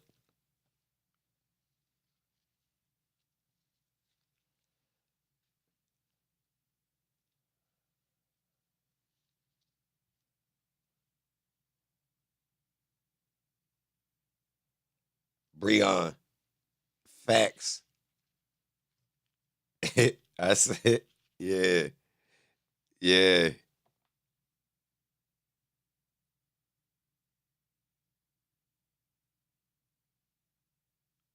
That's not regular. Buying rope. What else he buy, y'all?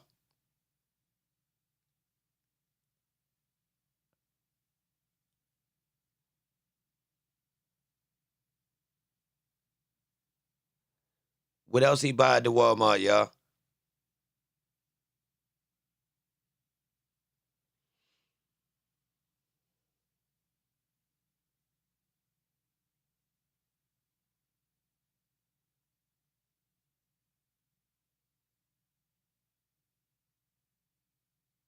It's more us than them. That's how you keep them people in pocket. Knowing that if you jump out of line with one of these people that's not black, you're going to get, yeah, and they can railroad you and do all this stuff. So that's how you actually, that's Willie Lynch theory. Seriously. You buck break one, leave them out in the open, and make an example. Right? Everybody do that. I mean, you got to, I mean, this how dudes is doing this to the internally. Let you get out of pocket inside the Mexican mafia a lot. They're gonna make an example and leave you out in the open so everybody see it. And it's like, yo, that's Holmes. Yeah. You better get in check. So if you vaguely look at these examples, what that is, all the police shootings or these phony ass, situations where they allegedly just mysteriously found a black person dead. It's kind of just saying, man, you better, what that'll make your grandmother say, look, be careful out here. Don't be out there doing this. You know them people would, they'll leave you in the woods. You feel me? All that fear tactic type shit. Straight up. Then they stand on it by letting certain people get away with these types of events to play with our psyche. Straight up, where we see it and be like, damn, at least it was blatant that the person did it to him, but at least they could have locked him up. They let him go. So for years, we've been enduring the psychological PTSD from knowing that if we get out of line, we mysteriously might wind up being some type of example of goddamn civil rights gone haywire. Yo.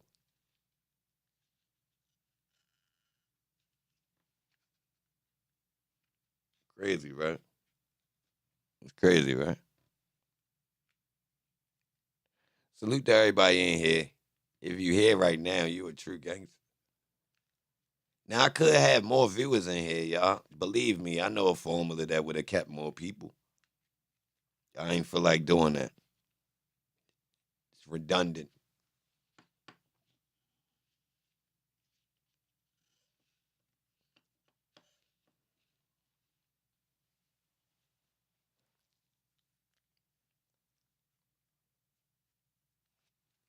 Straight up.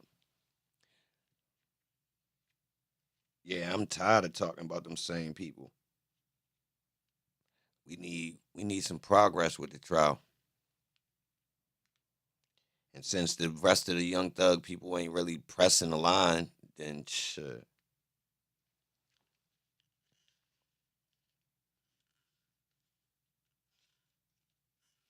There's other things going on.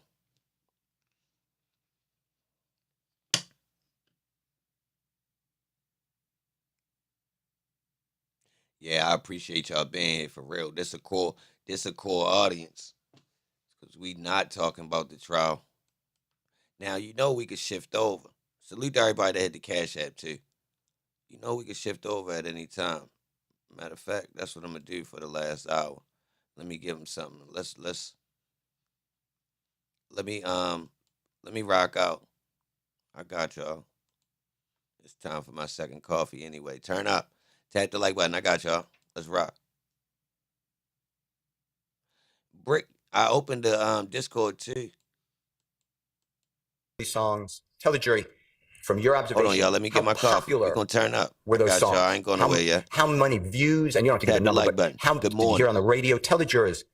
That's all you heard. I appreciate you too, Tyrone. And it calls for speculation, and there's not a foundation for his ability to say how popular it was. He can talk about his personal knowledge or feeling about it, but not everyone else. That's what the question I understood to be, personally. Tell the jurors. That's all you heard everywhere you turn. I can't hear it. That's all you heard everywhere you turn. Everywhere you turn, that's what you heard. Yes. Music-wise, you're saying? Yes. Okay. And then going into the next year, 2014, I want you to lock in on that date, okay? You're approximately 20, about to turn 21, okay? Yes. Jeffrey would be about 3 years older than you. He'd be about 23, right? Yes. All right. And I know you said 2 or 3 years, so 22, 23. Do you remember a song personally? You know the band Rich Gang or the group Rich Gang? Or the? Yes. All right. Do you know a song called Lifestyle? Yes. Tell the jurors the popularity through your own observation of Lifestyle. That song took over the world. Like, I can't hear you. that song took over the world. Like, everybody loved the song. How about, you know a song, Hookah? Yeah. It's spelled Hookah. Do you know who Tyga is? Tyga. Yes. Do you know that song with Jeffrey and Tyga? Tell the jurors in 2014 how popular, if at all, that song was. Objection, Your Honor. Relevance. Sustained. Okay. Did you hear that song on the radio? Objection, Your Honor. Relevance. Overruled. Yes, a lot. Okay. How about the same year, you know an artist named Clifford Harris?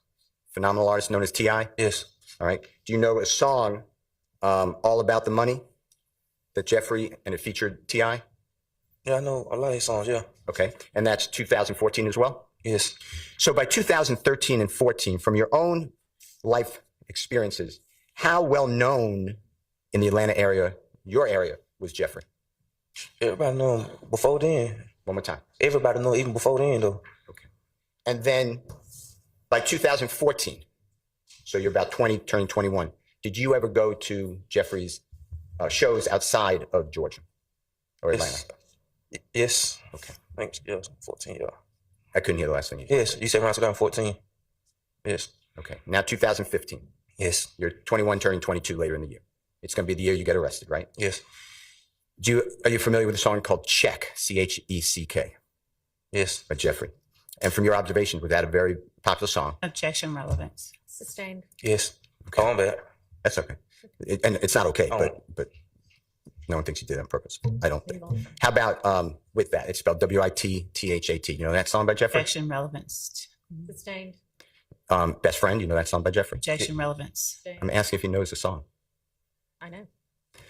By 2015, were you aware of Jeffrey touring? Yes. Okay. And did you go on a tour? Yes. You ever hear of the rodeo tour? Yes, I went for like probably 10 days, 9 days, something like that. I got sick. Okay. And by 2013, 14, and 15, you met in approximately August 2014, you met Kenneth Copeland. Fair to say? Yes. And he and you became close friends. True? Not close, but yeah. Okay. And you met Damikian Garlington, right? I had already knew him. And you were close with him, right? Yes. And you were committing crimes with Damikian Garlington, right? Yes. And Kenneth Copeland. Yeah. Okay. And while Jeffrey is, you know, he's in the studio all the time if he's not touring. Is that true?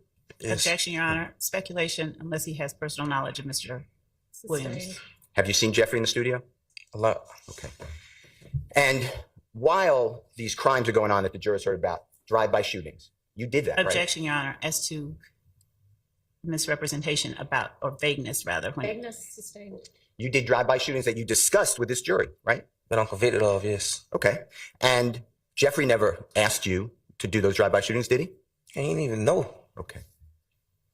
And Jeffrey, you knew by 2013, 14, and 15, he is touring outside of Atlanta all the time. Is that true? Objection, vague. Sustained. Do you know if he's touring in 2013? Yo. So what y'all got, y'all? All right. So we back on YSL, y'all. We went, you know what I mean? I went all around the world. Now we back on YSL. I'm going to lock in real quick. So, y'all shoot. What we got? Amy Lou, salute. I appreciate that cash app. Straight up. Straight up. My bad, I just seen it. I appreciate all y'all being in here. If you're new to the channel, subscribe. We try to be a little bit different since we got so much media covering the YSL trial. I just go a little bit left. Sometimes, you know, some people don't like it, but it's for the people that's a little bit awkward anyway. I mean, I might as well just embrace it. I guess I am awkward. You feel me? Don't mind me. But look, if you wanted something more routine or typical or, you know, cookie cutter or preset, the algorithm probably will help you find it, to be honest. But if you was looking for something a little bit, yeah, stick around. You never know. But look, right, what y'all want to talk about as far as the trial? Let me let y'all lead and then let me hop in. So what we got, y'all? Who? And go forward. Like let's like what's coming or what? Give us something new, y'all. What y'all got? Come on.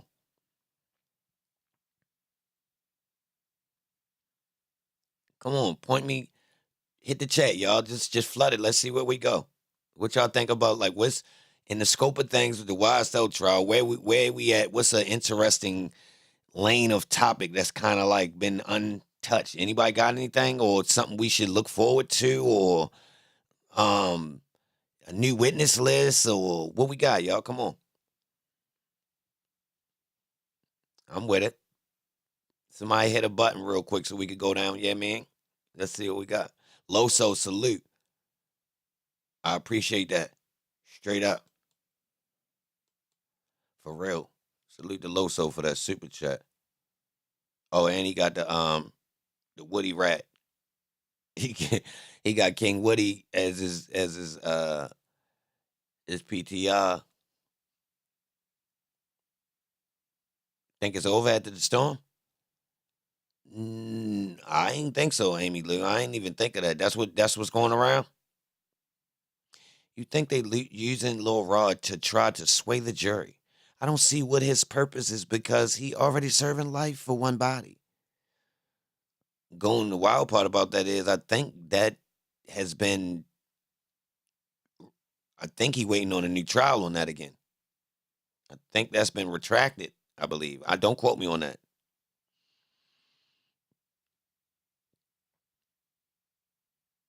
Is the trial over after the storm? I don't know about that one. Chat, let us know what you think. Is they coming around to the end? I will say Miss Love looked pretty wonky. After she got forced to be able to tell the judge exactly who her next witnesses was and have them ready, she still looked a little flaky the way she threw that T-Mobile dude up there real quick. Like that looked like she was just filling in the spot real quick. It's over after the votes.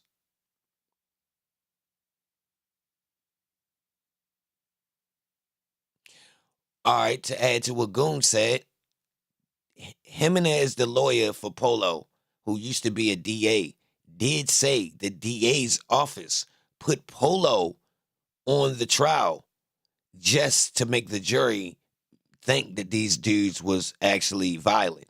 In reality, he said Polo don't even know Young Thug, which is a bold statement, to be honest. But Polo got off the RICO. Now, some people could say it's because he was acting crazy. I think it has something to do with lack of evidence to say that he was a part of what they had going on. Real rap. Now, Jimenez made the argument that they wanted him off because he was familiar with the case. But if you're so familiar with the case and you can help, why don't you help some of the other defense attorneys? Because you was working pro bono for Holmes. Well, you was getting paid by the state. So you feel me? Like he a wild guy. Where's Doo-Wop? And if they do find him, how will it affect the trial in the state case? I don't think Holmes. I don't think Holmes with that telling, and he not involved. His involvement seemed limited. Pokey locked up. I think Pokey locked up. His name has definitely been in, but for him to be an unindicted co-conspirator, the way Pokey name been involved, Pokey is equivalently like OG Bentley. Seriously. I mean, his name then got mentioned in over X more than OG Bentley, to be honest.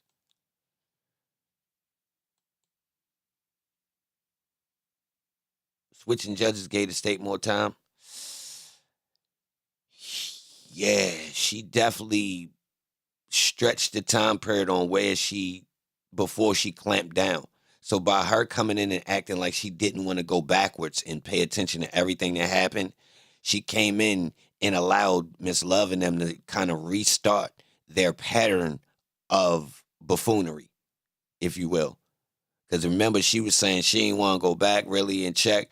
She kind of starting from where we was, which means she kind of disregarded all of the previous things that Steele and Sharp was bringing and Weinstein about the, being slow, certain things. She kind of disregarded it. But then in what we just seen since she been here, she didn't quickly adapted and basically said the same things that Glanville did. And they've been trying to tell her the whole time, like, yo, we already went through this. And she basically saying, disregard what happened before. I'm here now. But now she turned on Miss Love and basically put the pressure on her a little bit more than Glanville ever did, which has got the case moving way faster. And we should be getting to the defense's case soon because they've already rolled through a whole bunch of police. I really think they might not even bring all them damn police, y'all. Because I'm sure they having problems with some other witnesses. So by this being so high stakes with the camera, I'm assuming some other witnesses then probably pulled that they don't have leverage on, then probably pulled the plug. Like, I ain't with it. Miss Love and them probably try to get back in contact. They probably, nope, I ain't coming. No, sir. Straight up. I wouldn't doubt if probably 10 to 20 people then probably said, nah, I ain't coming up there. And they don't have no leverage on them. They can subpoena them all they want, but it ain't that valuable, so they not trying to go into no subpoena frenzy because it would make them look hot if they just start really locking people up. You feel me? That many people. So they try and save it for the people they really need, but it turned into a weak case because when those people came in and because they wasn't strategic, it actually got exposed. The tactics they used to actually get them up there, and it makes them look worse than Young Thug. Real rap.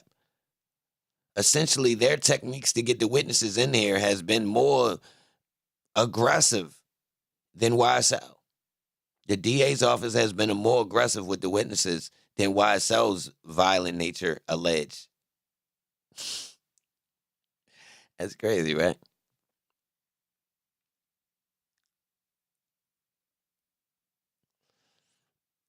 Well,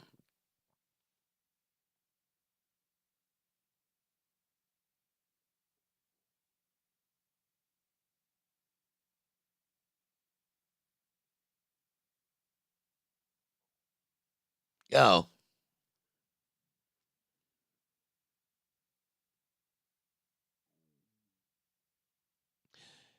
when that soccer thing coming to Atlanta?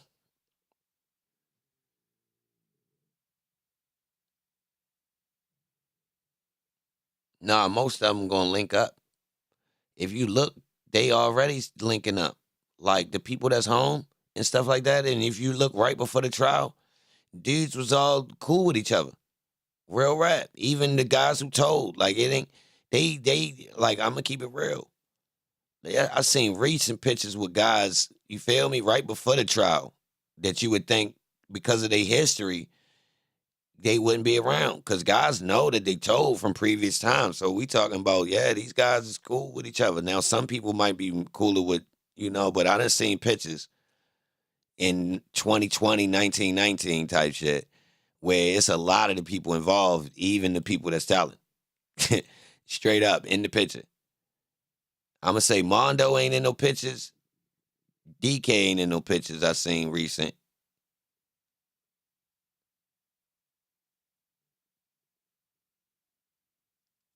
I'm going to say I don't know about Lil D. Nah, I ain't see Lil D.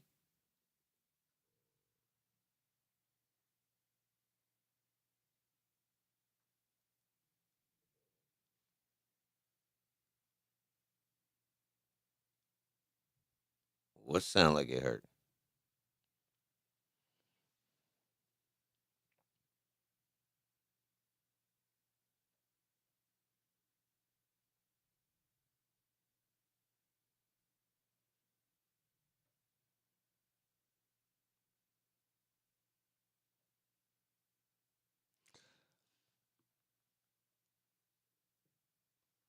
Anybody got a new witness list?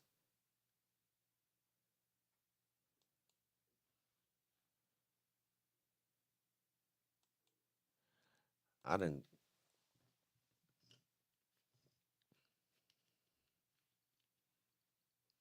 I don't know where mine at.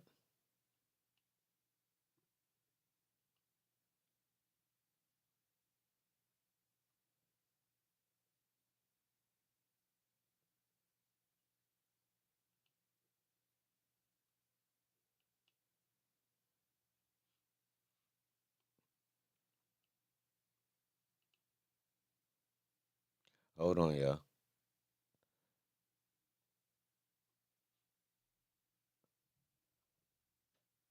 I'm looking for the original one. I had it pulled up recently, but somehow it's gone.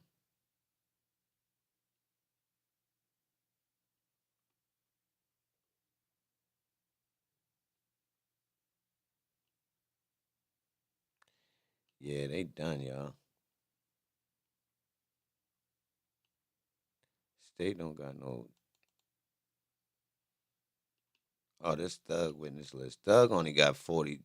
Well, it say 45 people, any and all co-defendants, and all witnesses named in the state's witness list, and all witnesses named in the co-defendants witness list. And I don't have none of the co-defendants witness list. I never have, y'all. Can we get that? I ain't been in the paperwork system, but I never seen that in nobody else file. I never seen nobody else witness list. Only Thug, y'all. I thought that was odd.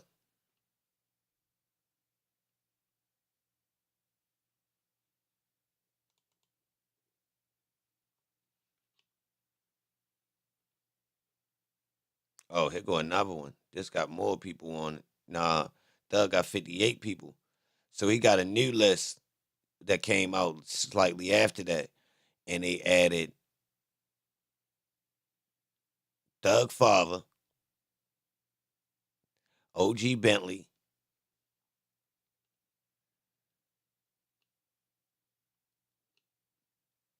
who else? A police. Thug got a police. Hold on. Miss Love is on. Miss Love is on Thug witness list, y'all. Mm. That politician dude, Antonio Lewis. Oh man.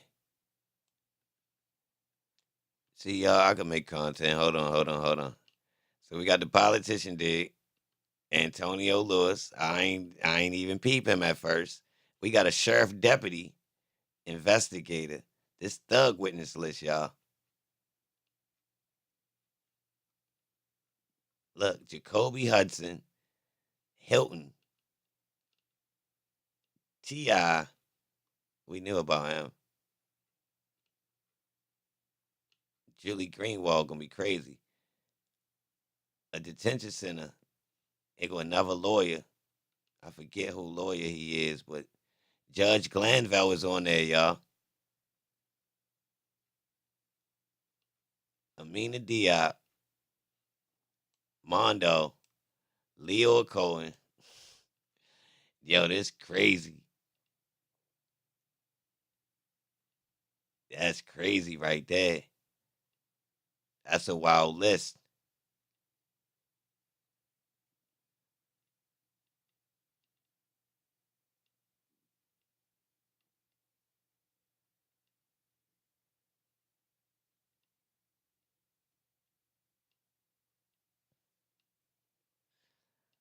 Ashley Merchant.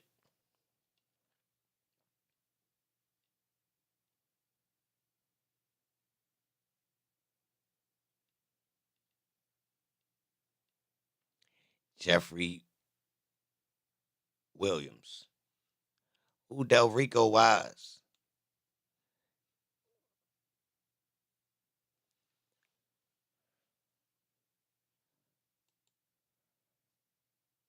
That's a wild witness list. That must be the one that came out after they start acting the ass.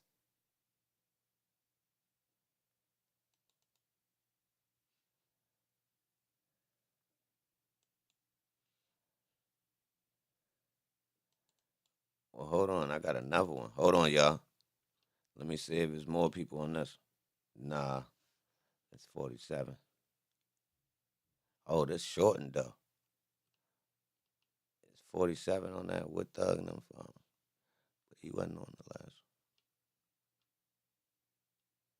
one. Oh, yeah, he was. Hold on, y'all. I don't know where the other one at. Hold on. Let me see. I should have typed. I don't know what I be thinking, y'all. I'm dumb. They numbered. We need a new one, though.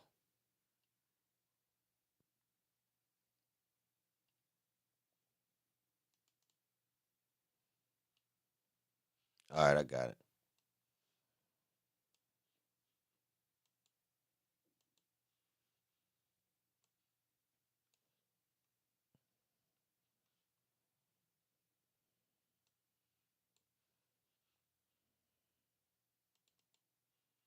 Now, this is the original one, y'all.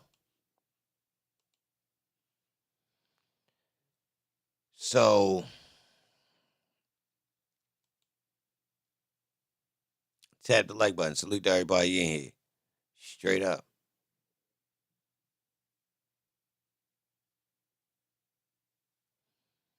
So, all these police. Now, they went through a nice bit, but let's see how many total they had. This is the original witness list. Now, they took a lot of these people off. Look, these all cops. So, they got. Look at this, y'all. 157 APD officers.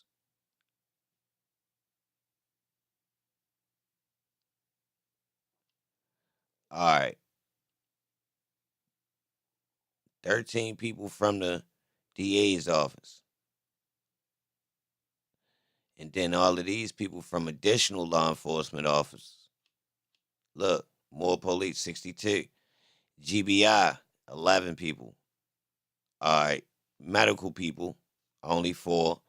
Then now we to lay witnesses.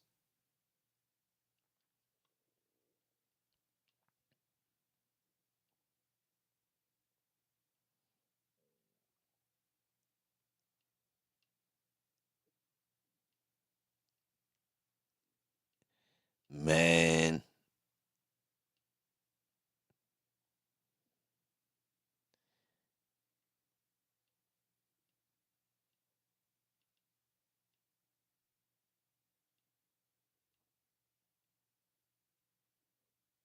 They skip fly.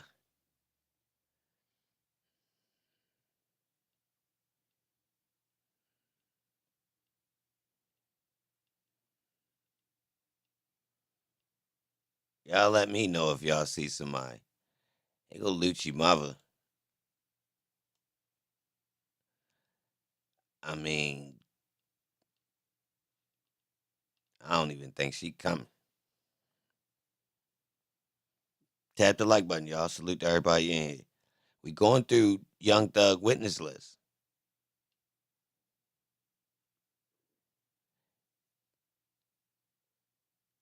To be honest, to get them people to come in and testify about their houses getting shot up, that's kind of irrelevant to me. They already pled guilty to it.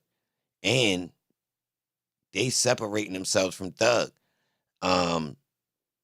Mook Tunk and Quindarius Zachary said Thug ain't had nothing to do with it, y'all. And that's those drive-bys that they trying to say are a part of the total back and forth in the gang war. Y'all peep that? So both them boys already done hard stamped that Thug ain't even had nothing to do with that. They took their charges. Thug wasn't charged back then.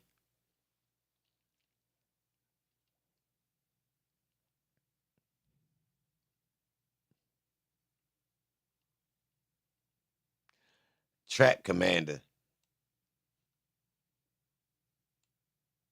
Trap Commander. Where you at, y'all? Hey, Trap Commander. Yo, you gotta come talk, bro.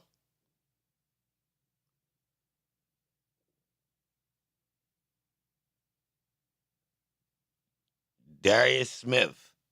Come on down. Darius Smith. Come on down.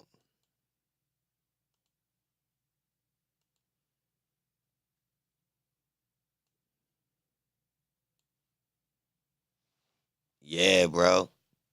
We do need to talk. That's crazy. If he come testify, bro, I ain't gonna lie. That's bad. We can't talk to him? All right, Quindarius Zachary gone. Where Tiffany Zachary at? Birdman not coming. And it's the end of the list, y'all. I'm telling you, all they witnesses is done. Quindarius Zachary is the last one they had, unless they pull a rabbit out their hat and they pull either Demikian Garlington or Christian Eppinger. Now, if anybody want to look in the paperwork, look and see if Christian Eppinger got any new immunity paperwork. Now, I seen one piece of paper in there say they filed for immunity. I don't know why. And this was some months ago. So, I didn't mean to do that.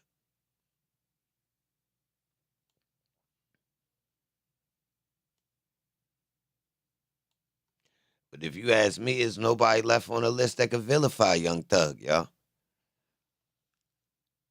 Like, for real, this the long list, y'all. This the list they started with in the beginning before they shortened it. So, like, let's say they do bring some of these people back. Like, most of these people done went.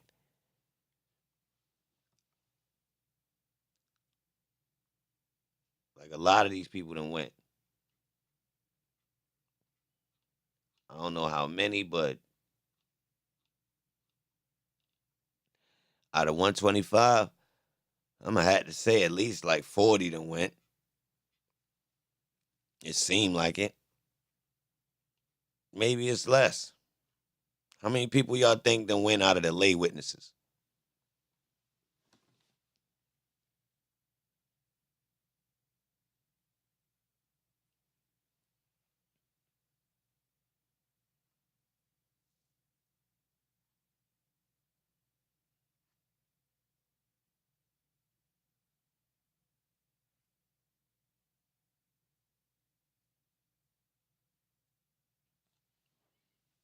All right. The police testimonies don't seem incriminating to me. Like, the police get up there and basically just get questioned about the event and the way it's written on paper, but that don't seem like it's actually because of the types these boys wasn't that violent. It's not seeming to stack up as like, oh yeah, these boys is terrible. I'm just not getting that from the case that the state is presenting. What about y'all? Like, even when the police up there, I'm not just getting no violent gang like, yo, it's seeming like they getting them up there to explain certain events, but it's like they ain't even do no real investigation. They trying to say it was a gang, but these boys are just scragglers.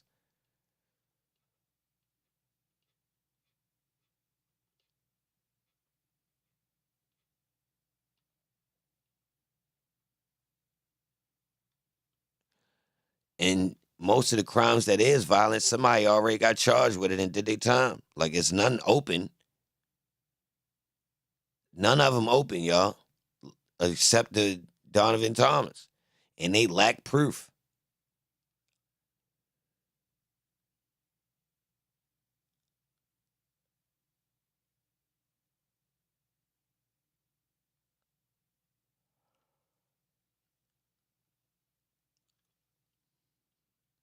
All these police, y'all,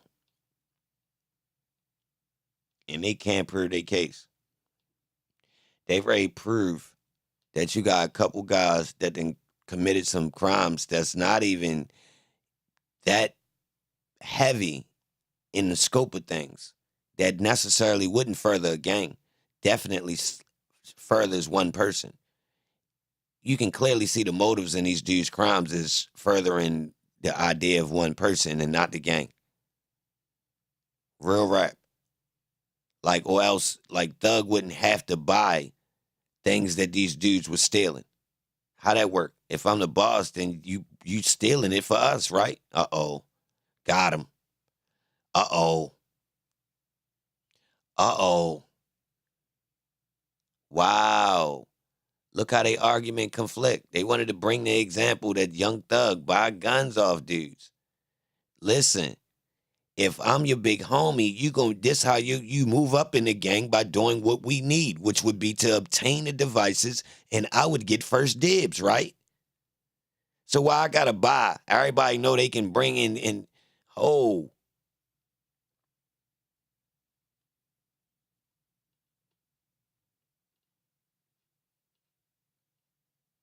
Mm.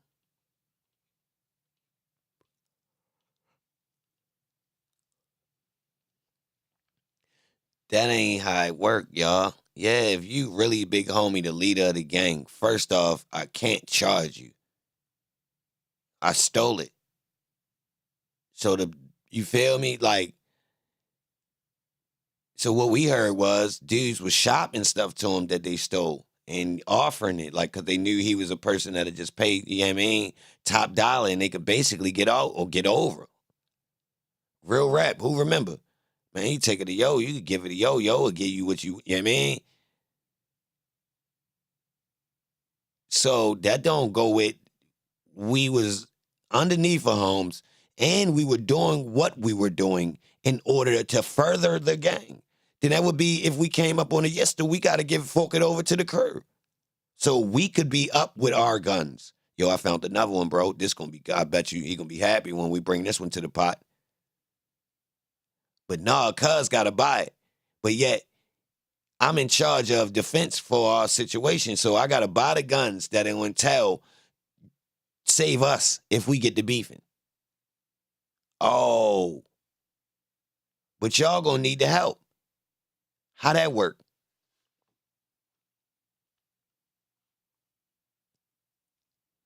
Y'all outside thugging for us.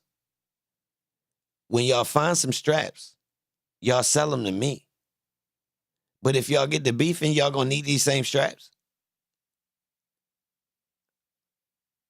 If you you underneath me, right? I mean, how we getting this weird ass little loop right here where it don't make sense? You see this? Like, this is a simple ass concept, and it's just like, oh, it's like almost like canceling itself out. You found the slick ass strap. I'm buying straps. I buy it, but you on my team. Now, when you need a strap, I gotta give you the joint that you sold me. What?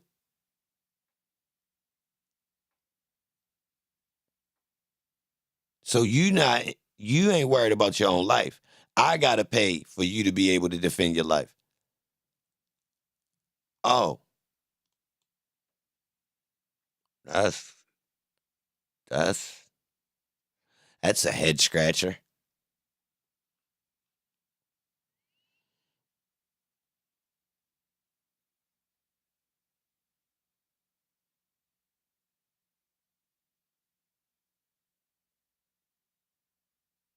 Yeah, that's a real head scratcher. outside Atlanta? Yes. Do you know if Yeah. he's touring outside Atlanta in 2014? Yes. How about 15? Yes. I'm going to show you. It's already marked. It's in evidence, Your Honor. Show him. It's Mr. Williams numbers Tap the light. 220A. It goes up to 220XX. May I approach? Yeah, it's just May I approach you when they are done looking at the Yes. exhibits?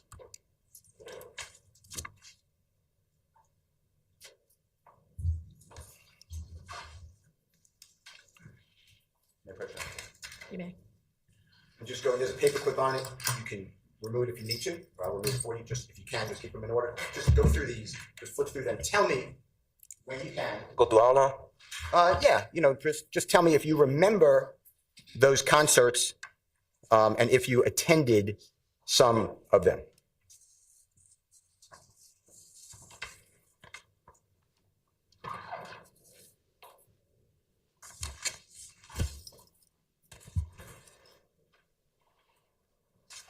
Yeah. Well, let's go around, Judge. Can I approach Ms. Burnett?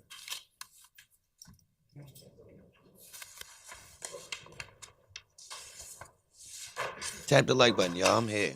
So let's let it play a little bit, see what we get out of these what Brian Steele was cooking. Because he was cooking. Only reason I didn't go back, because everybody else is playing stuff back. But let's let it breathe a little bit. Let's see what he bring up so we can open up the door for some topics to talk about. Because I think it was skillful what he was doing. He was deciphering the RICO using Zachary. So you can disregard that it is Zachary and just kind of use what he was, the techniques he was using to see that Thug and them can come home. He was creating a lot of reasonable doubt.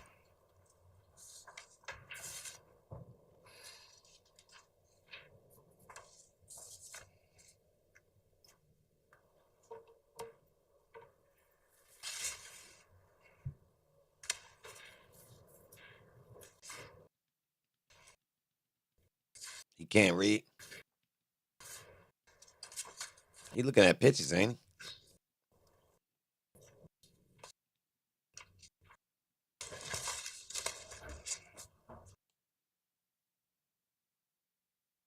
While Jeffrey's on the tour, Kenneth Copeland was not getting along with Shell Kell, or you know who Shell Kell is?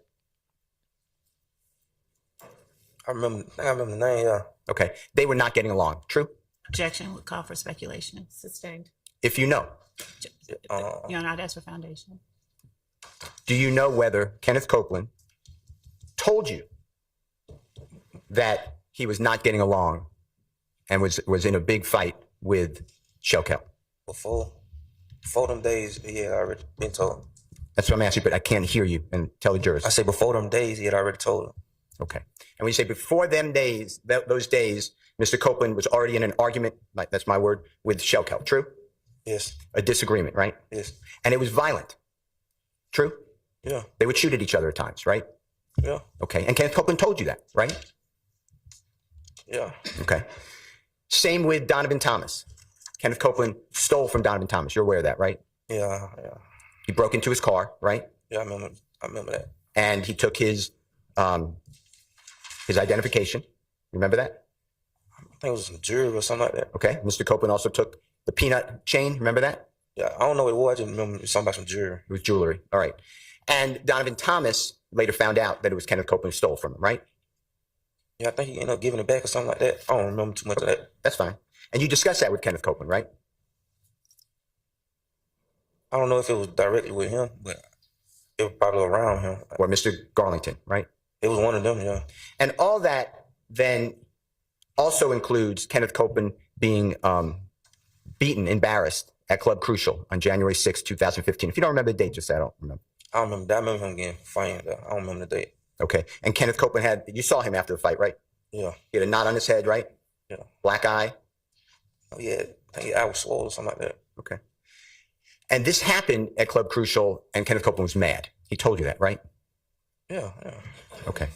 And during that whole time, throughout the rodeo tour, you know, through your own observation, Jeffery Williams was friendly with Donovan Thomas. True? Do That's the all- rodeo? Wait, go ahead. You know what, go ahead. Go ahead. Go ahead. I told, yeah. That's true, right? Tell the jurors. Yeah, I've been told him that. Okay. And Jeffrey is doing his career, right? Yes. And Kenneth Copeland doesn't ask, to your knowledge, Jeffrey for permission to get into an argument or fight or shoot at anyone, does he? Well, yeah, grown man, he ain't gonna ask the man. I mean, Right. You got to speak slower to the jurors. My bad. He grown. I mean, you know, you grown. He got it. Like, he don't control nobody. Okay. And you also told that to the police, right? Yes. You were asked, I started about Rich Homie Quan. You know who that is, right? The performer? Yeah. His name is Mr. Lamar. Do you know his real name by any chance? No, I know the real name. Okay. And you were asked, and I think you said you don't remember, so don't worry about that. But after, I want to talk to you after, on and after March of 2015, if Jeffrey working with Rich Homie Quan, okay? In the music field. I want to focus on that, okay? That's what we're focusing on. You with me? Yeah. Okay. Did you know Jeffrey's contractual obligations at that time? And if you don't, just say, I don't know. Man, you gotta explain what you just said. Okay. Did you know whether Jeffrey was signed to an agreement with a record label that he had to do certain performances with certain people by March of 2015? Were you aware of that? I think he had a contract, yeah. Okay. And were you ever in any negotiations or meetings or review any contracts? No. All right. And did Jeffrey ever go to you and ask, is this a good opinion? No. And you follow Jeffrey's career to this day, right? What you mean? Okay. Like, still listen to music? That was a bad, yeah. Yeah. Okay. And you did that your whole time since you met him, right? Yeah. And You by love him. 2015, You love him? were you, did you go to Europe with Jeffrey after the rodeo tour ended? No, I think I was locked up already. Okay. You knew he went though, right? Yes, I You- heard about it. Okay. You knew he went twice in 2015 to play in Europe, right? And foundation. Objection, what? Infield? Speculation and foundation. Well, he's asking if he knew or not, so he can say yes or no. Overruled. I remember hearing about one of them in 15. Okay. And were you aware, if you were personally, that Jeffrey was written up in the New York Times, 2015? Objection, relevance. Sustained.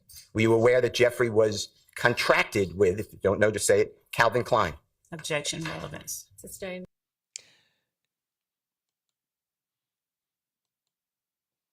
He ugly ass Calvin Klein model. Pause. Relax. Like, my bad. You were aware Jeffrey was contracted with Puma, Objection, relevance. Sustained. 2015? Your Honor, Yes. Were you aware that Jeffrey was written up in Vogue magazine? Your Honor, Okay, so that whole line of questioning, I think we're going to get the same objection, and it's going to be the same ruling. That nigga ain't no By the Marky time Mark. that you are, as you said, locked up, that means in jail, right? Yes. That nigga ain't no Marky Mark. Straight up.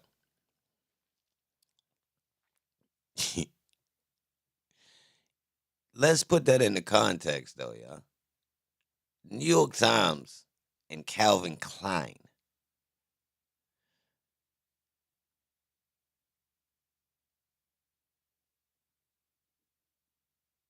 And you outside acting rambunctious.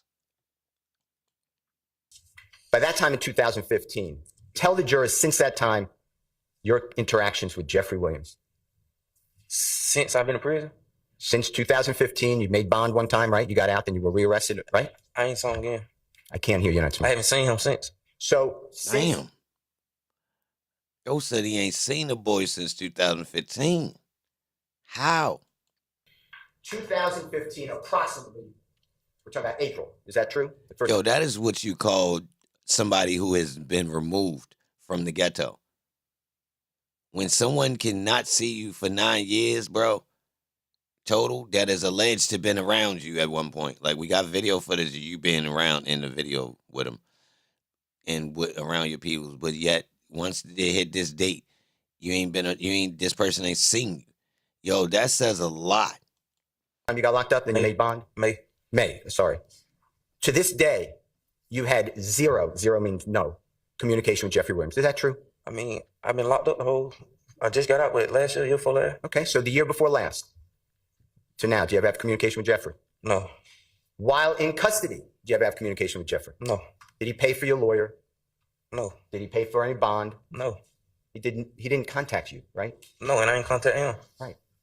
Because Your relationship with Jeffrey wasn't this, he's the gang leader, right?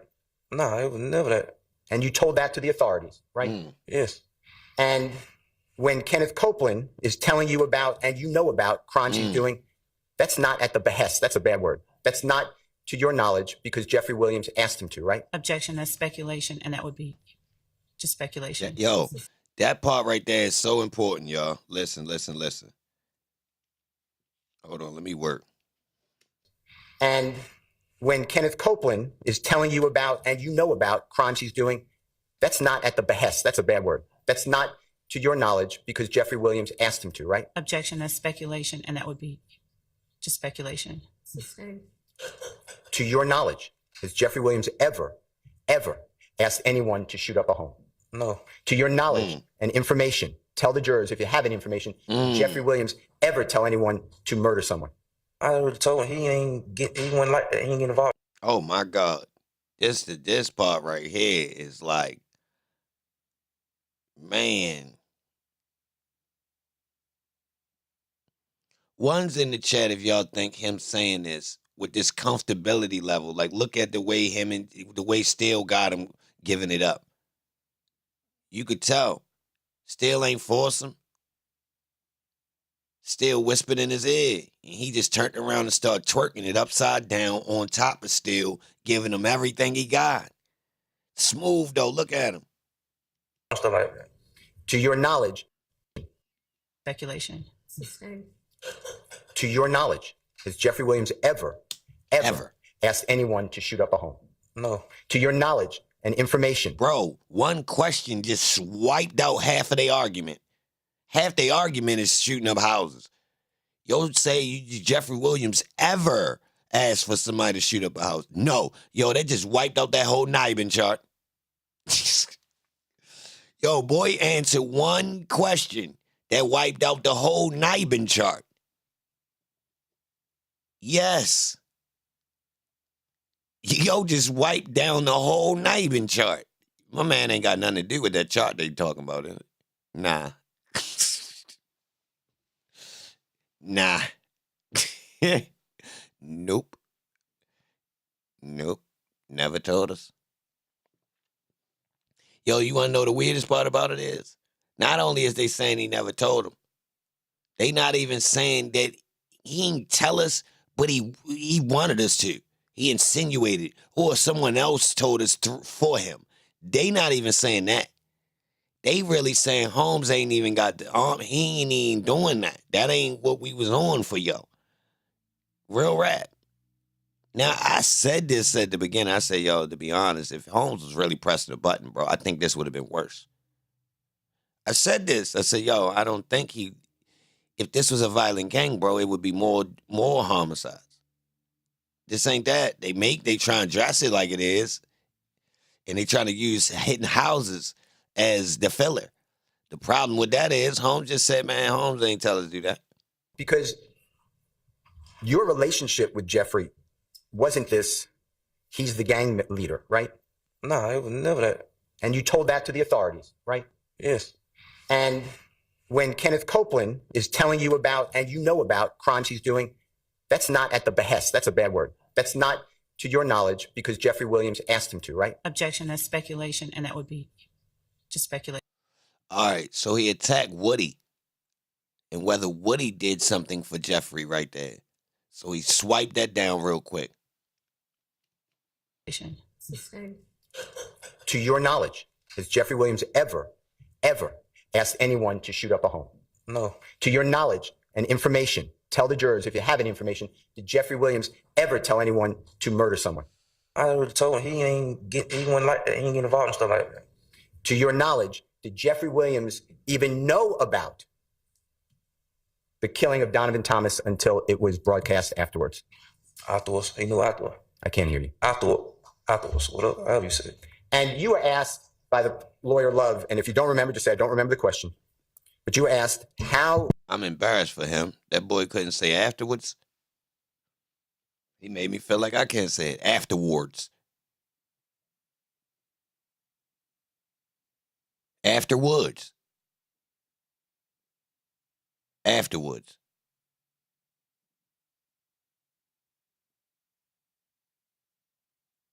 Man. Whether Jeffery Williams acted normal after all. Yes, I remember that. Okay, I want to talk to you about that. You saw Jeffery Williams at his Sky House condo later in the evening of January 10th, 2015, going into the early morning hours, maybe better, January 11th, 2015. True? Like early morning, like Okay. Yeah. So it's the next day. yeah, like 4, 5 in the morning, something like that. Okay. So it's Sunday. And if you don't remember the date, just say I don't remember. Sunday, January 11th, 2015, right? I don't know exactly what day it was. All right. And you knew it was already discussed and you were going. You knew that Jeffery Williams was performing in the state of Florida. That's the only reason I ended up there, because everybody was getting ready to go. And the position is people who wanted. So, let me get this right. So Brian Steele is establishing that they went to Miami for a performance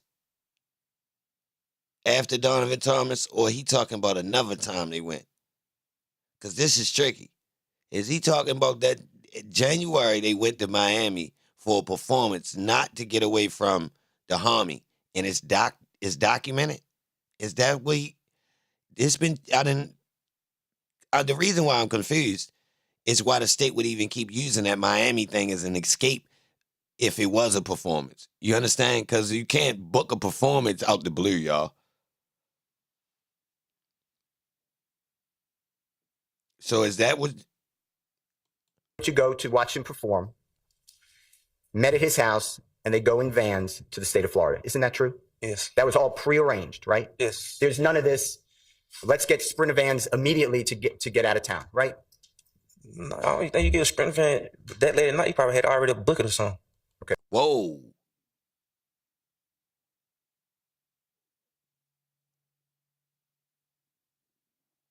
Whoa. Sprinter vans? More than one? Vans with a S? Who has multiple? A company? So we can get documents from the pre-booking? Uh-oh. Well, don't speculate, but you know that you had to be there at a certain time to leave, right?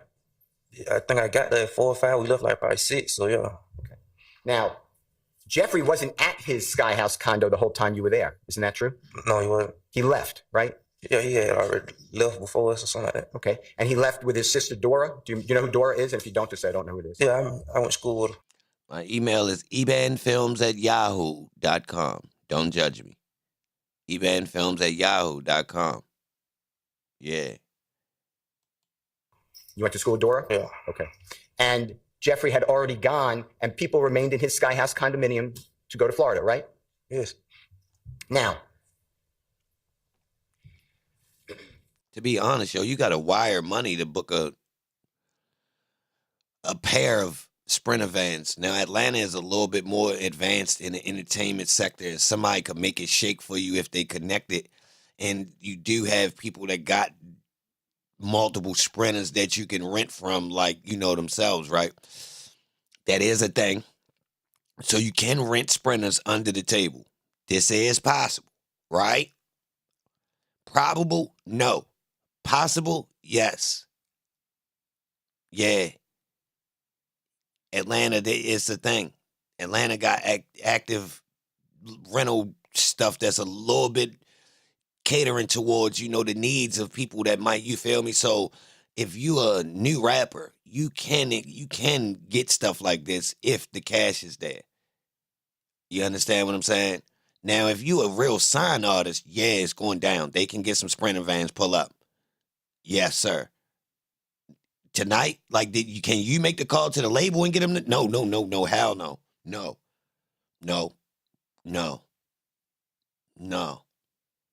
Could you call him yesterday and get it for the night? Yeah.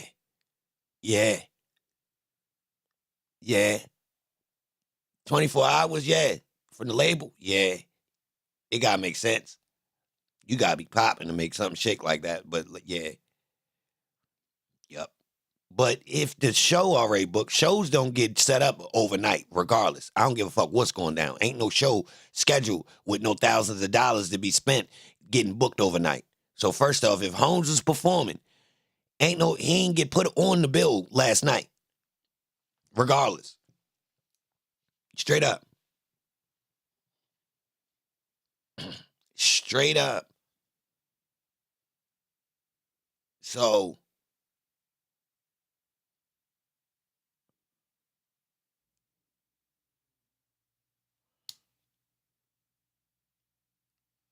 yeah, limousine service will get you right. But you can't be no average scraggler and get it last minute. I ain't gonna lie, you ain't gonna get access to not multiple Sprinter vans. In Atlanta, can you pull it off with some cash? Yeah. It's gonna cost though. People around these years, people start really getting into that type of traveling. I'm gonna keep it real. Dudes start buying their own Sprinter vans and companies start having them. I'm gonna keep it real. Like you start seeing them everywhere. So, but the point to the story is, if the show was pre-booked, it's not probable that these dudes rented no damn Sprinter vans after they decided they wanted to spontaneously leave out of town. And then when you put that with the fact he had a booked show, it says for sure they didn't plan this Miami trip on just because Donovan Tomlin met his demise. You understand? So why the state keep pressing that Miami trip? Why they keep even including it? It was premeditated. Did Jeffrey, when you said you acted normal, tell the jury whether you told the police this on August So the 5? state argument should have been at the beginning. They knew they was going out of town. So that's why they pressed the line and tried to smoke them so they could use the alibi going out of town like they ain't even had nothing to do with it. If they was going to do that, they should have did their research and found out that it was already scheduled. If they was going to include the Miami trip and say that it was linked to Birdman, Birdman had Joe coming down Miami. They already had a show, and they knew they could hit Donovan Thomas and shoot out of town real quick. They ain't banging like that, though. You heard?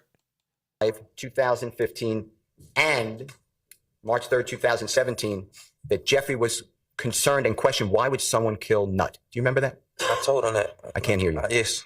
That's true, right? Yes. Because Jeffrey was friends with Donovan Thomas, right? For my knowledge, yeah.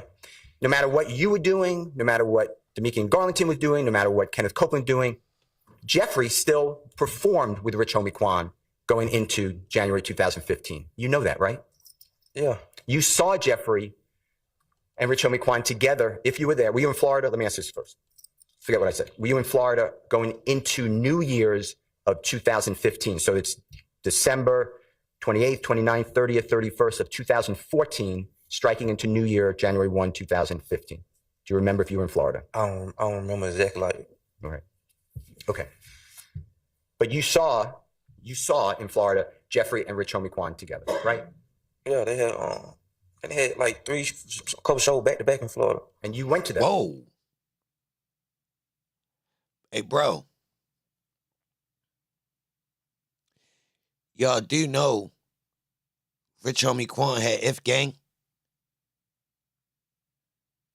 as the people that was rocking with him. All right. So during this time period, if you pull up Rich Homie Quan in interviews and stuff like that, he got the ops, they with him. Y'all do know that, right? So who was in Miami with him? If he felt comfortable going around thugging them. Fly wasn't down there? Uh-oh.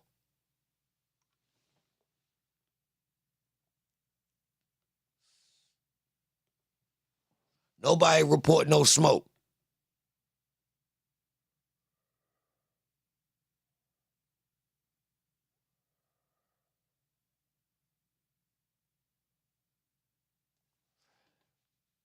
Man.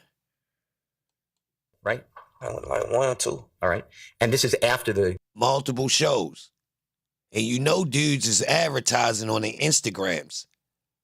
Don't take that long to get to Florida if you didn't know Rich Homie Quan was performing with Thug. So if you was looking for them and Rich Homie Quan performing with him, you know exactly where Thug and his whole entourage at. Huh. God forbid, the killing of Mr. Thomas. True? Yes. And from your observation, Rich Homie Quan and Jeffrey, although it may be sad, they were getting along, right? I mean, I told them everything was still like normal. Like, No matter what was going on with you or other people and drive-by shootings, that had nothing to do with Jeffrey from your vantage point. Is that true? No. Am I right? Yeah. Notice the strategic speed. I got it sped up, but he using speed. He caught Miss Love with the vantage point. From his vantage point, which is close, and Miss Love worked so hard to prove people's proximity to Young Thug, he weaponized it. From your vantage point, you saying that Rich Homie Quan and Thug was still cool. Yep. Right. How many other people do you personally know, have the notoriety, that's a bad word, are as well known as Jeffery Williams? Objection, relevance. Sustained. How many people from your neighborhood besides Jeffrey are well-known musical artists like him? No. Now, I want to talk to you about a performer known as Dwayne Carter. He performs by Lil Wayne, okay? Yes. You know his music? Some of it. Do you like his music? Yeah. All right.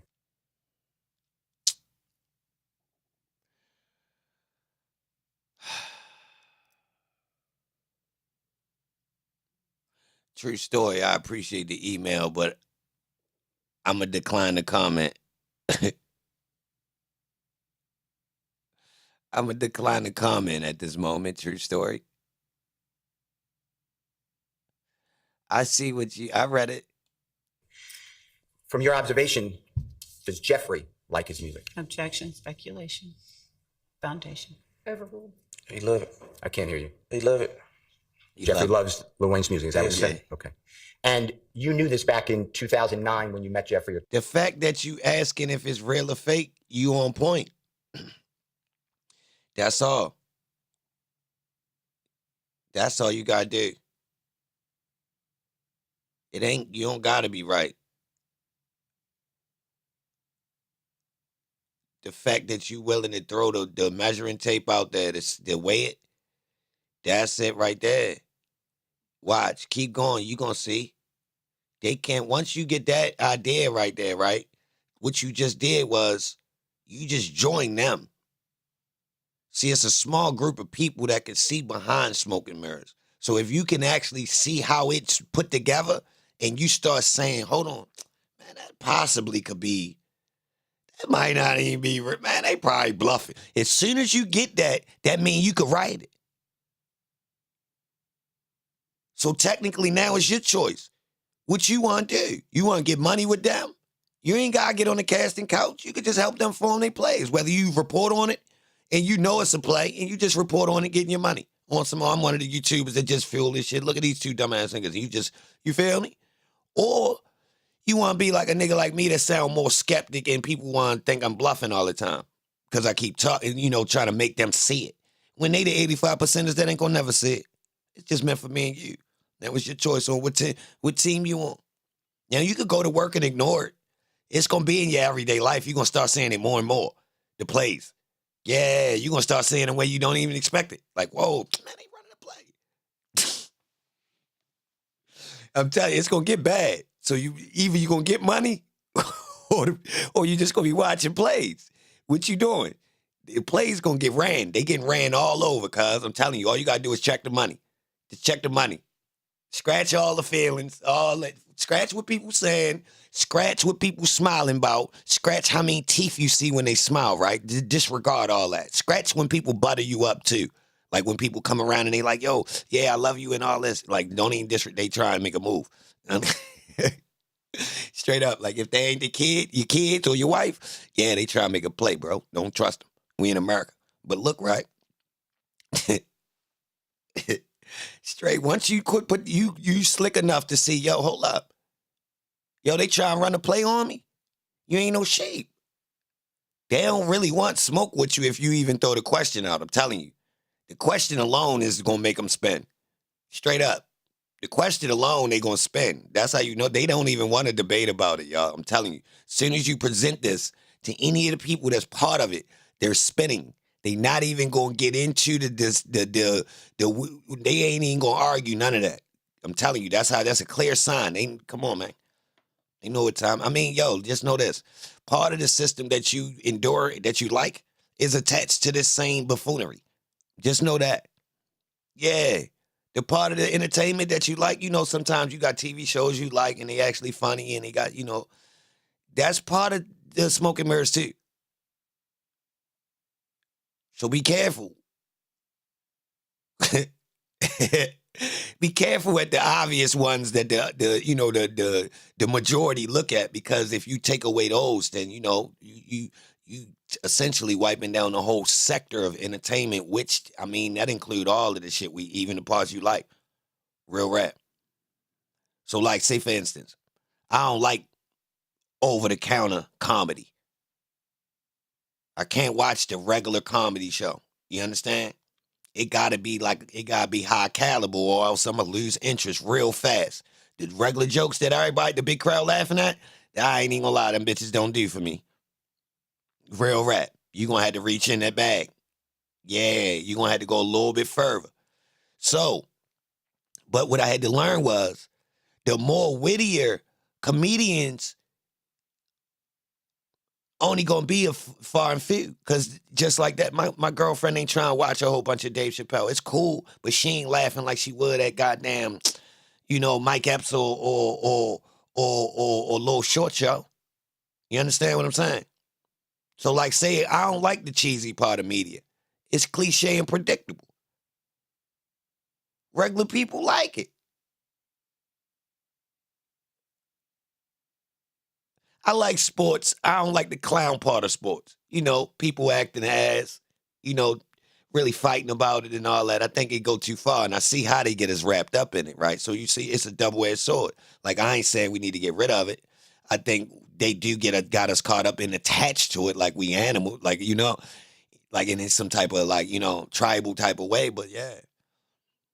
So like, it's weird. You gotta pick where you at with it. Like, so look, say for instance, I learned how to put sports in the back corner of my life. I refused to watch SportsCenter all day. I did at one point, like when I was younger, like the shit used to play, I used to just let it play and really watch it. You feel me? Be tuned in, really. Then I quickly have learned that, they just literally run this shit back to back all damn day. That's nuts. Here I am learning all the damn stats. I know niggas in sports I don't even care about. Real rap. Now, technically, it was better than me probably watching some bullshit, but still. You get what I'm saying? So like, I don't watch. I watch sports leisurely and like put it on while I'm doing other shit. I've never watched a complete sports game without doing something else. You understand what I'm saying? Like, I refuse to go somewhere and just watch a game. Never. Never. Do I still consume it? Slightly, yeah. So you get it? Like, I'm totally, like, I think it's rigged. Look at me. I agree that I believe it's totally rigged. Can I still watch it as just like a entertainment of, look, still some slick shit going down while these boys playing.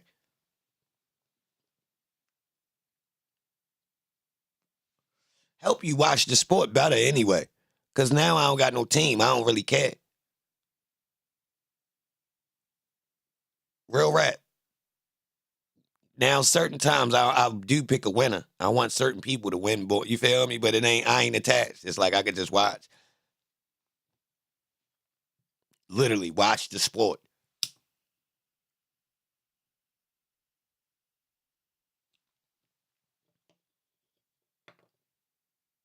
One more thing I followed through. When I went back and looked at it, I watched his hand movement. He was like he was studying himself, like not to get mad or something, Who? You mean Quindarius?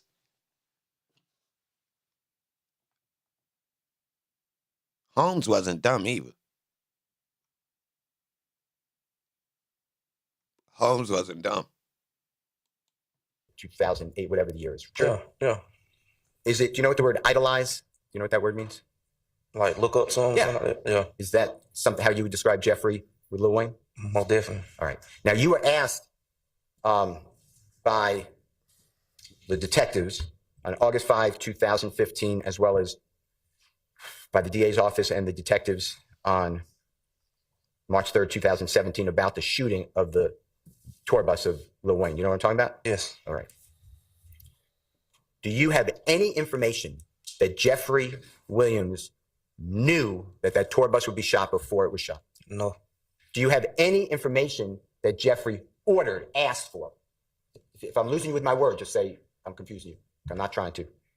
The shooting of that bus. No. Okay. Do you have any information that Jeffrey was fond of, was happy that that bus got shot? No. In fact, Jeffrey was the opposite, right? Speculation. Sustained. Do you know if Jeffrey was upset that that happened? Objection, Your Honor. It would still be speculation. Sustained. I want to talk with you about, remember Lawyer Love asked you questions about Free Roscoe? Yes. You know what I'm talking about? Yes. Okay. And Roscoe, do you know his given name, Jimmy Winfrey? I don't know his real name. I can't hear you. I don't know his real name. All right. I'm going to call him Roscoe for now. You know who I'm talking about? Yes. And you told the jurors, Obama ain't gonna give him nothing, Nikki. I don't even think Obama timeline allow him to. Nikki, see what overt acts he charged with and when he come in. I don't even think he go back to 2015. I think his overt acts start like later, which is the disconnect I was telling y'all about. Like once it get to past Donovan Thomas, the connection to Thug starts to get more and more distant. Like that's why they struggling with the people that actually know Thug, but they still not incriminating Thug in no overt acts. So it's gonna get worse as we go forward because they're using people who actually was further away from Thug. Like they don't know him like that if they came later. Real rap. They're like he really removed by the time we get to 2016 and 17. Holmes gone so much. Like anybody that's popping up around that wasn't around Holmes before 2015, technically, how much are they cool with y'all? Like even people like Gunna. Like we talking about he come later. Yeah, he cool, but it's like it's really turning into business for Thug early. Hence, he let go some of the people that was close to him, but they wasn't with to make the transition. Hence DK. DK get left in the dust because he outside doing dumb shit and didn't make the transition. He didn't have the qualities needed. You can clearly see it. The people who stuck around was able to adapt to what was going on and met the criteria. Anybody that couldn't get in with the music stuff, they left back at home and they frivolous. They not turning up. Nobody was at home turning up, y'all. Or else we would have seen some drug raids, some confiscation of some proceeds, y'all. I'm telling you, they've been trying to form a RICO. So they would have let somebody turn up in the streets, get up to some bird status, and they would have knocked his ass down and used it against Thug on the strength that he was connected to him. And they would have set the pit, man, I'm telling you, man. Listen, on the strength, Thug left the guys who couldn't get right. Look, bro, you go back home. You can't get right. We got a point to where as though if you can't get in the mix with what's going on now, all that old entry level, I'm giving dudes jobs just because they around and making them making them do the job when they really ain't, adapting to it. No, at the minute, the first go round, that's done. If you don't really shape up and turn into that position, we ready to fill that with somebody that really do that. Because we ready to turn up. Now we understand why that position is needed. You understand? So that's what we literally see that. Dude is getting sent back home. Home's making business moves, man. You don't do that to gang? Gang don't even steal, first off. Gang don't get out of pocket on tour. First off, big homie will slap fire out you or get you stepped on. Straight up. So first off, if they was an official gang and they violent and Home's the big homie, ain't nobody ready to get out of pocket on tour while we get into this chicken. So obviously, every man is for himself. that you're aware that he pled guilty. Do you remember that? Yes. All right. Now, do you remember speaking with law enforcement, specifically Detective Dennis, Detective Gaither, about the little... Straight up. We on tour. You stealing from somebody I'm getting chicken from. Man, I knock your damn top off. You taking money from the plug. We doing big $1,000 business. You coming around on some rinky dink. I done took you out the hood. You come around and did what? What happened? They like, yeah, yo, when we was at the spot the other day, yeah, Holmes took some. He took what? Man, when them people find out, they gonna blame me. Where he at? Yo, he ain't. Man, tell him come around.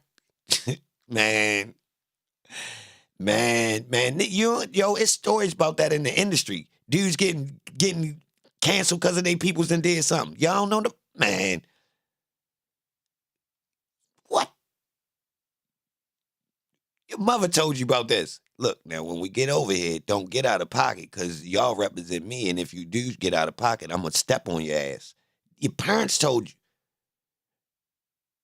Your mother told you she'll smoke you. Look, when we get over here where we going, right? Y'all gonna act like y'all got some sense. You ain't gonna get out of pocket making me look all crazy. Yeah. Come on, man. Stop playing. Wayne tour bus shooting on August 5, 2015. Yeah, I remember. Oh, I can't hear you. Yes, I remember. Okay. And unless you going rogue and you don't want no food and shelter, or you grown now. So you gonna do what you want? Okay, so that means you don't need no ride home, you don't need no food, and you don't need no house. All right, say less. You on your own. Say less. You want to get out of pocket? All right. A hard head make a soft ass. is it true that you told them that you didn't think that Roscoe did the shooting?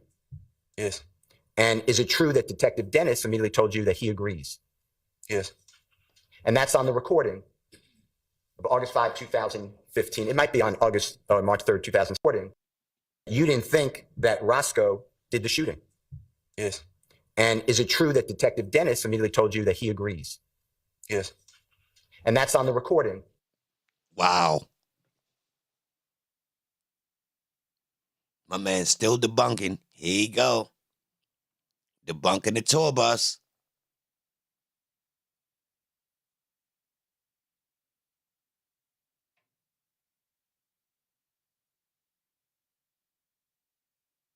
So you telling me they did all these shooting up houses, but none of them shot nut? Yeah, okay. Yo, how could you take the fact that people shoot up houses and assume that they hit a person? That's a little bit awkward. That's tricky. So I shoot deer. Now I shot my wife. Okay. Shit. Okay. Okay. Okay. Okay. That's similar to saying you picking up a nigga that shoot middies and you know that nigga can shoot 3-pointers. Okay.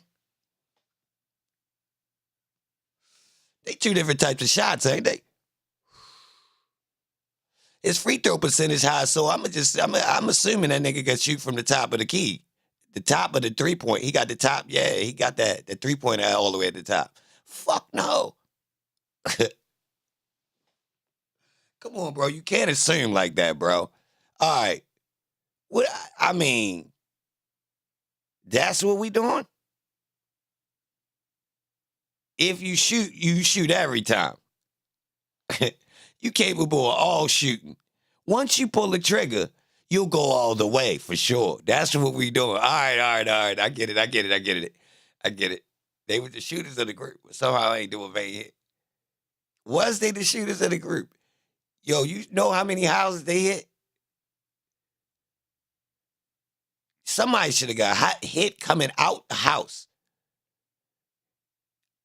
Come on, you gotta agree, free man. At least one time we sit there and, yo, this time, yo, we ain't just going for, nah. Turn the lights off. Hold tight. We ain't got nothing but time. You feel me? There you go. Yo, the door open. No. Don't hit the gas. Chill. Let him come all the way out the driveway first. Let him get up. Yeah.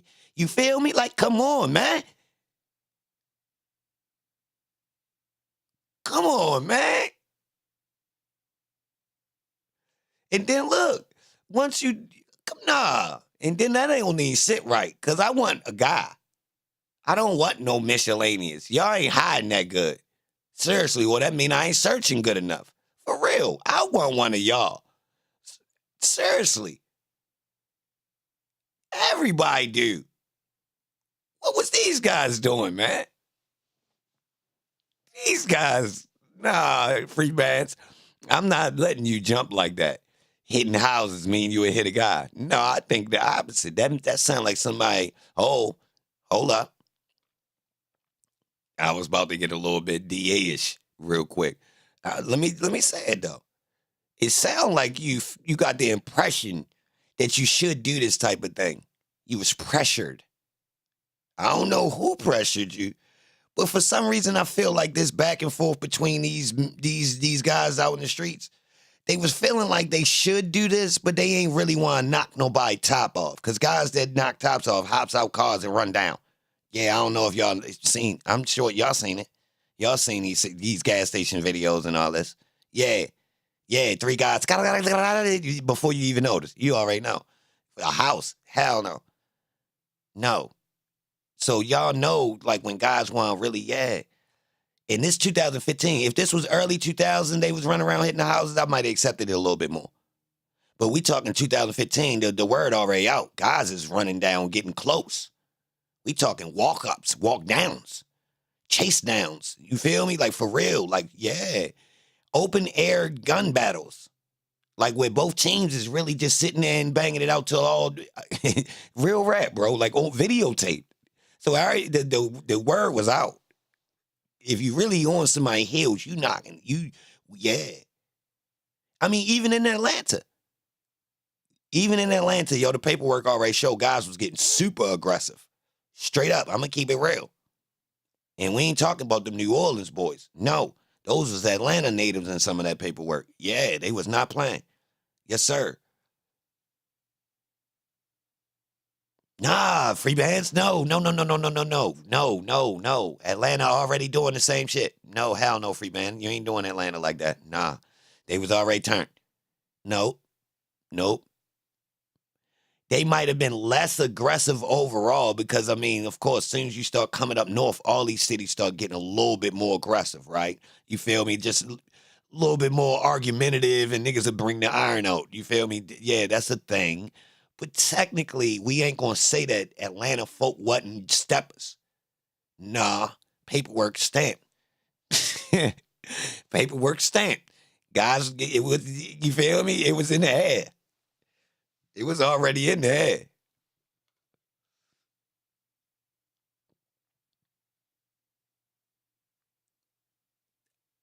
I mean, on the strength of everybody got straps that make you a little bit reserved.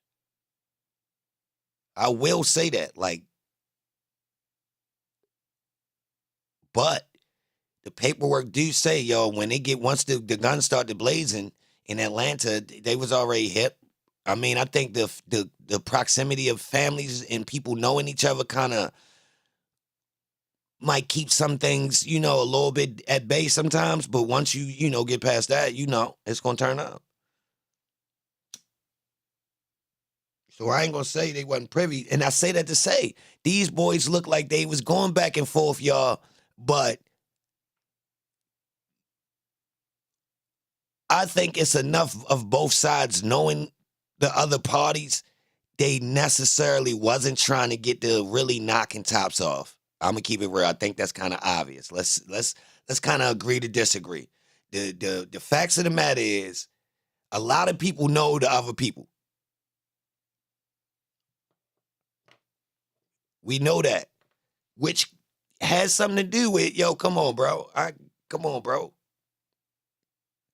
People messing with dudes, sisters, you feel me? All this going on. So, like, technically, I give them the benefit of the doubt. I might have felt some type of way. I'm in the middle of this shit. We going back and forth, and the people over there I'm really cool with in some type of way. I might feel some type of way. So I come through and hit the house up, bro. But I ain't trying. You feel me?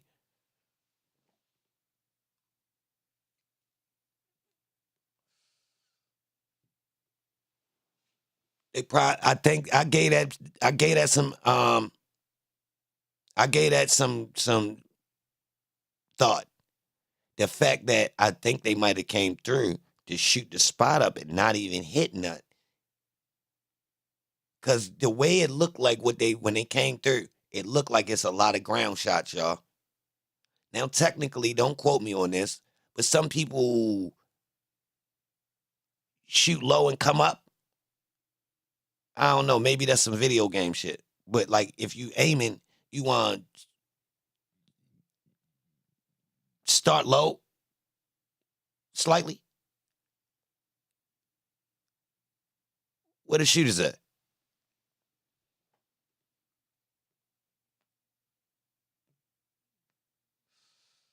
Is that a thing? Kind of like aim slightly beneath what you targeting. If you're using something that's ready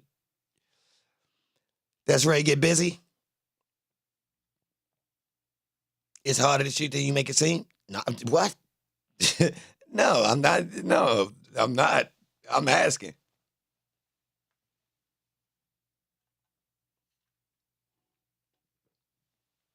I believe. I mean, all right, so what we going with, y'all? We got a nice bit of people in here. It's 400 people in here. Tap the like. We almost got 100%, right? So what we going with? Is Shell Kel's the target and he out there in the red jacket, or they was coming through? All right, we got 3 options. 1, it wasn't for Nut. It was for Shell Kel's and he was out there. 2, it was for Nut and they got their man. 3, they wasn't trying to hit nobody. They was come through trying to just spray up the spot. They ain't think they was going to smoke none. They was come through on a bluff mission. Just spray it up type of joint. Which one, y'all? 1, 2, or 3?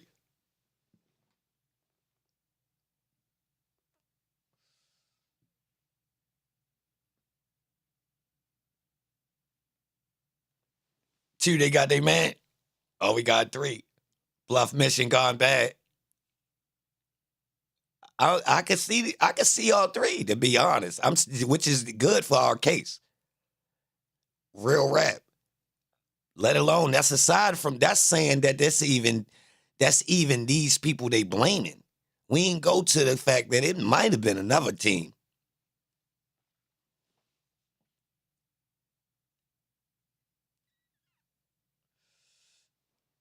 Yeah, Nikki. Who was that left in the red car soon as it happened? And that car drove through the gas station, didn't it? Before that car went to the barbershop, it came through the gas station, Nikki. The red Magnum. Uh-oh. Nikki done brought up the secret.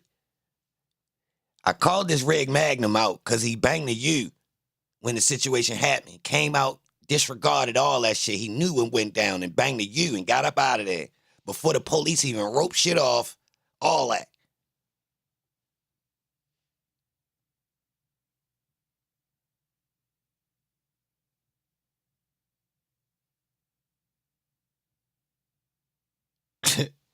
I take my 3 back. 1. Oh, hold up. I forgot number 4. Inside job. I forgot number 4. Yeah, that red Magnum got up out of there early because somebody came back and said, yo, they shot Nut. Holmes got up out of there before I think light-skinned Holmes could even walk out the barbershop and go down there.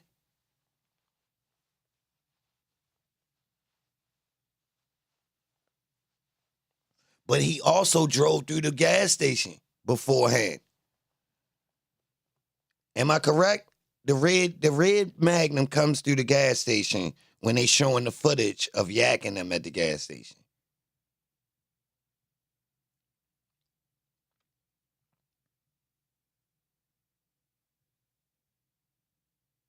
Now, I hate to just throw that red Magnum in. It could be just a dude in the red Magnum, y'all, getting his head cut.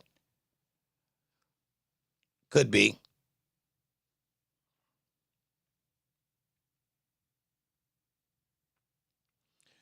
Well, this is why I say it could be an inside job. Dude say Nut had a falling out And then they also said Nut needed to borrow money to re-up. But when they said Nut brother took the connect off, they alluded to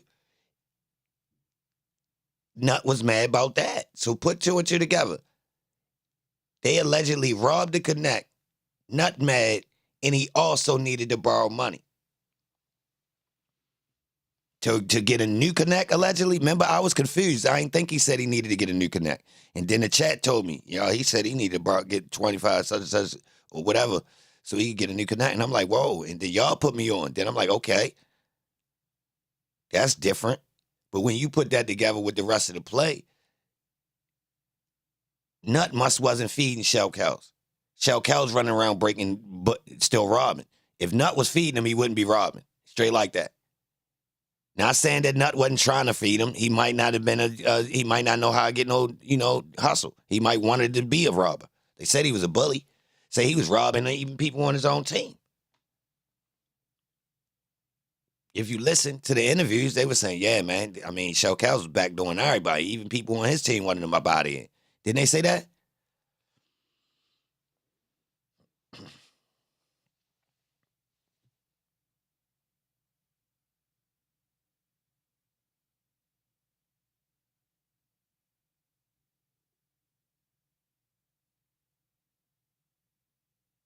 Yo, so, all right, so people think it was Woody. If Woody wasn't there, how we gonna blame it on Woody?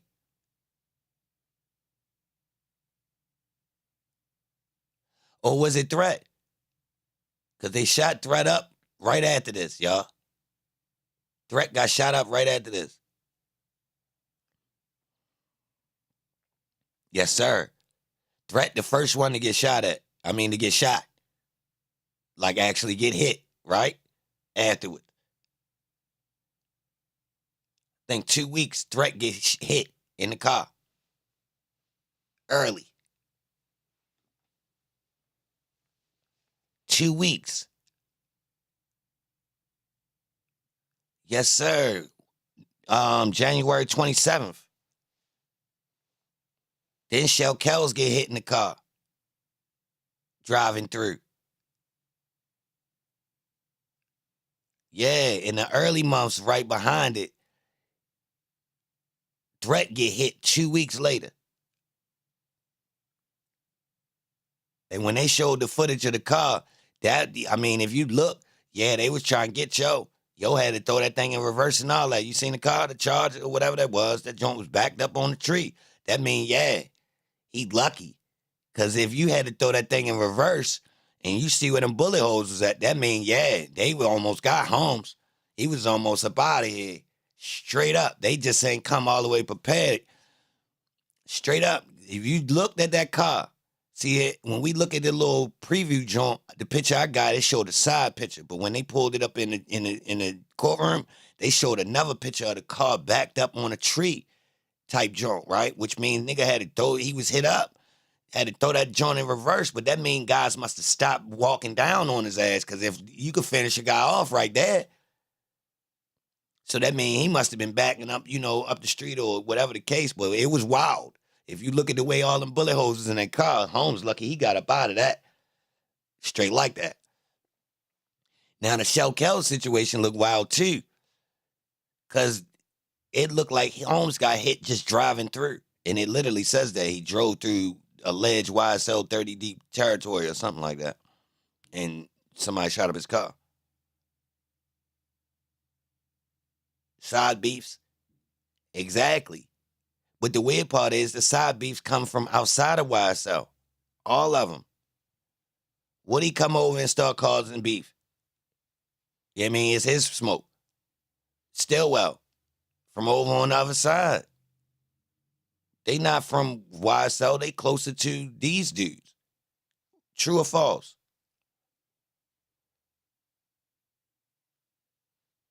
Like, if Woody and Stillwell been running together, and Woody from the area where these other dudes from, and he admitted that him and Shell Kell was cool.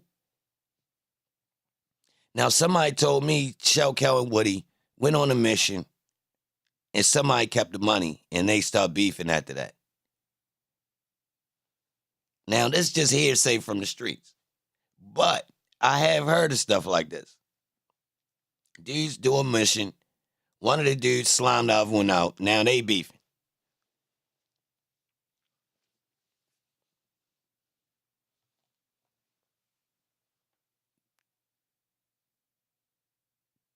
Why Woody being on the other side didn't come up in court?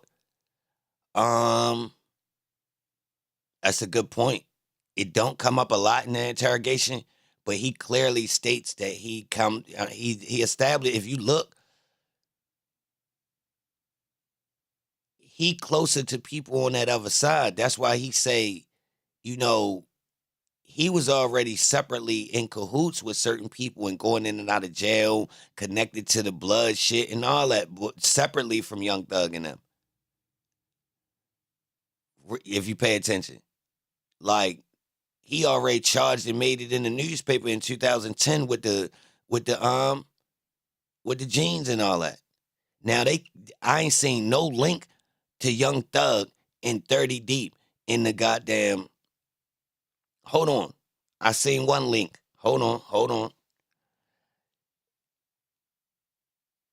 Underwood said Thug was there when they raided one of the houses for the ATMs. That's the only time I heard Thug mentioned during this time period. Now they allege that 30 Deep was responsible, which evolved into YSL. Now Stillwell a part of 30 Deep and Woody, but they said that they ain't meet until 2014. Yeah, 30 Deep is from Mechanicsville, but Boo is the link from what I see. Boo is the robberies and Boo. Like, so it looked like they was getting together, and I don't want to quote this, but look, the weird part about it is Boo is connected to Woody Cousin getting smoked. Yeah. So when Woody Cousin got smoked in 2007 for taking the bracelet off of Pee Wee arm, that was Floyd Mayweather's, Boo is the one that told Woody Cousin, or whoever the hell he is, yo, your girl outside, go outside, the gambling spot. When he went out there, he got smoked. And that's partly why ABG Mo, who allegedly put the green light on Woody later on from inside the Bing, but they just told us the other day that Nut did it. They switched up their story too. They switched the motive too, y'all, if you pay attention. They switched the motive during the trial. They say the green light got put on by Nut. They ain't even mentioned ABG Mo just now. At one point, they say it came from in the jail. Pay attention, y'all.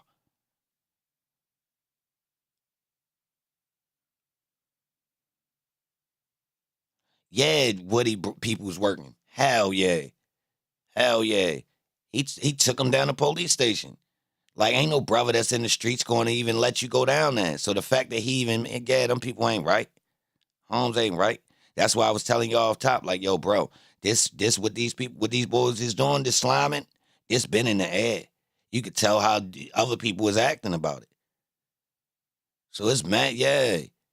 And I wouldn't doubt he was telling when he was a juvenile. That's why I say, yo, I think Stillwell and Woody, I don't want to put it on him, but that's what made me go back in the early history, because they got off on that smash and grab shit. And they was adults who was orchestrating kids. Think about it. They got charged as adults with like 6 other minors, y'all. Don't quote me on the amount of people, but it basically, they was deep. So when they get caught, the 2 adults charged is Stillwell and Woody. It's 2010. And they got gang charges. Yes, sir. They were adults. The ATMs come after that, though. And it ain't on paper who went down. Well, it got to be on some paper. But I don't know exactly who went down for it still.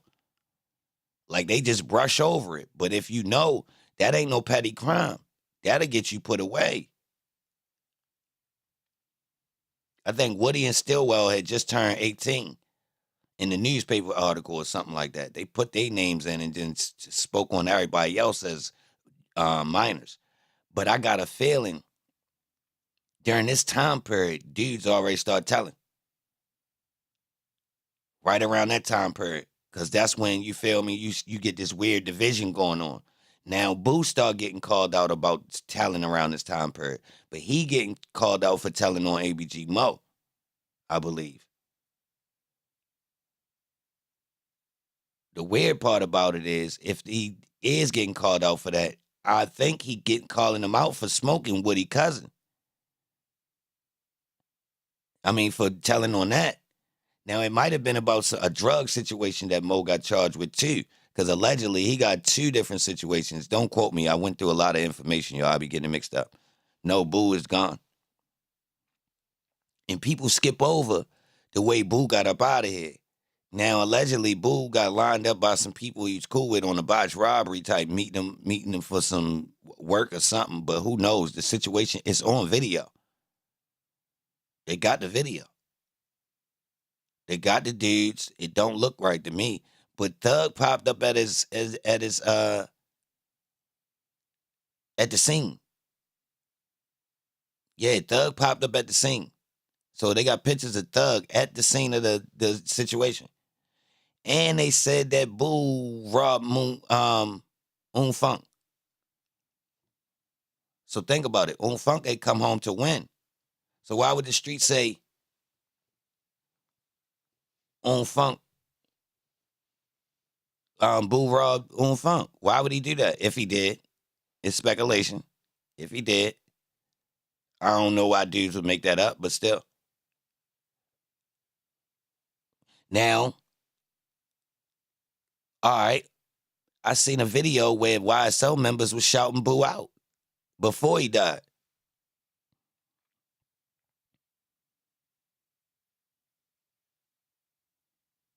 Which was tricky because he'd been telling since 2009, and he was accused of telling openly in the 2011 or 12, which is the reason they're saying that Thug basically took control and started his own thing type shit, and everybody kind of went underneath that type shit. That's what they're claiming. Now, I'm just going off what they claiming, y'all.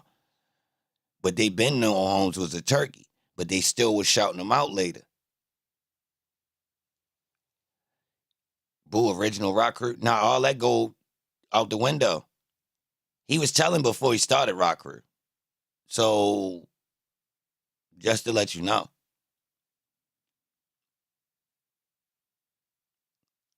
Wasn't Nut telling too? I can't find proof. I can't find proof. Nobody don't got the proof, True. Nobody don't got the proof.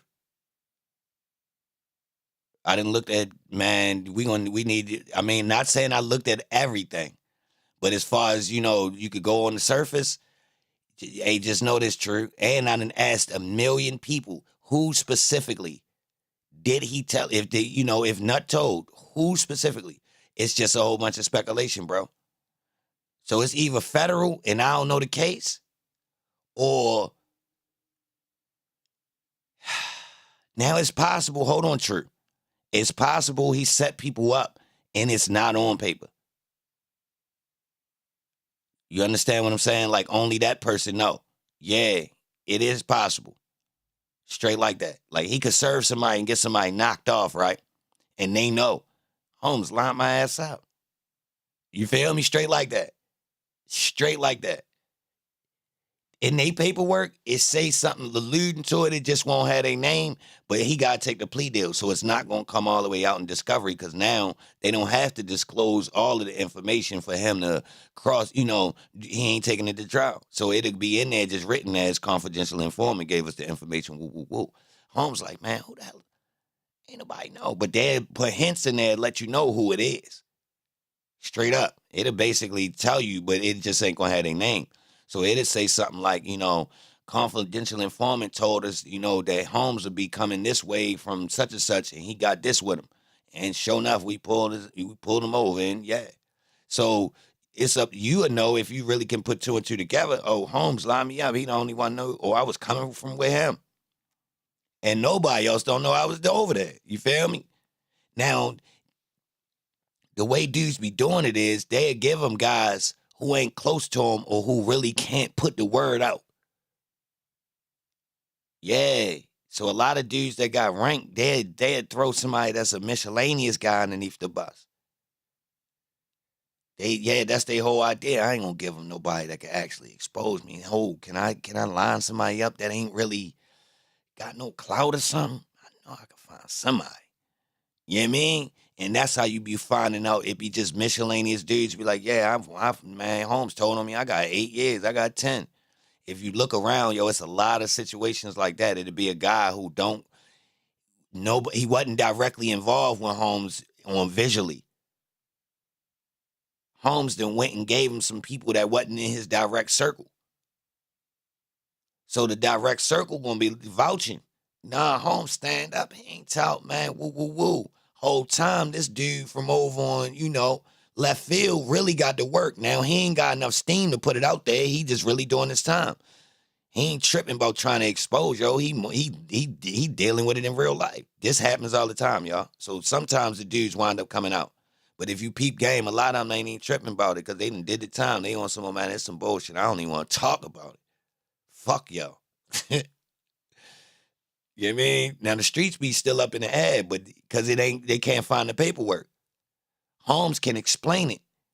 Look, here go my paperwork. I was copping from yo. He the only dude I was copping from.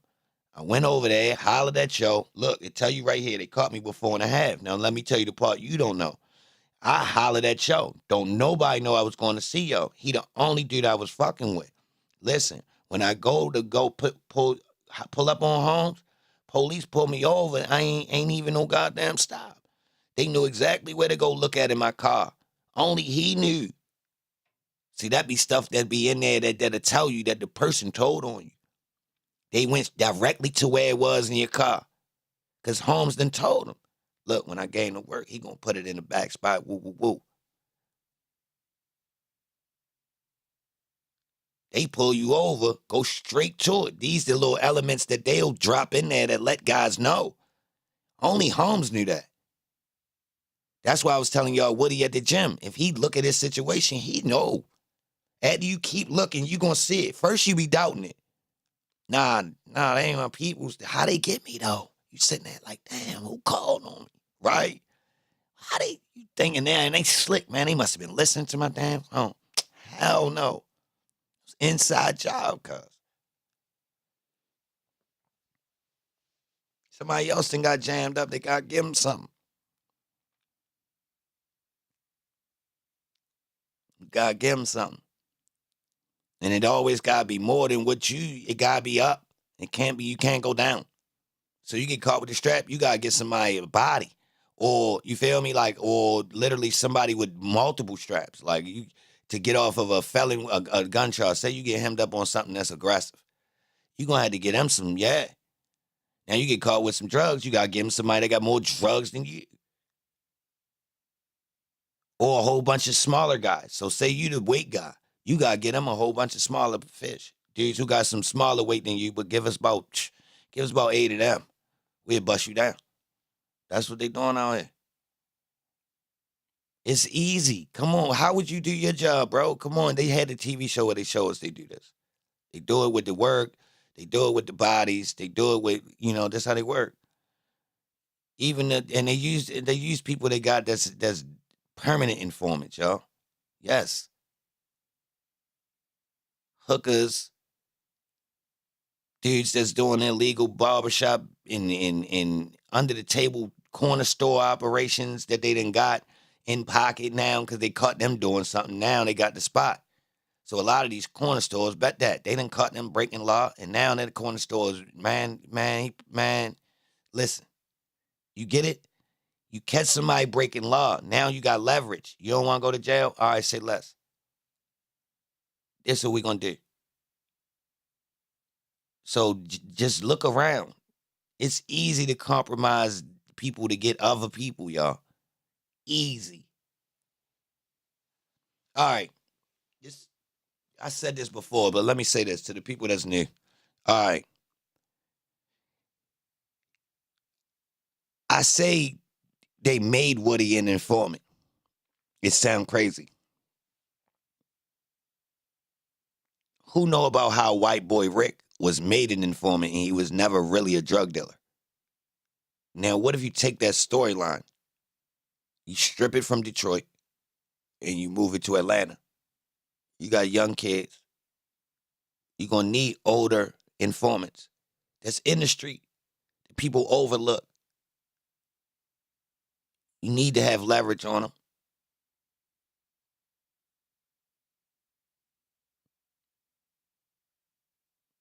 Now we found out that Thorpe worked in the school system. Now, if you know about police's ideology with relationships with kids, they literally tell you, we make programs where police can interact with kids so they will trust us and give us information and communicate with us. So we don't have the closed, disconnected community that doesn't trust us. Y'all do know they say that, right? Literally. Oh, we have to go out and mingle with the kids and all that, so technically they trust us when we come to, do y'all know they say that? Literally, I'm talking about, I done heard multiple police say that. On the strength of, these neighborhoods is so close-knit and don't communicate with us, they don't trust us. So we go in and make programs. They'll communicate with them so they think we cool. I swear to God, y'all, I done heard them say it so many times it make me sick. Because I've been to some of these programs and all that, officer friendly and all this little phony ass shit.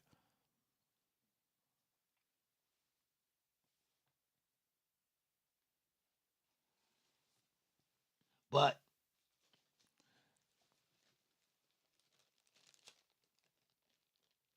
did Woody get in enough trouble early on to be turned into a young informant?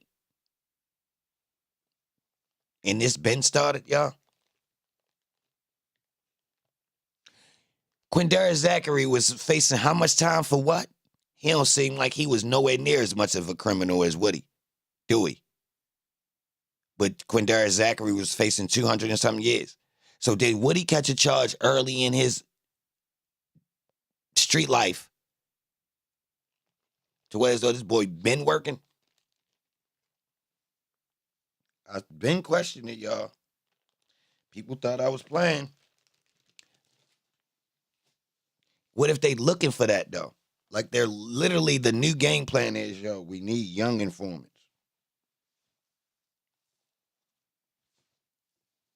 That can go to different neighborhoods. They not just, that's in the mix. And we're gonna facilitate them knowing, all right, the people that know the streets, and a lot of people is people that been locked up as a kid. If y'all know about dudes that been locked up as a kid, as far as knowing dudes in the streets, they wind up knowing people in the streets in a different way. I ain't gonna lie. If you was locked up as a kid, it's different. Now you just got locked up when you adult. All right, that's different. But the ones that's been locked up as kids, they got a different type of rapport, y'all. I'm telling you. All right. They the perfect people to get to work. They already seen the dark side, been, took advantage of. They need shelter. They need support. So when somebody tell them, look, we gonna get you out of this, but you gotta do this. Now, if you notice, Holmes got immunity. His Fed bid looked like it was protection so he could testify for this trial, to be honest. I swear to God. Him and Quindara Zachary looked like they both went to the feds as a way to get them out of the streets.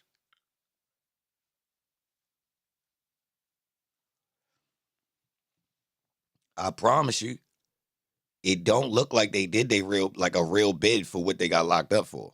I'm just saying. Woody got essentially about 11 to 12 years cut down to 5.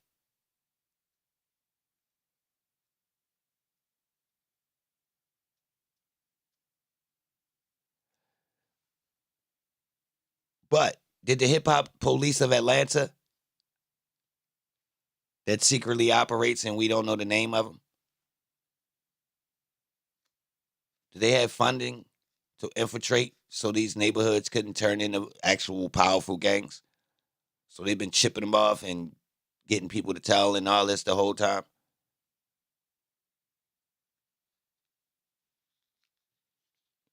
Oh yeah, the Atlanta hip hop police that they won't tell us about. And if you look at some of the dirty tactics of the hip hop, the original hip hop police, they were setting dudes up, y'all. Real rap. They basically stalking dudes, putting stuff together. You feel me? Real rap. Go look. Check the stories in interviews with some of these people that'll tell you, like, basically we was stalking them people, man. We was making something out of nothing.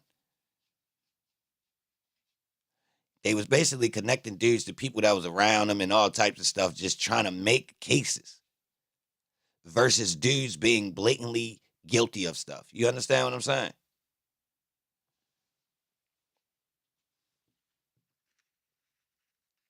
Quindara Zachary. Woody or Quindara Zachary getting immunity and being forced to testify don't make sense, y'all. Because they telling us that they don't have charges over their head. Seriously. But they clearly have leverage. So, like, we aren't being told everything. And the defense is not questioning it.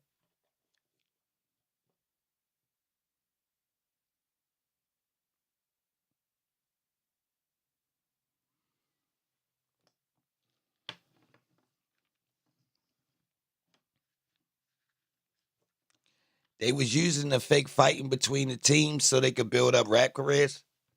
And T.I. told them to do it.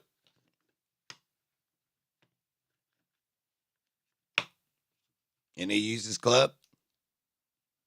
So it was fake. And that's why they was hitting houses. They wasn't really trying to hit people. So this fake rap beef gone out of control when somebody made a mistake. Nah.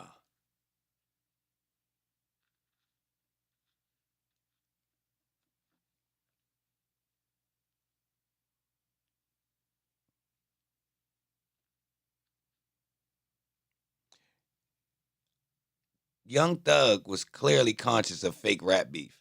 True? True or false? Was Young Thug conscious of fake rap beef, y'all?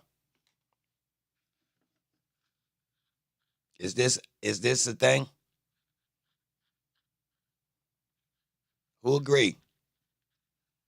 The boy's smart as a whip. If you say he ain't smart hip to this, all right, yeah. True story, just hit it on the head. Yeah, hell yeah, because the dress is past that.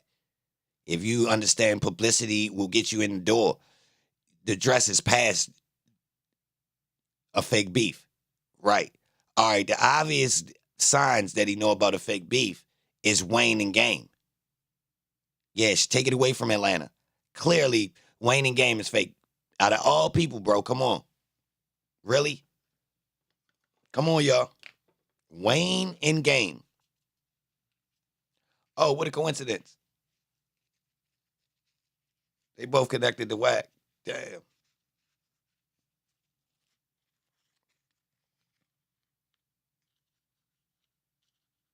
See how that worked?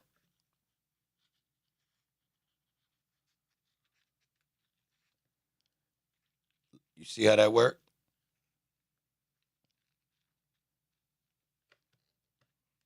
Hey, yo, how often has Game used fake beef to promote himself?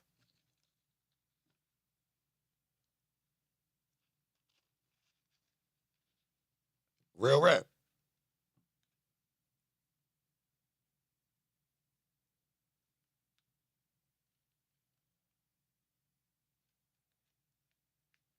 Shannon salute.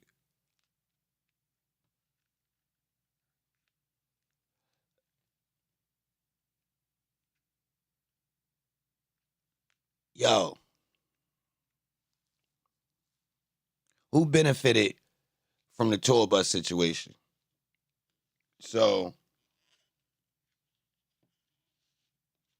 Wayne got some steam and sympathy, and Thug gets promotion as the new guy.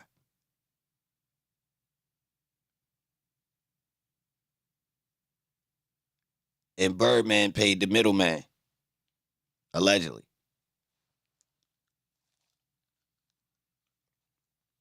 But it was all promotion, right? It wasn't no real beef. See, they want us to believe that Lil Wayne and Birdman was beefing about some money.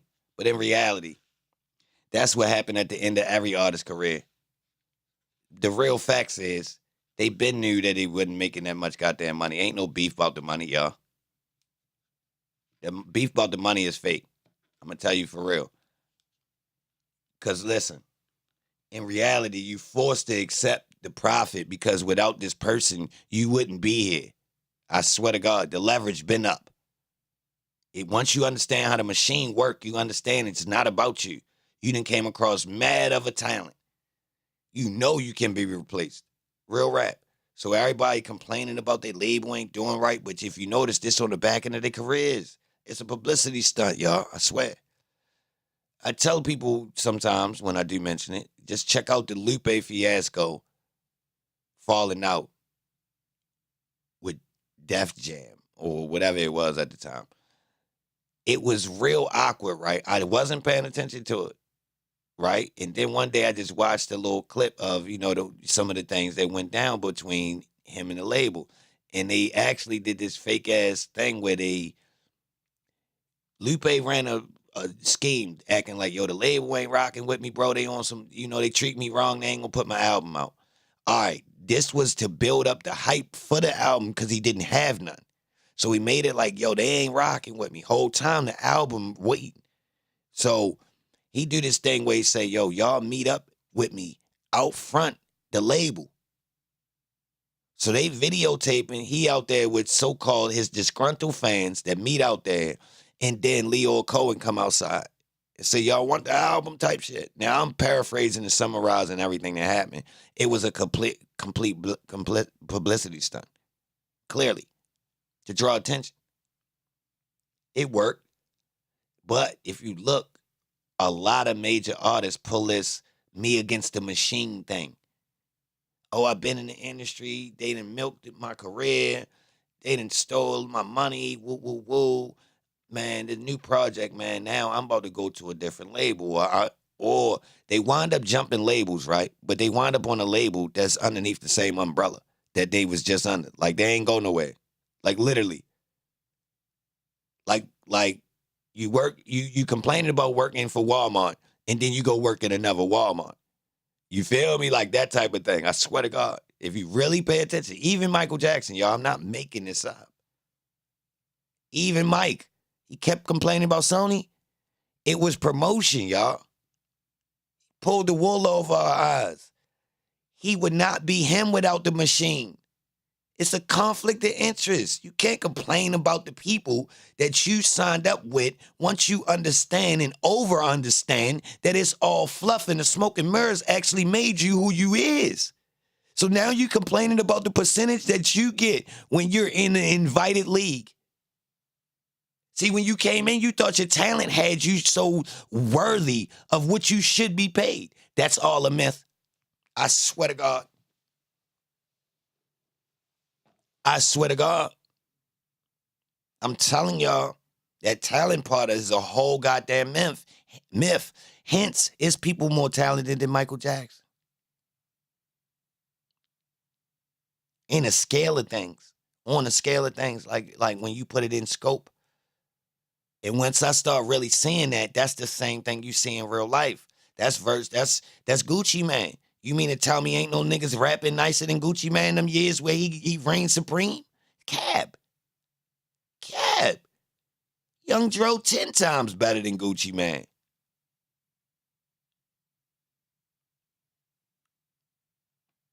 Let's think about the people that didn't get on at all, bro. Come on, you know they breed a million.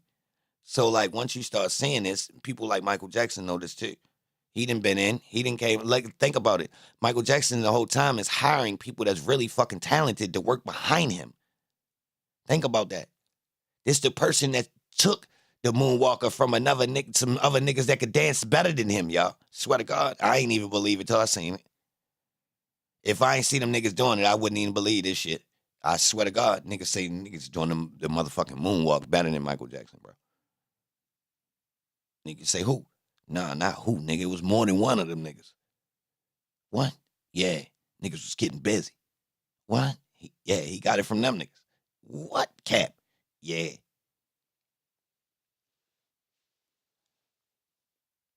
Yo, that's not true at all. Dro can't tie Gucci shoes. Debatable.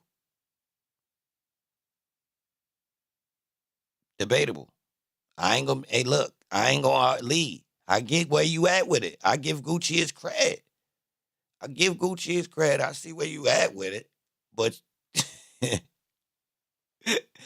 we talking two different things. You talking a better music catalog in character versus me saying that he can rap better. I get what you said. Gucci dwarfs him in the scope of things. Dro got a better flow. All right, say less. All right, syllable game a little bit better. Did he attack the hip hop appropriately? Maybe not. Nah, Gucci Mane took, who know, that effort that Gucci Mane put in, let's say, even though it came off laxy daisy, Holmes was not a quitter. So you feel me? Like he beating Dro in some categories. Yeah, I give him that. Is he beating him in rap? Nah. At winning the award for being a better representative of rap from Atlanta? Yeah. If I was from Atlanta, I would have championed somebody that's more lyrical. But I mean, Gucci Mane makes sense because they just came off of Ludacris and T.I. So Gucci Mane and Jeezy kind of made sense. They already had guys that was trying to prove themselves with lyrics, to be honest. Seriously. In Gucci Mane favor. They already had dudes that was trying to rap their ass off, to be honest.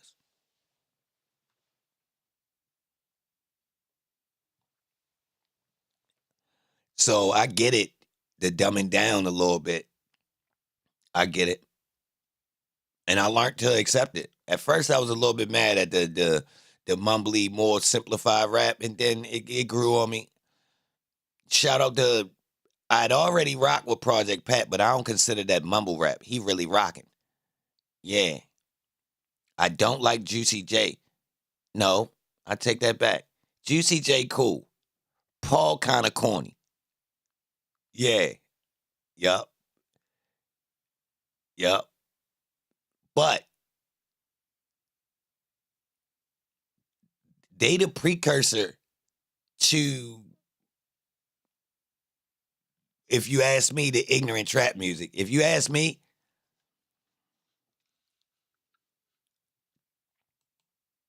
Young Dro from your hood and your son, get him for an interview, Shannon. That's one of my favorite Atlanta artists, no cap. I'm clean. I was really rocking Yo Gangsta Grills. Like, all you gotta do is tell him I said this. His Gangsta Grills one of the hardest ones. Straight up, I say this without Yo being here. Like, real shit. Like, I really tell dudes this. Nah, dudes was sleeping. His Gangsta Grills was harder than niggas' albums. For real. Yeah, Juicy do be rocking. Paul was annoying. Crunchy was funny. I respected it though. They earned it because the beats was hard, and I understood the repetitive nature of the style they was doing. Like, it wasn't overboard. I'ma have to keep it real. 3-6 was way harder. I ain't rock with No Limit or Cash Money, y'all. I actually accepted 3-6. No Limit and Cash Money, I was marking them out, y'all. I ain't gonna lie. Like, I was on their heels. Off break. Y'all, nah, yo, that shit trash. They had a couple songs that was hard, but overall, the imagery and all that, I wasn't going for it. Yeah, Crunchy the truth. I did like the dancing.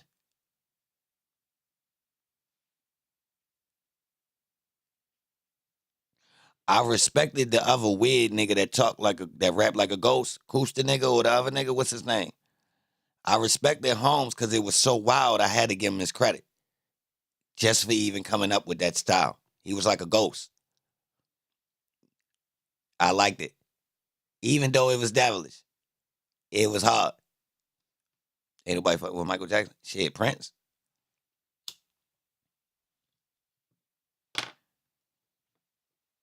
It is some people, bro.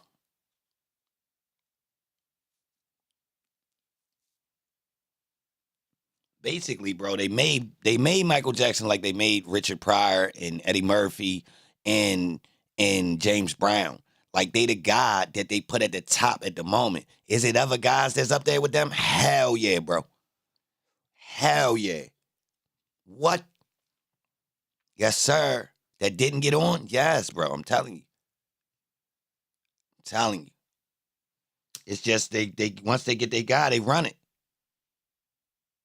They tried. I bet you if you go look and check before, right around the time Mike turned hot, I bet you they had other ones, other mics, where you could clearly see, like, look, oh, this other dude was hot around this time too. And then once they find that Mike was the guy, they like, nah, this way we putting all the money right here. Usher, nah, I ain't doing that, Lee. You wild, you bugging. I ain't that damn crazy. I ain't that damn crazy. I ain't that crazy. I can't tell either though. Hold up. I can't tell. Once you reach, you just super talented. I ain't gonna lie. I can't. It's no way to really compare you niggas. Usher is super talented. I ain't gonna jump out there like that. I don't know nothing about that.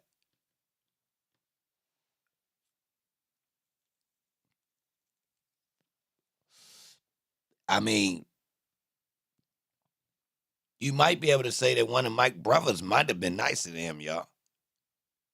But they was in a group and it was meant for the time period. So to be honest, we really don't know. As far as real talent. Now, Holmes got the formula of what they made with him.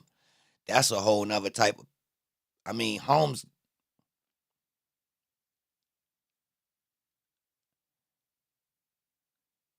yeah, Holmes developed some shit we'd never see again now that I think about it. Yeah, we'd never, start putting some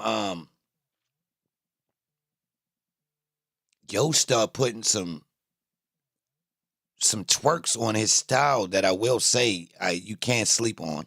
Hold up. Nah, he ain't make that. He ain't make that, matter of fact. He stole that too.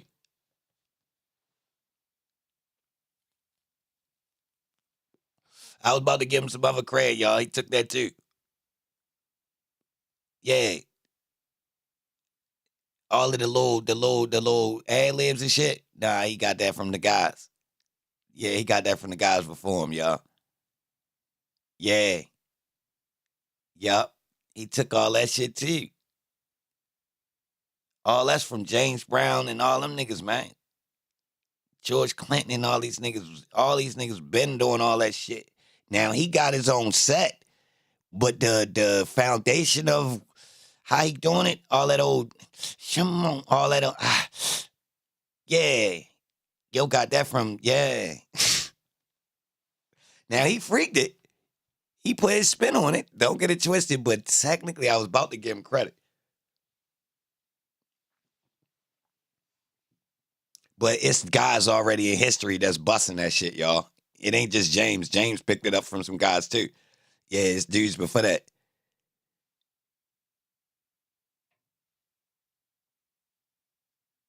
Yo, the whole thing is, am I serious? Yeah, William, check the stats, bro. I ain't making this up, bro. Listen.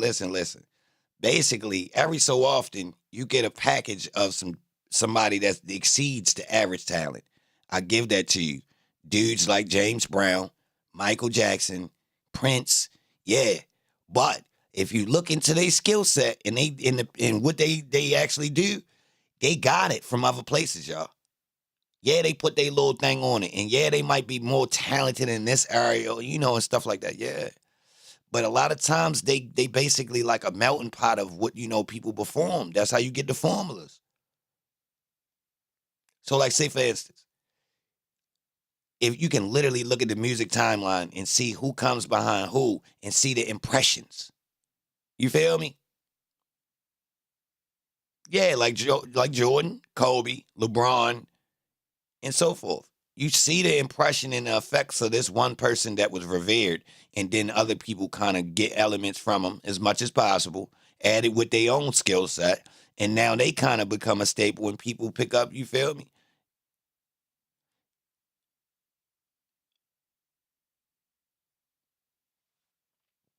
The blueprint is there, even crossing over.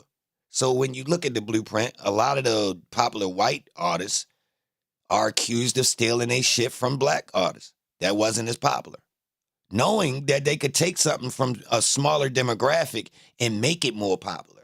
Real rap. I mean, Lil Richard say a lot of these niggas is his children. And he said he wasn't zesty. Boy said he only picked up being zesty because they wouldn't allow him to be straight because he was too much of a sex symbol. Yo, come on, man. I'm tripping, George? William? You sure? All right. Biggie stole everything? See, you can't say stole.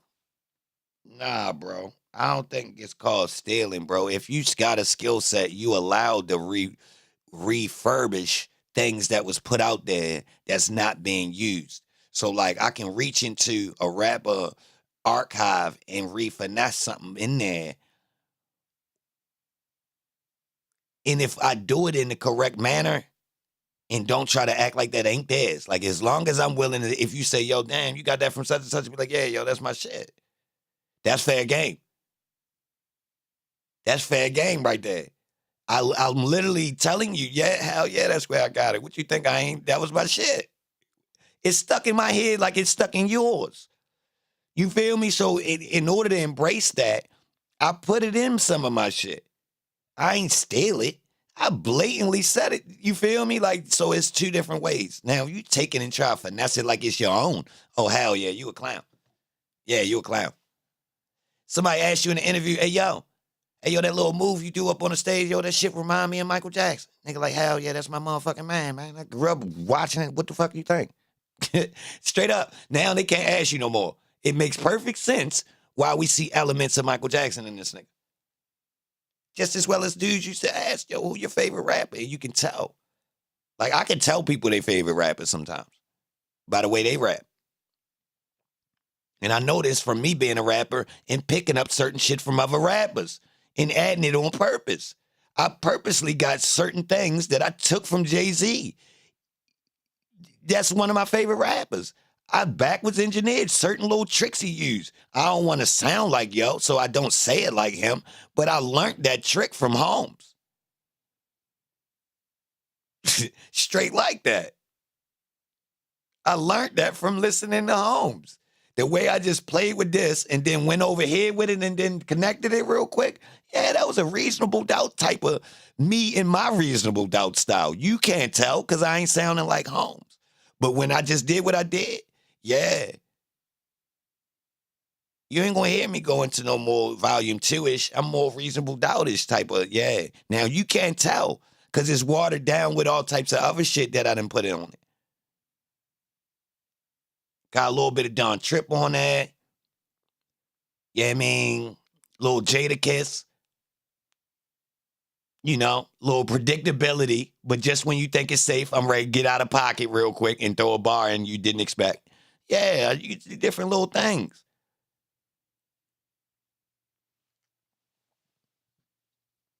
Once you put that shit together like that, you get a style that's not even, you can't even tell where the fuck Holmes and got all these pieces from. And it evolved.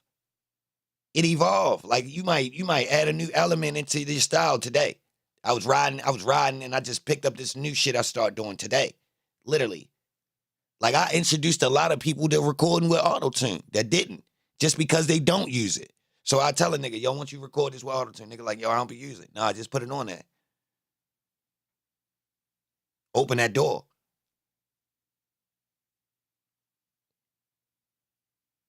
Do you got to be open to everything if you're an artist or content creators? No. You gotta find a formula that works and works for you. You ain't gotta be open to everything. Try stuff till something work. Then get into if it ain't broke, don't fix it type mode. Straight like that. Beat the dead horse till somebody tell you, yo, is that a dead horse you on?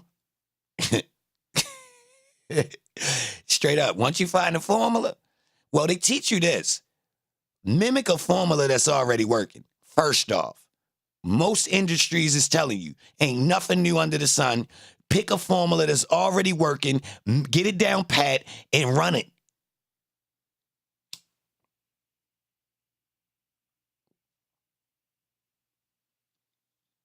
Straight like that. So if you want to know why you see so many people sounding similar or looking similar or the content is similar, it's because of that. Yo, I'm telling you, every industry that's success is built off of mimicking what's already successful. Now you got the people that's like me. We the fucking savants of this artistic, creative shit. We don't believe in that. That's boring. It's boring. Now listen. Oh, it's the real rules though. Once you learn how to reproduce things that's already the shit, then your skill set might take you into being able to turn into creating your own shit from scratch. Everybody don't make the transition.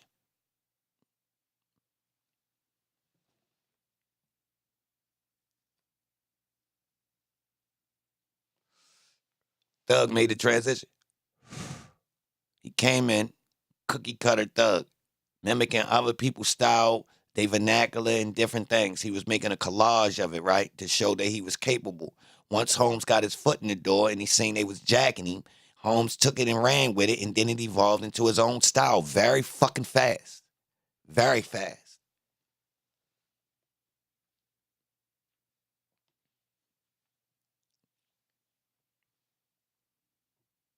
Yep. Find your niche, then wash, rinse, repeat. Now, your niche is already out there, technically. It's already proven formulas. Like, they don't like you to try to come with something that's new and refreshing. They ain't really into that. They're scared. They scared money, y'all. They ain't trying to bet on a new style of racehorse. No. They want a champion goddamn thoroughbred. Yeah, just like the ones from the past. So if you try to pull up with this old, I got my own thing and it don't sound like nothing else and all that type of shit, man, you just threw yourself in the bracket of luckily getting a deal if you do. You feel me? So most people stay closer to what's going on.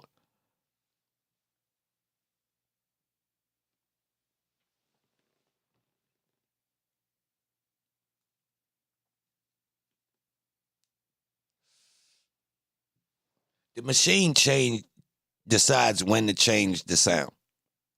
So they randomly will go through, and when it's time for them to change the sound, they'll pick somebody that's got a different sound and make it the thing. Real rap. Now, this person normally couldn't predict it. If you notice, a lot of people will tell you, yo, I didn't even expect that song to go like that. Y'all done heard this a million times.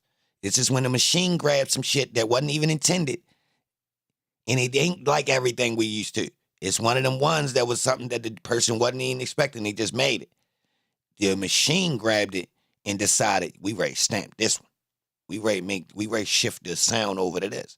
Now, they done did it multiple times. We seen them do it. They did it with the Detroit run real quick. They gave us a little bit of run with New York with the drill, boom. They did that. They grabbed those one-hit wonders and made them spike like that. If it was organic, we would have latched onto it and not let it go. Everything would have shifted and went with it. If you see, they play with it and know when to kind of throw something in and then retract it, and they won't pick up no more artists from the genre. Like they rolled the dice with it, or it was only meant to be like a little side thing real quick, not the main course.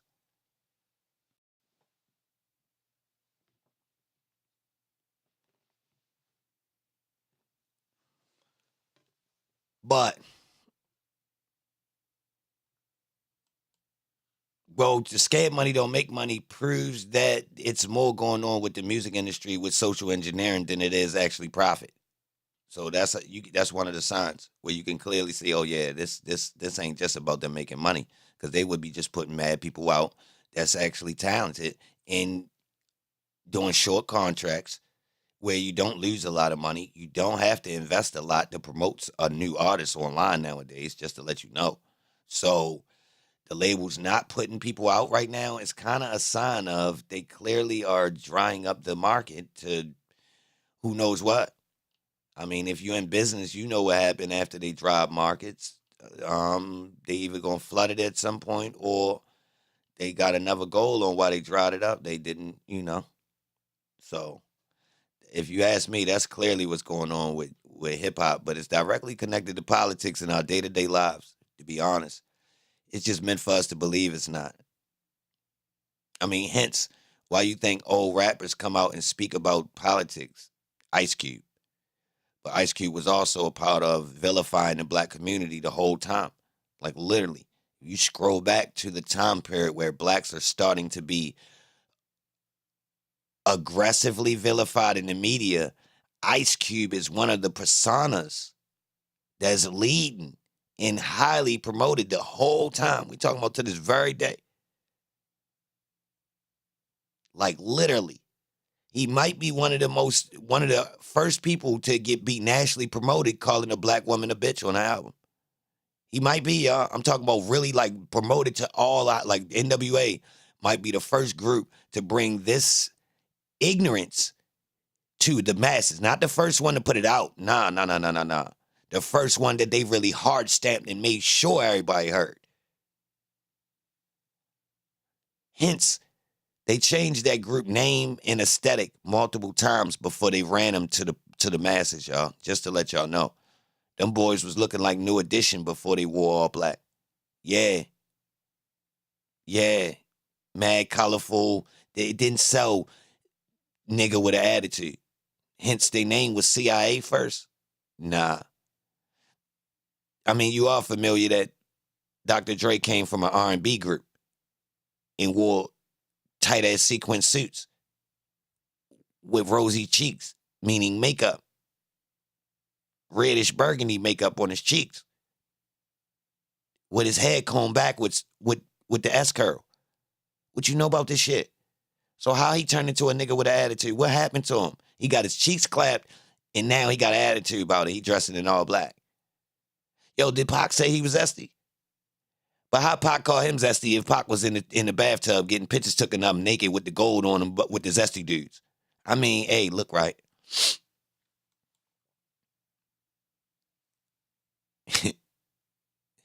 Yeah, Pac was a plant. Yeah, for sure.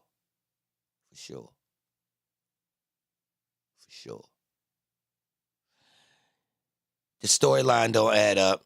If you want to know if Tupac was a plant, look at the amount of times he's in court and look at the dates of his singles and his albums dropping and movie promotion. So line up his timeline with when product drops, whether it's a movie, a single, or a whole album.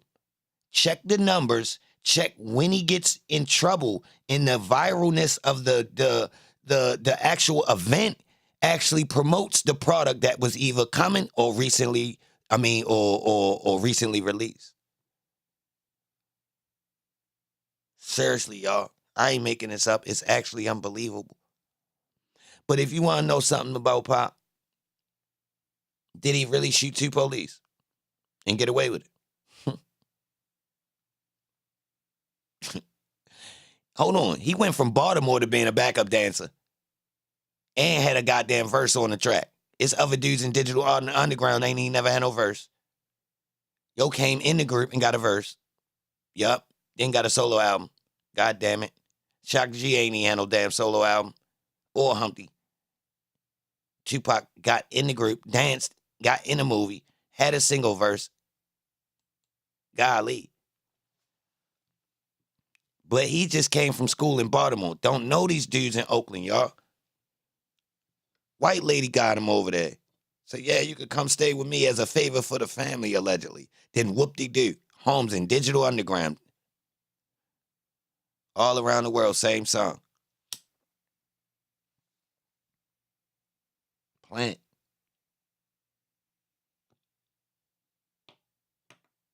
Man, they can't even tell a story straight on whether his mother had him while she was in jail or out. They can't even get the story right.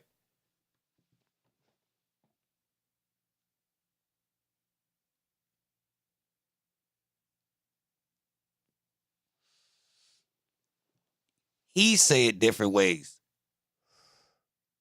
Seriously, y'all.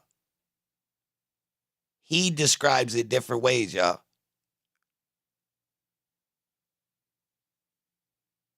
Man, go to that video where that boy's zesty as a manjan.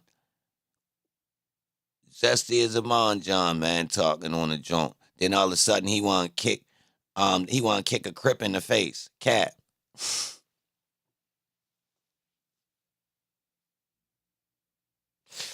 Cat.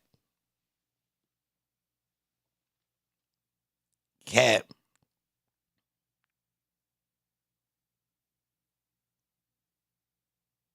Yo was just smitten with Janet Jackson, cuz. And Joe Torre. Now he want to kick Baby Lane with the slippery arrows on. That shit ain't gangster, cuz. You don't even be out here, bro. You don't know Holmes, cuz. You ain't...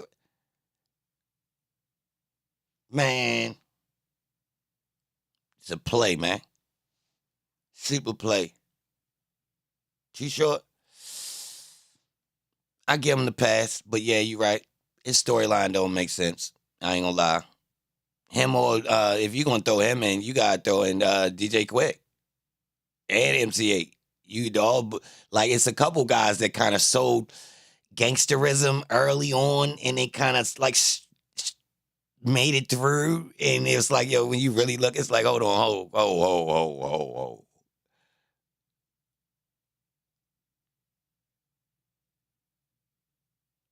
It's more. It's more. They made sure, like, almost all of the West Coast rappers was selling us that. We all in the same gang.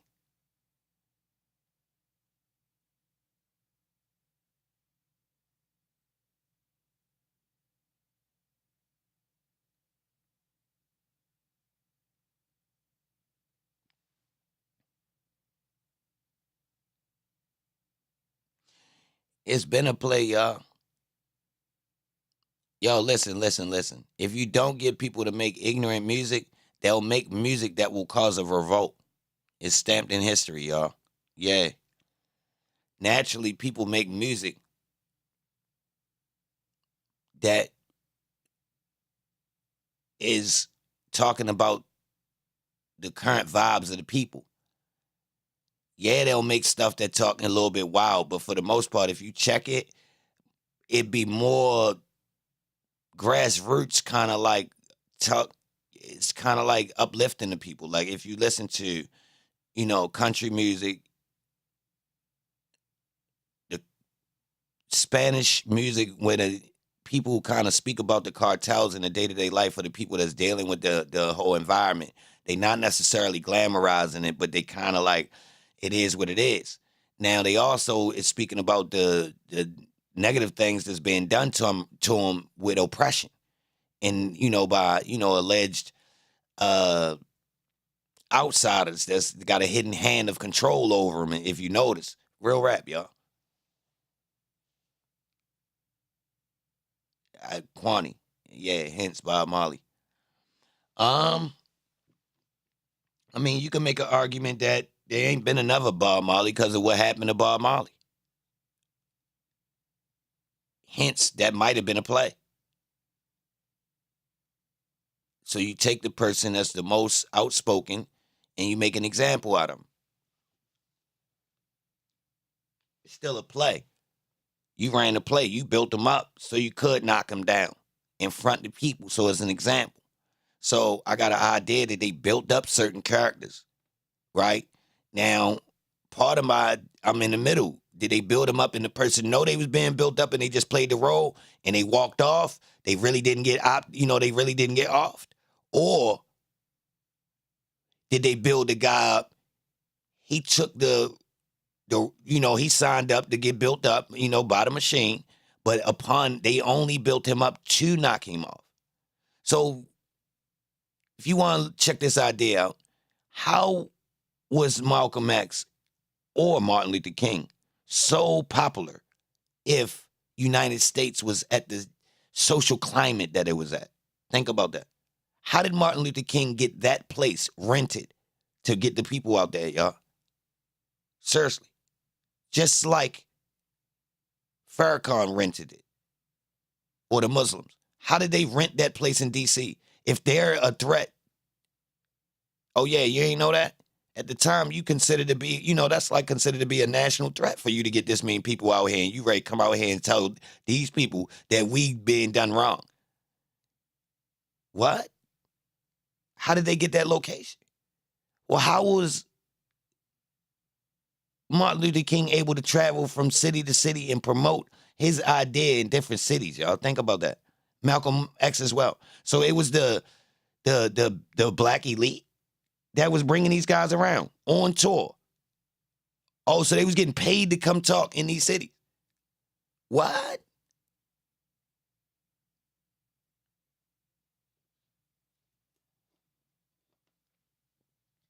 Really going to let you slander all our black icons?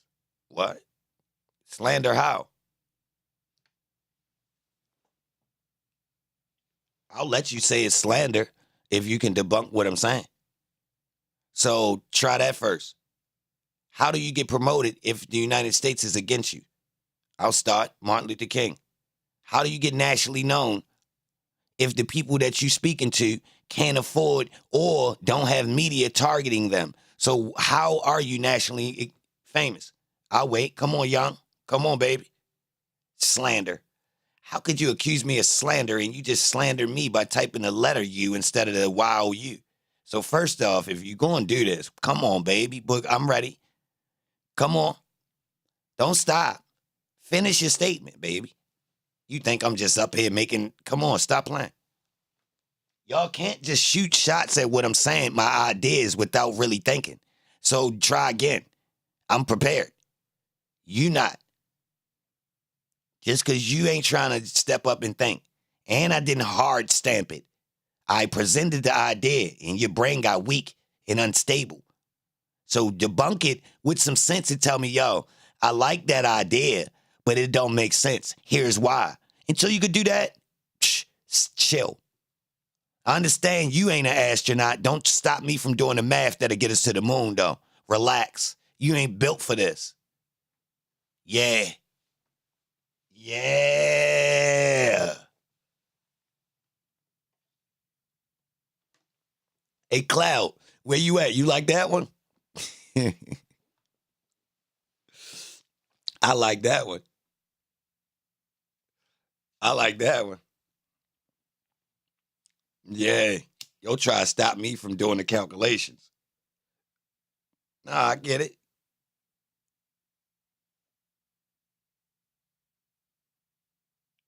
I get what you're saying. It is far-fetched. That's the whole point. How I'm gonna pull wool over you with something you can peep? Look at the facts they gave us. All right, is the racism real back then? Is the racism real? Is everything really segregated like that? Hold on. Nigga got nationally famous during segregation. Oh my God.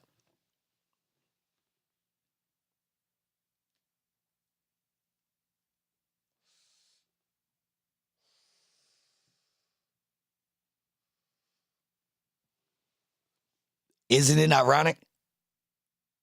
You do know black people only represent 13% of the goddamn population, allegedly, right? Who knows what the fuck it was in 1960 something, right? So check this out. How the fuck Holmes get that popular?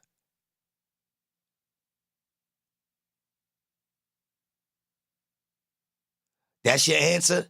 YT people watching this too. No need for all that without proof. What? Hey, chat. Relax.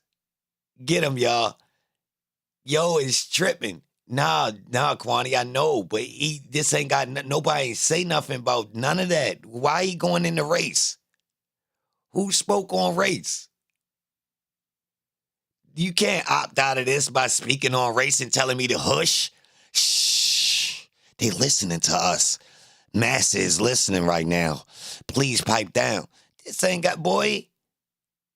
I don't live on the back of a farm, boy. I can speak.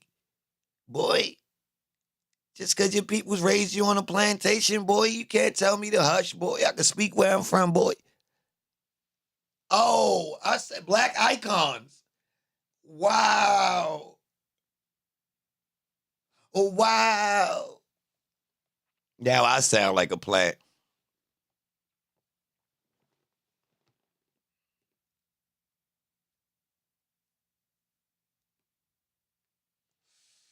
You right. You still ain't answered my question. You thought I was going to forget? How did he get so popular during segregation? And I used their percentages to talk. So let's dial it back. Let's say we was at 11% in the 60s. Because they say it grows slowly. They said in the early 90s we was 12.5 and we only grew up 0.5 in like 30 years, which is odd to me. But if you use some of the same math, you could say we about 11.5 when Martin Luther King was rocking. You ready to go with me, baby? Or you just going to talk frivolously? You ready to go, baby? Hey, baby. Hey, baby. Hey, baby. You ready to go? You know I'm using the info, too. You know I'm not this ain't my calculations. You do know I weaponize with available information, so you can't say I'm reaching. Oh, cuz, come here. Come here. Bring that ass. Bring that ass. Bring that ass. Bring that ass. So we could share the tissue, but we couldn't share a water fountain. Woo! We shared the airwaves and all commercialism, marketing billboards. Oh, yeah. Handwritten signs promoted Martin Luther King to be nationally known in all 50 states. In all black communities in poverty where people don't have radios and televisions, allegedly. Yeah. They don't even have televisions at this time, damn near. Nah. But yet, when he pop up in town, they familiar with his face to hop out and let him walk those kids into jails. What you got to say about that, brother? Hey.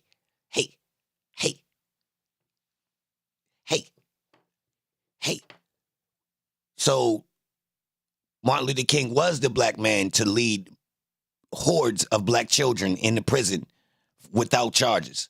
True or false? Uh-oh. God damn. God damn.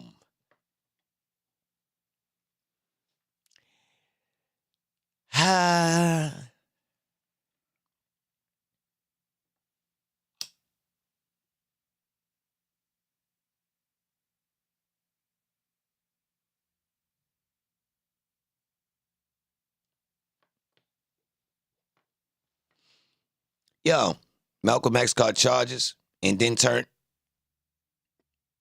into an activist. So he's a criminal who switched up once he got in Fulton County Blue. Okay. Admittedly, he was pimping and was a bad criminal. Then he got caught and changed his mind and started using this swindling to misdirect the black community. I'm just asking.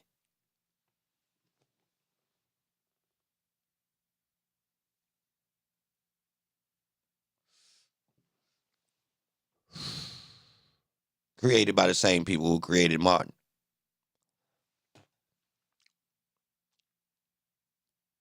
By the same people who didn't want the people to listen to Marcus Garvey. Whoa. Or was Marcus Garvey also a created plan? Uh-oh. Oh, with the plan to go back to Africa. Oh, to get the niggas out of here. Oh, after they built the United States. Oh, where you at? You ready? Hey,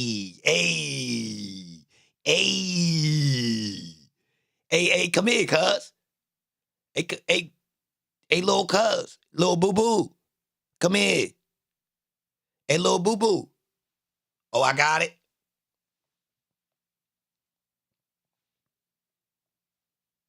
What, you thought I was just going to chill? Nah. You got more? I got more. You do know this timeline that I'm laying out stretch over a long period of time. You want me to bring it forward and show you how this same conscious community manipulated the black community and how it's linked to the Boule, that's linked to the Greek societies that's been running the United States, and they come from across the water. You want to put it together or you think it's a game? Yo, who Martin Luther? Not the black one. Uh-oh. Huh?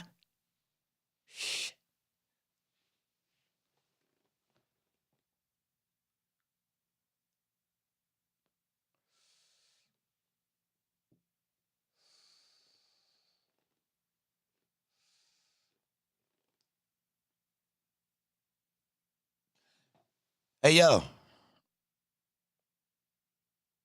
When the civil rights... Yo, Martin Luther King died. And the civil rights movement turned to start including white women's rights and other people. True or false?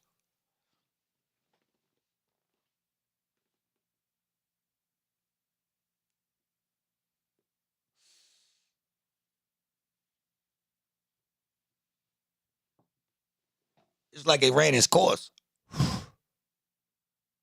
Yo, what year the projects was built? Shh.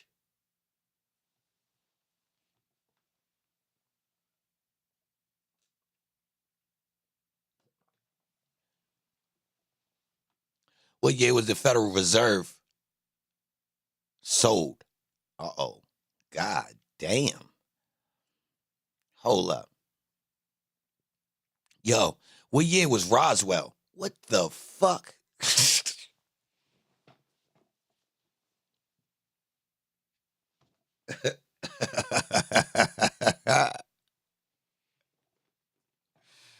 Oh, shit. Yeah. Inspired. He trapped him. Cap. Look, I meet you halfway.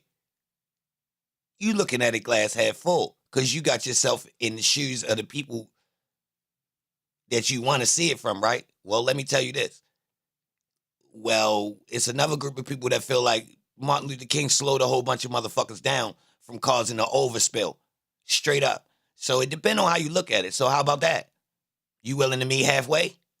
See, look at him, y'all. He bad faith. I'm willing to agree that I see his angle. I meet him halfway and say, yo, can you agree that you can see it from the other side?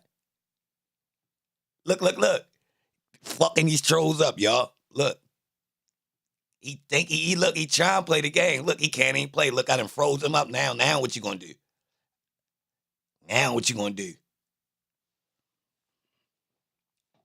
I see what you're saying, but you're falling apart. I see your argument, but what y'all fail to understand is y'all never acknowledge what I'm be saying. You trying to debunk it, but you don't got nothing. So you gonna just sit there and just type nothing for, you feel me? And I done made mad points. So I'm getting my points out, and you don't notice that I'm turning up, right? So there's more people probably listening like, hold on, what is he talking about? The way he keep rambling off these lines. I'm causing interest off your dumb ass right now, just to know, because there's some people that done heard some of it, but not all of it. And then I'm putting it together in wild ass combinations. So I don't know if you noticed. It's getting worse if you wanted me to stop. Because they like, huh? Oh, cuz just skipping through.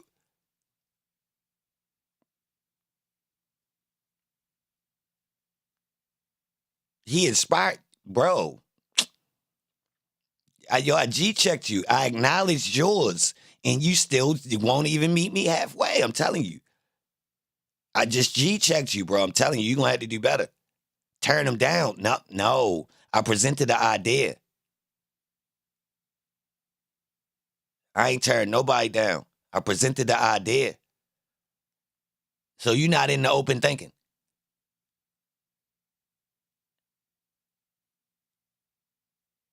You're not into that. You familiar with COINTELPRO? Oh, shit. Damn. Secret weapon. Ultra combo. Hey, yo, come here. Come here. I'm cheating. Come here, though. Bring that ass, champ. And when I call you champ because you my son, and I want you to be a winner. I'm going to teach you how to box. all that. You could be nimble on your feet. Bring that ass though.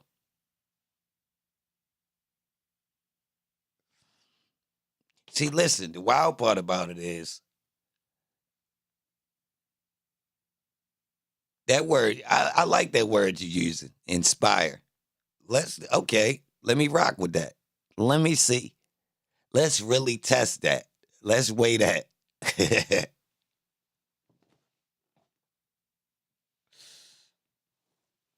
Yup. Okay. So every other group homogeneously reciprocates the dollar inside their own community. So Martin Luther King got the people to desegregate, join the workforce, and give up their ability to live in homogeneous communities and reciprocate their own dollar. Okay.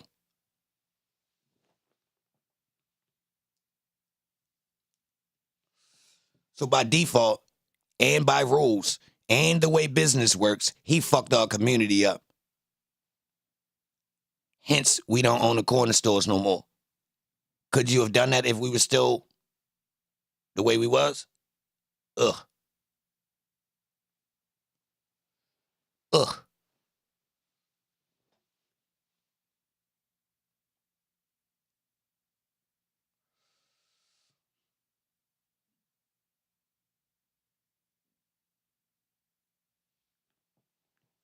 Yo, first off, you think I feel cool saying this shit? That we got duped?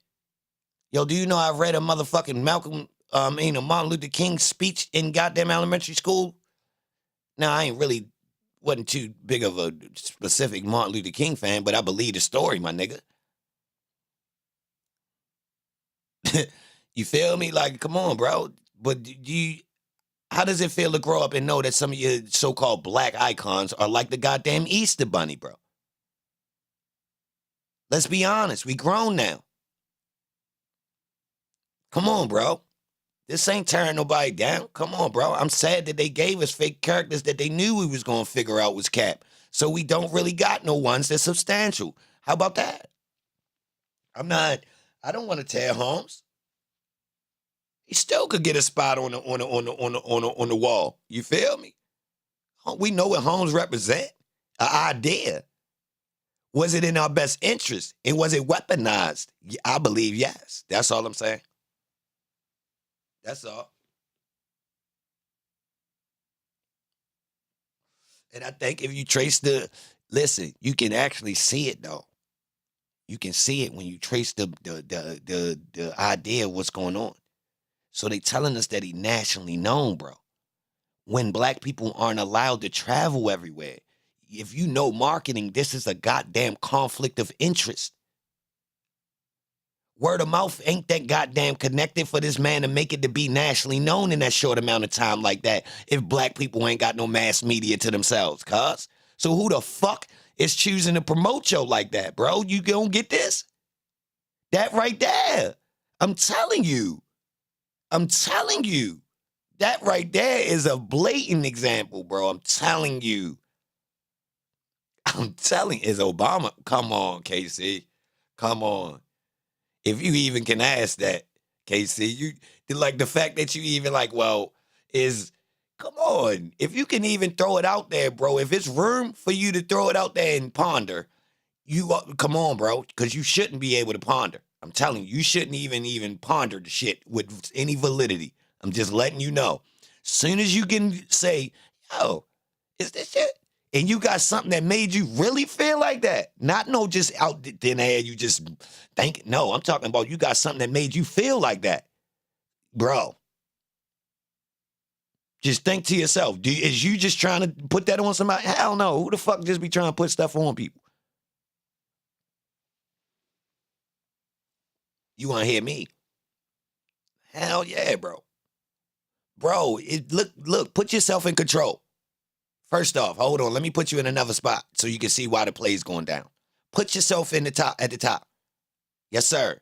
It's your job to orchestrate all these goddamn people moving forward, bro. See, that's the part people sleeping on. We ain't never even considered this job, this task. Yes, this is a job for a group of people to smoothly move all the people forward like cattle. Do you want to spook them? No. But you got to kind of keep them scared to keep them in pocket. They jump out of bounds, you know what to do. You got to put them down. Every so often, we going to cook some of these motherfuckers. That's what they for. Right? It is beef. No pun intended. Everybody getting chicken off beef. Man.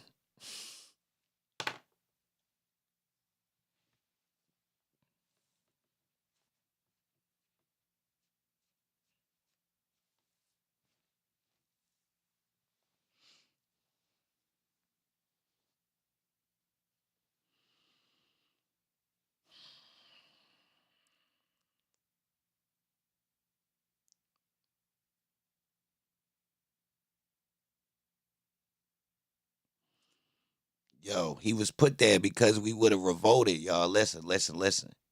He was put there to tell us to chill. You don't see the play? You don't see the play?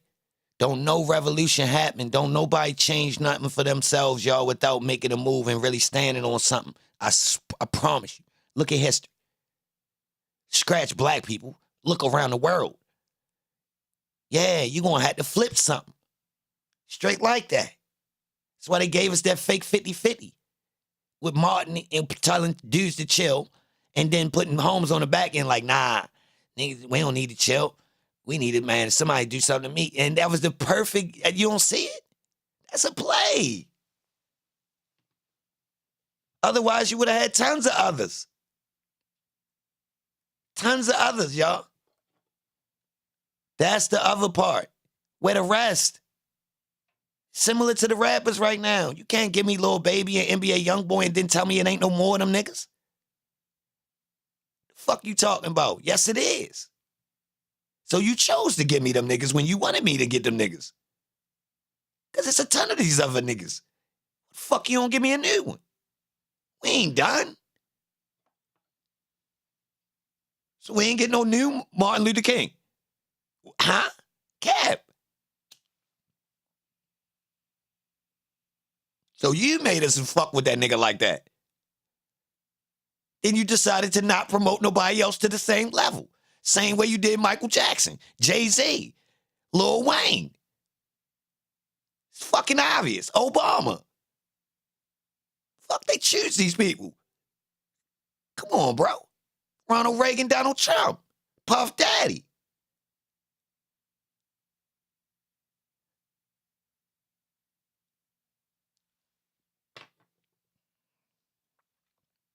Yo, follow the money. Now you thinking to yourself, who behind this? Well, who run the money? Don't say it. But it's just like an elephant in the room when you in the money room, right? Who's the elephant when you come in the money room? The worldly money room. It's a worldly money room, right? And when you come in this room, it's an idea that just kind of, if you was to say, yo, who got the money?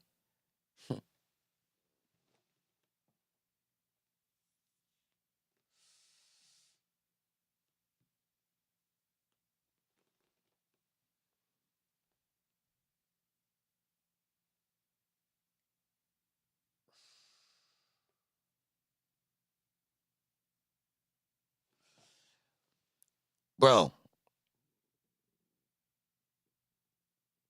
it's magic.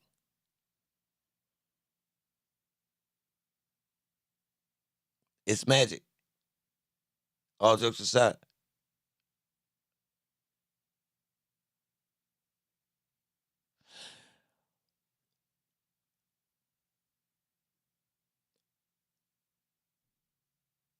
It's magic.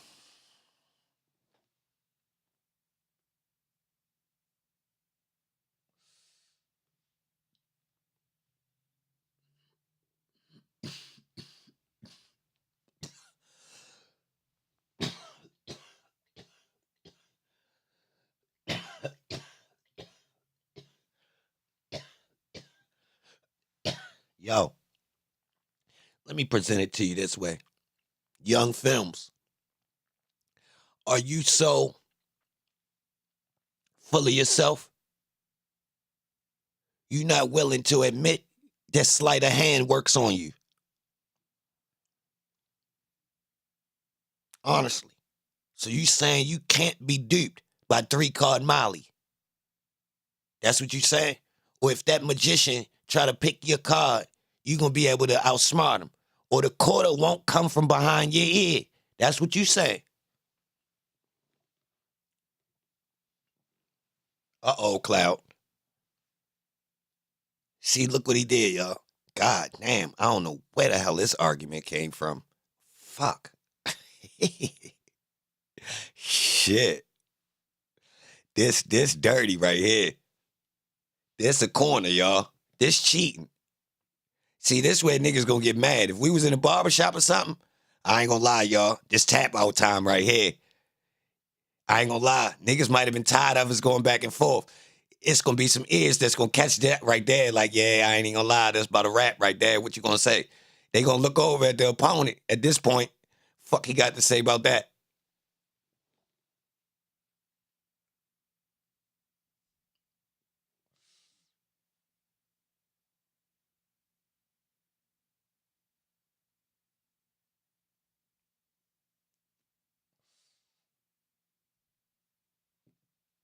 Hold on. Let me go ahead and get gang. Hold up, guys. Hold on. Since Holmes ain't giving a valid argument, let me jump on the side and argue with myself. Yeah. Yep. Invisible, salute. Because Invisible came in with more of a neutral understanding of what's going on right now, right? Just the challenge of it, right? So let me jump on the other side since he ain't defending it properly, y'all. So let me explain something. Based off what Invisible just said. Invisible said that was all I wanted in understanding. MK was aware he was being used. So all right, let me run with that. That's what you gotta fathom. Whether the elite blacks think this needed to be done in order for us to move forward. That's why he was running the play. He understood it was actually slicker and not no sellout tactic. The elite blacks thought this is the best way to move forward. Because if we try that Malcolm X shit, they gonna step on us. Step your game up, cuz.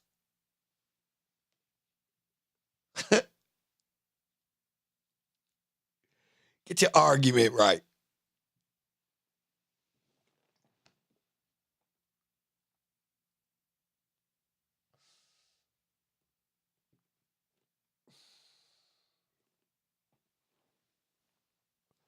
He come from a family of a father that understood politics and come from the church.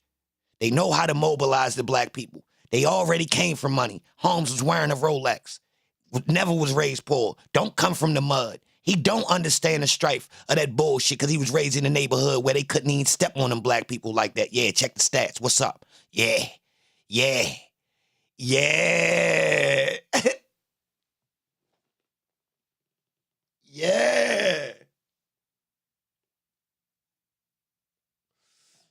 I give them the benefit of the doubt. They were some smart ass niggas. So check this out. These niggas knew. Ain't no way with this small ass population. Yeah, I'm gonna go back to that 13%. Ain't no way that 13% could ever overthrow this shit with force, could we? Nah, we'd get stepped on immediately. They already using dogs and water hoses. The motherfuckers will shoot a nigga for lesser. Yeah, so we shouldn't even mobilize these people to try to fight, should we? Nah, so let's come up with a reason to not let them fight. We need a martyr. Yeah, we need a martyr. Nigga, do you know what a martyr is? Yeah.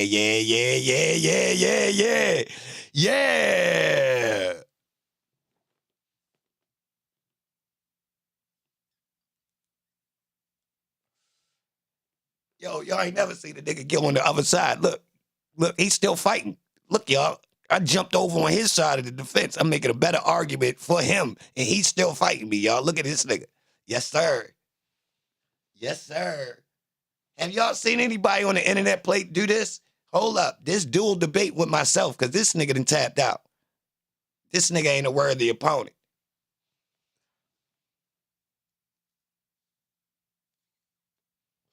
I like this shit myself. I like this. You cap. I like that you brought it out of me. Straight up. Pause. I like that you brought it out of me. Pause. Straight up. So, yo, Young, I'm glad you came through, Young. I wish I could make you green. You is green. But I wish I could turn you green in the chat, baby. What's the truth? Hold on, bro. You can't just say it's the truth. What the hell? At least say what's... Hey, yo, he funny as a man, John, ain't he, y'all?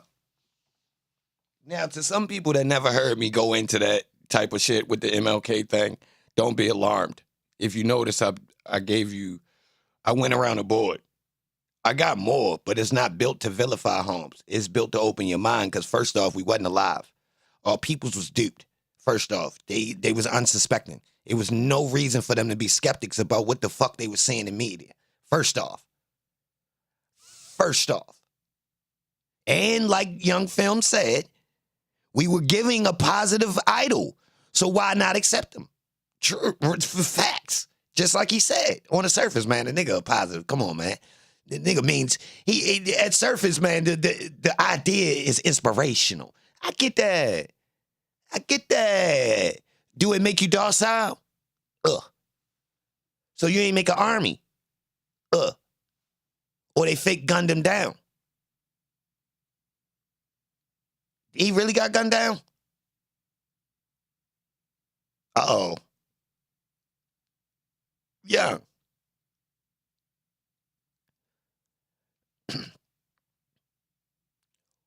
If he did, who lined that boy up in Memphis? It's fishy. Nigga just sniped you.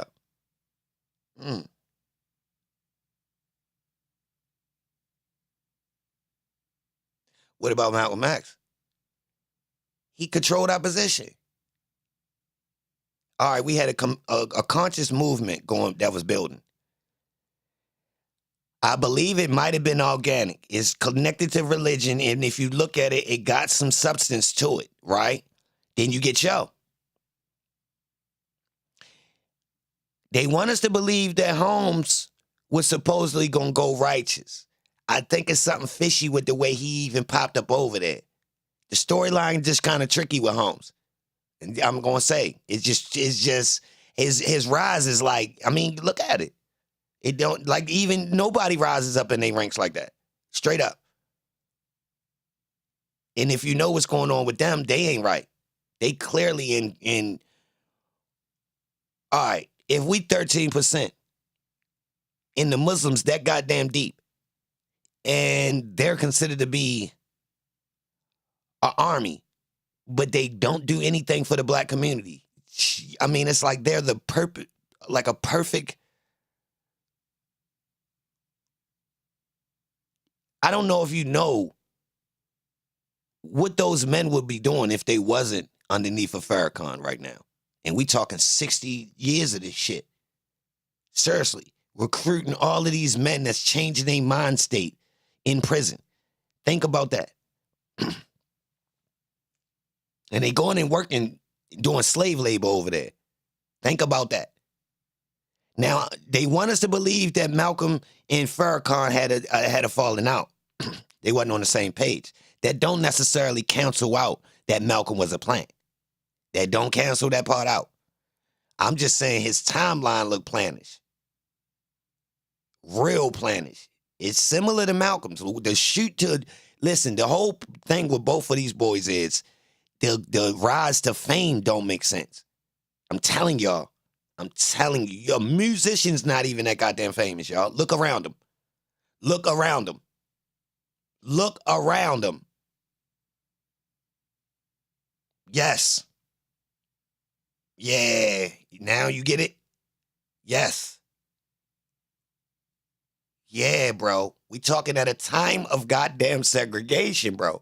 You talking a nigga that's not even a goddamn mayor or a real councilman. Nothing. Going viral? His face is recognized. Cap. Cap. How? Everybody want to go see yo up at DC. Cap. Cap. How the fuck could they know yo? Word of mouth. How? The fuck? Yo, if the word of mouth was that goddamn tight, nigga, our economy would be straight. If black people word was that damn tight, we could promote anybody up to fame. We have more black presidents. Straight like that. Straight like that. True or false? Think about it. If we made that man that popular back then, we could make another one. True or false? Seriously, he was that sought after. Our word of mouth made him that popular.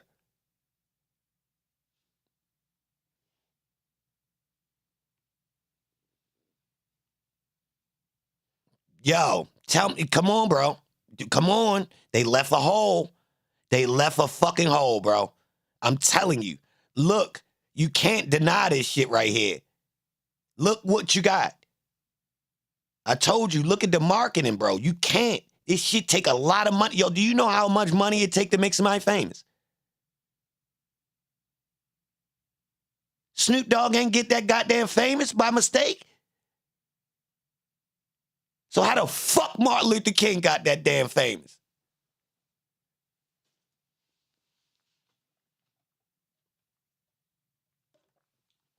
I rest my case.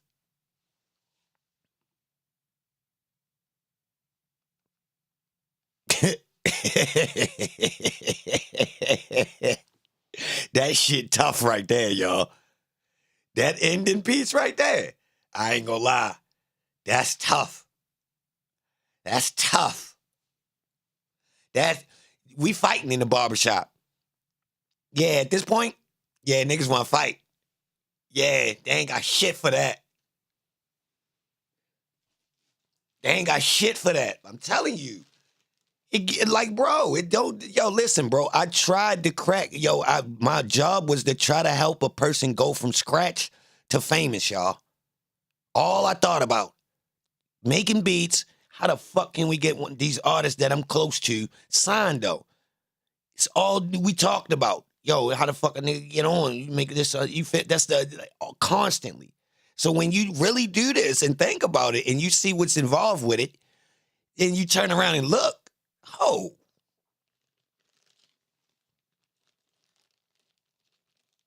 All right. Do politicians get popular without campaign money? And do politicians with more campaign money wind up winning? True or false?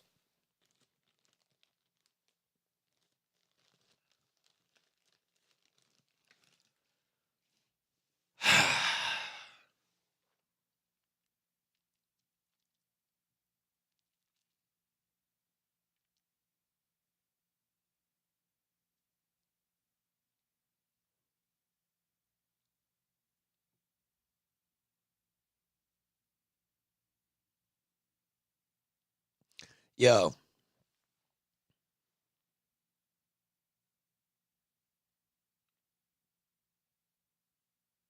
Yo, y'all know like 75% of the people that's talking about Puffy right now don't know none of his music. I bet you if you ask them to say a Puffy verse, they can't say one. Seriously. Now listen, that's connected to the idea. He's another person that's been feloniously put at the top of our, what would you call it? The pyramid of the black community. He's someone who's been put at the top falsely, y'all. Clearly, I've been called it. Been called it. She was clearly fake. Early 2000s, I'm on his ass. Hold up, y'all. Why the fuck niggas be fucking with Puffy?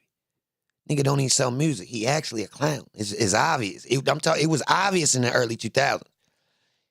Real rap. We talking about cheesecake time? Yeah, it was clear as day. Everybody knew. Like, it was like, I mean, yo, you zesty.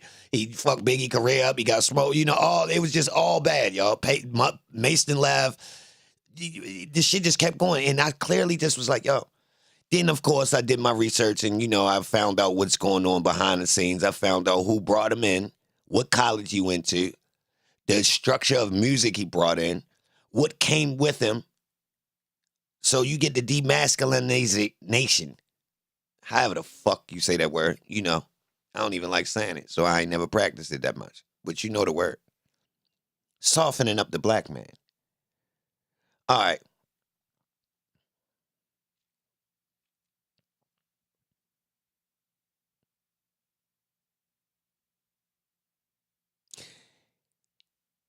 He literally brought in the whole idea of zest in the hip hop where it was like an ongoing joke with Puffy. Real rap. The whole time. Now, if you was here earlier, I told y'all might want to look into the Franklin cover-up if you want to see what Puffy was really up to. And you might want to look at, I mean, somebody say similar to Epstein, but he for a different circle. So all of these players, they go and get recruit other people. They get them right, and then they bring them into the next layer where you actually, you know, get took to the other parties. So you come to a Puffy party.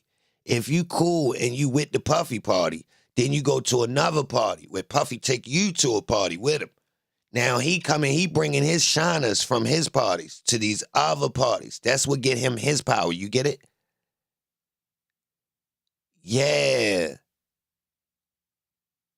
Yeah. You see it? So look, that's why you'll see the chain. People always saying, I came through this. I was there because of this. Then these people who actually with the shit, they get brought into the next layer of circle. Yes. Yeah. Now look, depending on what you up to, it's depending on what you're going to get. If you just came to frolic, you already know. It's going to be some frolicking. If you want some career moves, then that's, you know, we're going to have to communicate about it, and we're going to put, you know, eventually you might make it to the right people that'll help you make some career moves. A lot of people get caught up thinking they're going to get some career moves, but they wind up just being food at the party. You get it? Real rap, y'all. This ain't no mistake. This ain't no secret. It's been going down openly. People signing up for it. For real. Straight up. Now, listen. Some people wind up there and didn't think it was real. Yeah. Yes, they was dumb. They couldn't peep the signs. They thought everything was sweet until the latest. Until, you feel me? You feel me? Everybody was naked. And they like, yo, what's going on? And they like, why you ain't naked? Straight up, that type shit. Now it's coming out and people want to act brand new about it. But nah, yo, this was going down before Puffy, man. Go check the stats, bro. These dudes been having Puffy parties before Puffy. Straight up, y'all. And they all the same people.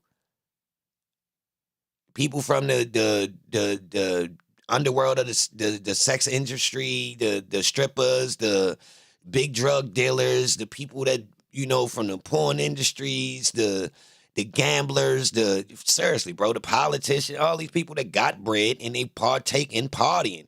For real, it's not new. Holmes was just a facilitator that was built by groups of these people that facilitate little fake plays so they can get the traffic. You see it? That's why Holmes was basically a fake record label, an entertainer that's meant to go around. He got the money. He a fake move and shake. The whole time he recruiting for the goddamn plays, y'all. He do the parties first. Then once you go through one of his parties, his people start picking the people who need to go to the next goddamn level, and we shop them around with the elite niggas that put us in power. Y'all get it? You get it? You get it? They made a whole bunch of Puffies so he could go around and mingle with the people that's just frolicking, trying to get into shit that they can get to pull up somewhere at a disclosed space get wiped down, and if they want to tell, they can't come back. Straight like that. And if you keep your mouth closed, we might got a job for you. Fuck wrong with you. Straight like that, y'all. It's been going on. And these people with bread, they love to party. And they gonna keep it moving. So they get other dudes that make it happen. Yo, I need you to, hey, go over there, get a whole bunch of, now it look regular when Holmes pull up and he got a party with a whole bunch of young bitches, whole bunch of dudes floating around, everybody fly, drinking champagne, getting drunk, getting high and all this, right? It look regular because he's in the entertainment industry. Whole time that shit'll play. Whole time. He ain't the only one, y'all. I told y'all this ain't.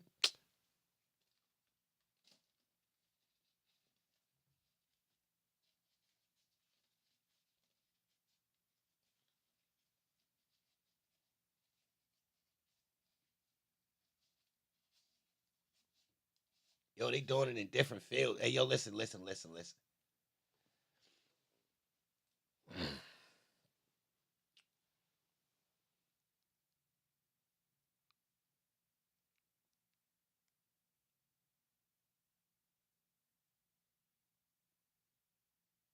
Do some of these churches be traveling with they choirs and they women?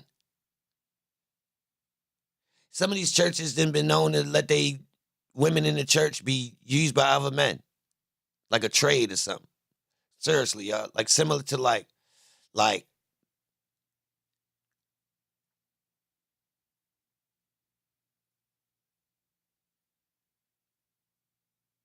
I got all of these people with me that they already been groomed, and this is your style. You like this type of this age. You understand what I'm saying?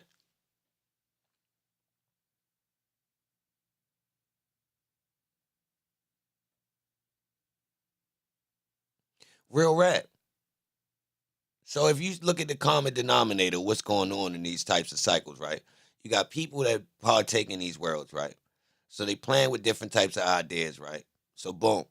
Once it come to the light, what you find out is they was doing this at a high clip.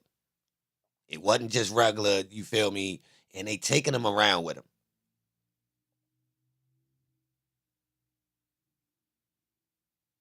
They traveling with them. So see, what we keep saying is we thinking, oh, Holmes having his way. No, Holmes is getting them right for other people, and that's part of the whole rotation of a way to make it happen for a group of people who want to keep themselves separate from the actual dirt of it. So it's turned around and looked at a whole nother way. Yeah.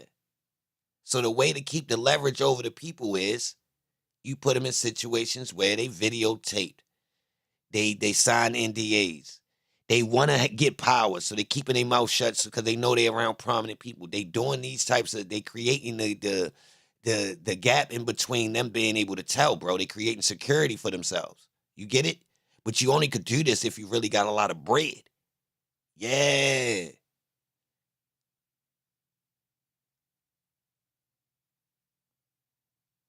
All right, listen. They groom one person. And then they get that person to basically groom other people, find other people they age that's willing to come. So they separating right there. Once they get that person, they tell that person, bring some more people. Yeah, we're gonna come over, tell them we at the spot, we at the mansion, we gonna party. Boom. They come through. Now, out of everybody this person bring, everybody ain't gonna be with it. Some people gonna be like, oh no, I ain't doing, you feel me? They not invited no more. Simple as that. Keep the ball rolling. Eventually, this person done recruited by whether the people really with the shit or they done convinced them, yo, we gonna go over here, we go to these parties, we just chill with these people, it's gonna be fun, and we gonna get paid. Now, the person gonna weigh whether or not they wanna go back and get some more money and be around these famous people, disregard what happened that night. Scratch that. You just got invited into the lifestyle of these people. You was really around them. You know what I mean? Yeah, some wild shit happened, but you got paid. You got paid. Now, mind you, they plotting on people that need the bread. You know, kids that's coming from the inner cities, you know, vulnerable people, people that's trying to get in the entertainment world. They don't got no job and they want to get a position, you feel me? So they're using all of these things. Yeah, hell yeah. Using all of them. All right. Once you get a constant cycle of this, it's just a environment that's built for it, y'all. So that's why this Puffy shit that's going on, it's not surprising to me at all, y'all, because you could see it before this. This the surface of it, y'all, to be honest. It's been active. They just showing the people was, you know, giving them a little bit more of a glimpse into it. That's all that's happening. Holmes a creative character. They all knew, if you notice, everybody been saying he was doing it. If you notice, everybody coming out now saying, yeah, there were reports in this year, just like Epstein, y'all. Think about Epstein. Like, really strip the story. Epstein, you can't tell where he got his money from. Old head gave him his bread, put him on. Then all of a sudden, he allegedly connected the investment, even though his background don't support that he's really that sophisticated at investing. So once he gets past, he already jumps on the scene of the movers and shakers in the money world of New York, which is not even regular. His background or family don't even, you know, wouldn't even have put him there. So he's not even supposed to be where he at, first off. I ain't even gonna go further. Tap the like button, y'all.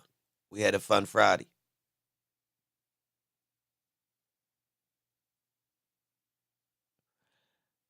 As the web goes deeper, they have to allow the people to see slightly some more of what's behind the veil. So as you notice, what was taboo in the 80s is not taboo in 2000. What was taboo in 2000 is not taboo in 2020. You get it? You can hear me now. I know.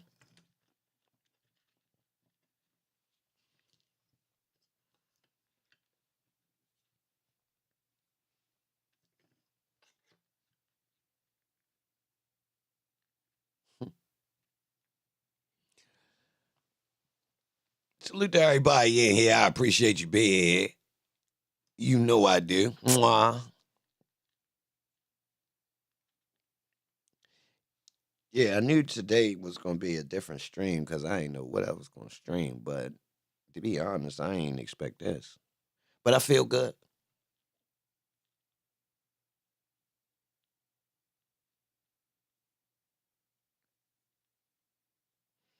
For some reason, I feel like the other YSO streamers don't do streams like this one.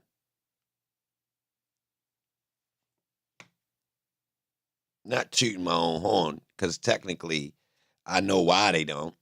Because you're not going to get a large crowd with this type of content right here. Unless you put, you know, commercialize it and make it corny. Robert, salute. I appreciate that, Rob. Yeah, I kind of like talking with y'all. That's kind of like, well, it's boring talking to people that don't understand.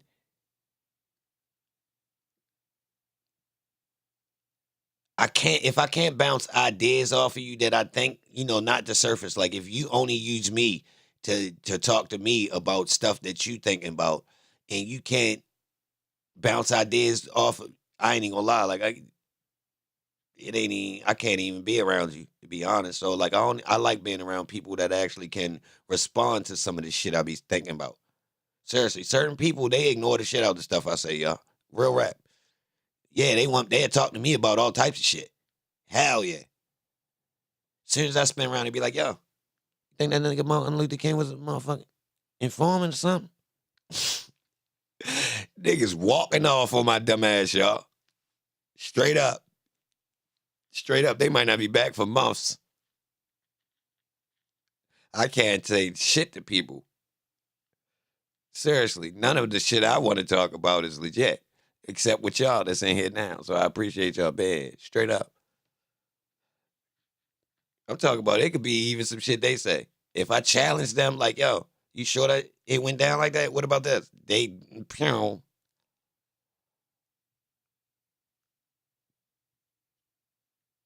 Young Films. No, I think we converted his ass. I'm gonna keep it real. I think we converted him because look, I agreed to disagree with him. Like, okay, I see your point. I don't necessarily want to argue about it because I do agree. I do agree. That's one of the wildest ideas that I got. MLK was fake. Like, even, just that's ignorant. I know. Think I'm crazy? I would be crazy. I would be crazy if I thought that it shouldn't be challenged. You feel me? Like, I would be crazy. That's crazy to think that nobody's not going to challenge that. I expect it. The funny thing is, before I said it, I challenged it myself. I like it. You don't want to sound dumb. I'm not trying to provoke a goddamn fight. You feel me? Like, yo, that's damn near fighting words, y'all. Y'all do know I do understand that. Accusing Martin Luther King of being a hoax, possibly, is fighting words. In context, I do understand that. Even myself, like, if you had a dumbass idea, you like, yo, Martin Luther King, oh, cuz, what you talking about? I might even say that. Now, if you making sense, then it's like, okay, you really questioning his validity with some real merit. Okay.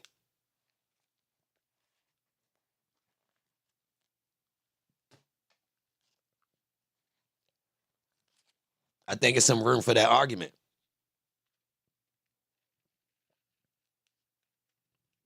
That's just all.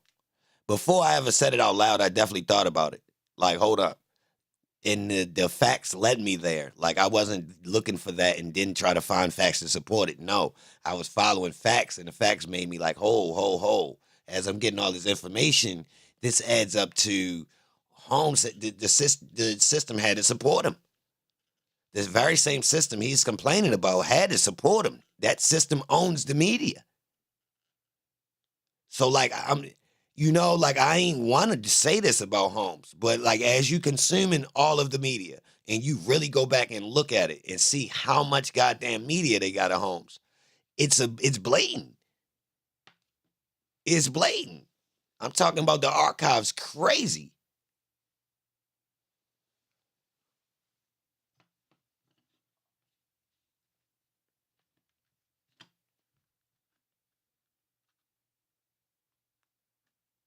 Yo, why would they put him on the national news if they knew they didn't want a revolt, or, because they understood the message was to tell the people to chill. So they actually used him as a pacifier, like, blatantly. Early 60s, we start turning up for real in the riots. Now, if you ask me, they needed this to happen to vilify the black people for the jails. Yeah. So what I'm saying, what happened?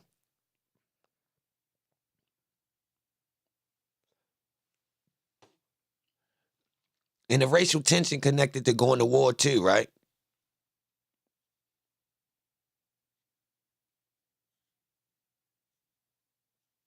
So a lot of this got to do with political ideas that's bigger than the people in poverty, and they just pawns, really, right? But you need people to kind of guide them, though. But the people that you use to guide them actually intelligent enough to know why you guiding them, because they went to school and they shared some of the same ideology on how to shape and mold the people for the future, going forward, step by step, building something large out of small pieces, kind of similar to a mason that's designed in Washington, D.C.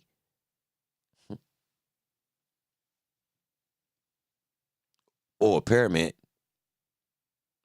or a pyramid in Washington, D.C., or an obelisk.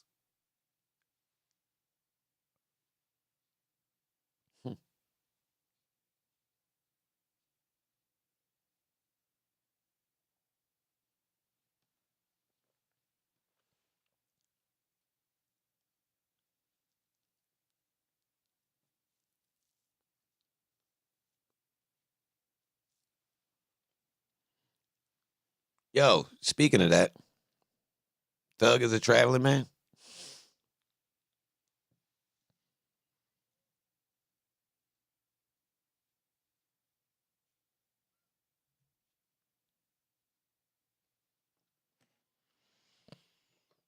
Ah.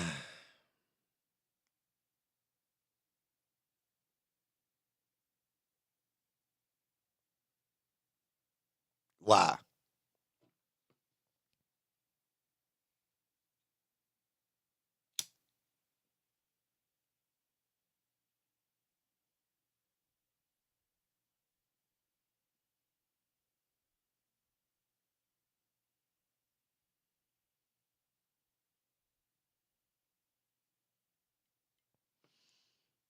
Yo,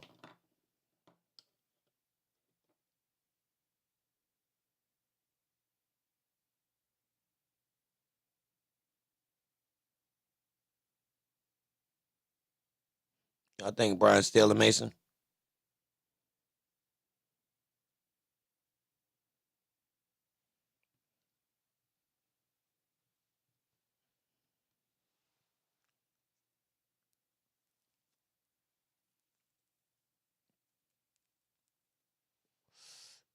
Yo,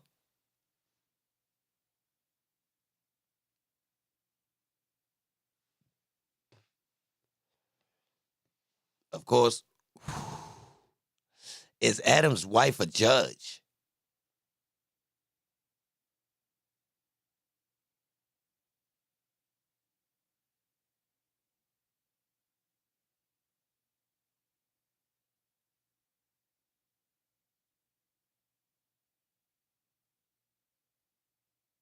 A1 go salute. Straight up. Have a nice day, bro. Happy birthday. Straight up. Um,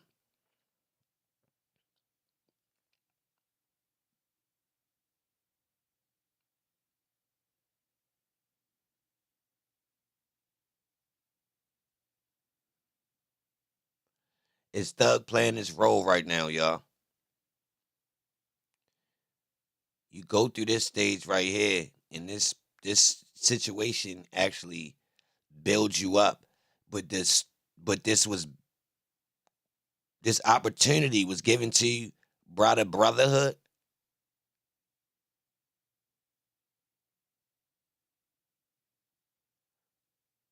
Now I got different ways. Listen, it's lucrative for rappers to be at trial. Hence, Gucci Mane, T.I., Snoop Dogg, Jay-Z, all these big artists had trials in their career.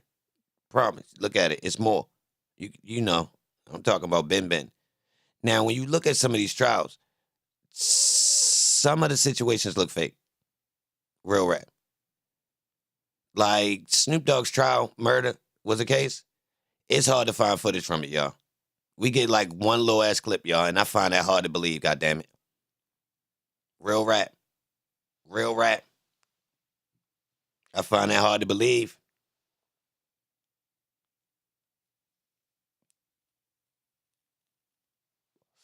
What direction he gonna go when he get out?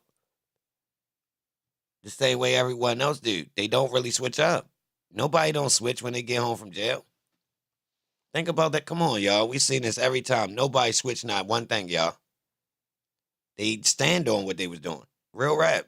They actually get validated for being who they were. And they stand on it. Real rap. Look at them. Look at Boosie. Look at Pimp C. Look at, anybody. Bobby Smurda.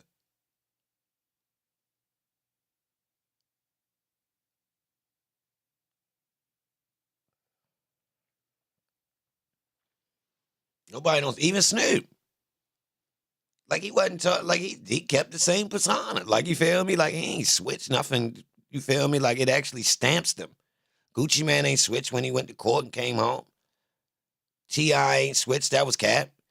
Holmes was felonious technically before, but I remember hearing his music afterwards. Like, Holmes ain't clean it up. Holmes still trying to present some type of street image.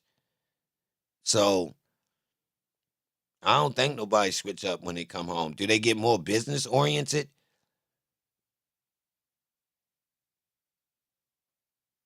I mean, I'm gonna have to say it looked like they passed a stage in their career, to be honest. And I think Gucci Man might be one of the best examples.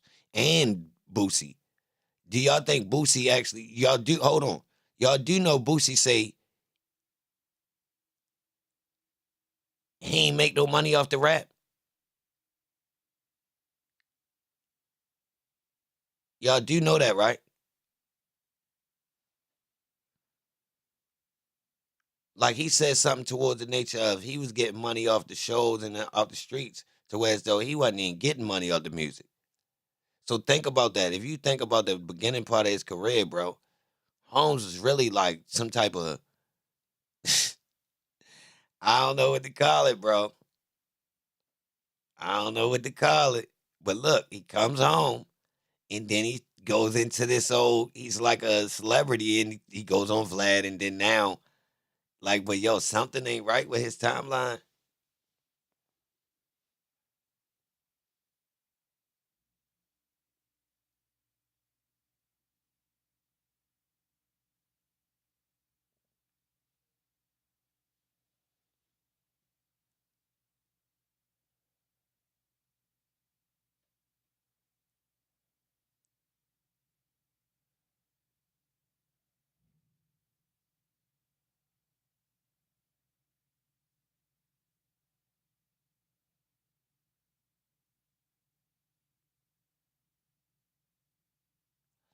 Man,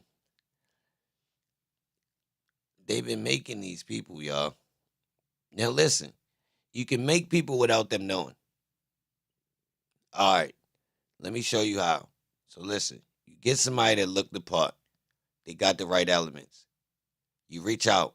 Yo, we want you to come over here and work with us. We like what you're doing. Woo, woo, woo. We try and put, put the machine behind you. So the person flattered. That's a deal on the table for me. Let me see what they talking. So they go over there, they butter you up, send a plane for you, send a limo for you, bring you to a nice restaurant, bring you to around some people that you admire. They literally ask you this and see who they can get that, they can bring around it and influence you, right? So look, boom. Once they do this type stuff, right, you open-minded to working with them. You know what I mean? You like, they done showed you that, they can put you where you want to be. Now, you think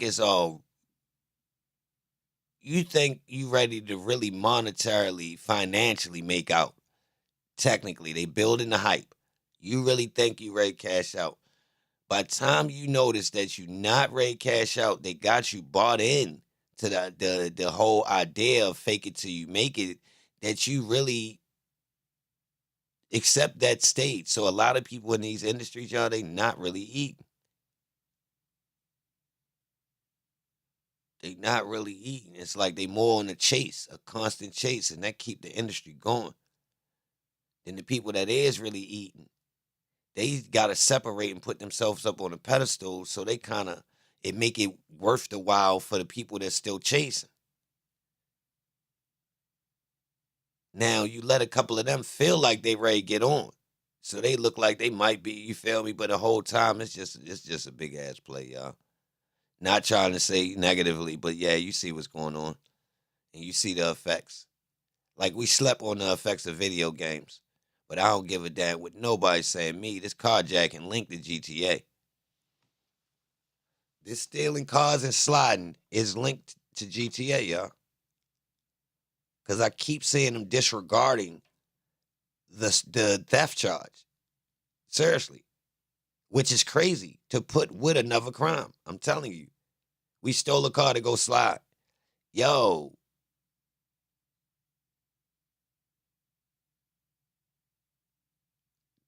In a perfect world, that sound cute. Had to stole out. All right, let me tell you the problem with it. What did you pre-steal it and let it sit? It's hot. It's been called in. As soon as you start driving around with the straps, now you vulnerable before you get where you going. You had it sitting. Or what, you was driving it around. Your man stole it a week ago. He was driving it around, and then you got it and parked it for a day. Nah, bro. Nah. All right, hold. Let me change the game. Hold on. Check this out. Hold up. Oh, we ready to go slide? Yo, go get us a car. You ready to go take a car off the street right now? And then that bitch get called in, reported, and now you riding around looking for the ops in a hot-ass car that they looking for anyway. Come on, bro. This shit don't make sense. God damn it. We gotta be able to find a different way. Hold up. I'd rather get the Fiend car. Yeah, I'd rather get the rental rock. Tell Bobby get the rental rock. Then let us hold it. So that way Bobby ain't even in the car. So the Fiend don't even know who had the car. You feel me? Something. We ain't just take, you feel me? So I could tell that, you know, we really being manipulated. All right. I'm going to tell you another way I could tell that the media manipulates the people in society. Everybody popped up with 30-round clips. Change the tags. Man, that ain't going to work. They looking for make and model, man. Ain't tagged. They know about that, man. That's the, nah. Nah.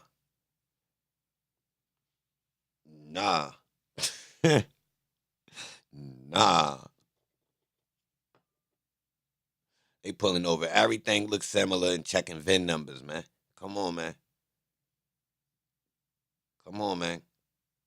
No, we got to do better. How about we sliding and keeping the straps so they can know that was us? That's another wild one. We slid and we got the straps still, so just in case we got to do another. Nah, bro, you made that joint vulnerable now. Now you don't want to get caught with that because they going to know exactly that's linked to this situation.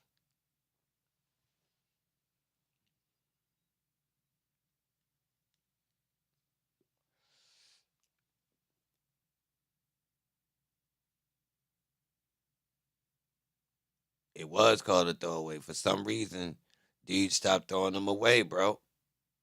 Like, more dudes keeping them. Like, I ain't gonna lie, I heard dudes even say on the streets, yo, they don't care if they got something on it. They want all guns. Yeah, they don't care about none of that. It used to kind of be somebody say, yo, what they got on? Like, is something on it? What it ain't right? At the minute dudes on some more, man, I don't care about that. We don't care about that. So I know both. You feel me? It depends on you feel me? I done heard people do both. Like on some more, I don't want it if it's wild, if it ain't right. Then I done heard somebody say, shit, we want all that. We want all that. Care what happened with it.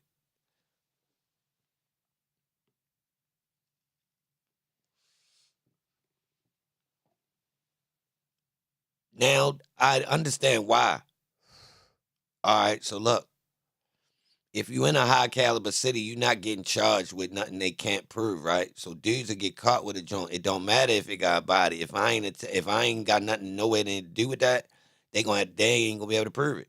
They not even going to. So that kind of happened in the streets. That's the way I understood it. Like they ain't even doing that. Like, bro, I know I ain't got nothing to do with whatever it is on that strap. So if I do get caught with it, they not gonna be able to pin it on me. And obviously the police must have tried to pin enough bodies on niggas without them actually, having enough evidence. And that shit must don't work in court. Because I'm going to keep it real. Dudes getting caught with all types of straps, y'all. They definitely got shit on them. Hell yeah.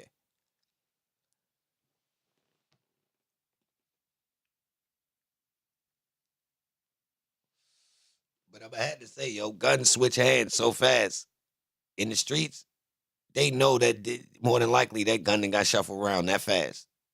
That fast. Yeah, it might be the murder weapon. Yeah, we got our murder weapon. The person we found it on, is they the actual? Nah, a lot of times they know good and goddamn well. Nah. Person to boldly tell him, man, I got this all such and such, such and such. And they really telling the truth. They got this shit on the street. That's how it go. That bitch that hot, somebody gonna sell it tonight.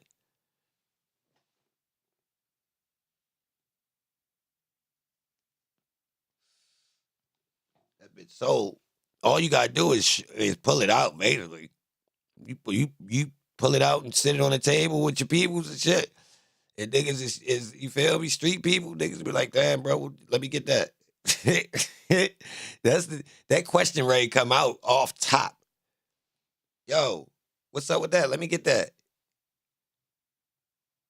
Let me get that. Now we talking numbers off top. Like it ain't even a long conversation, man. That thing gonna be put up and gone.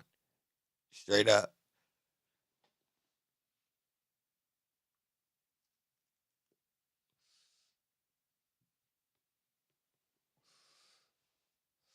Mysteriously, they leave out of state fast too. Y'all be surprised. Like straps would go up out of the state fast as a motherfucker. Hell yeah. I don't know what's up with that, bro. But it's man, them things travel, cuz. Them things travel.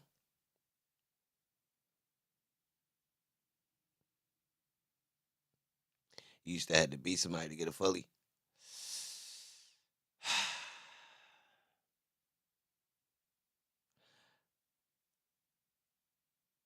I'ma say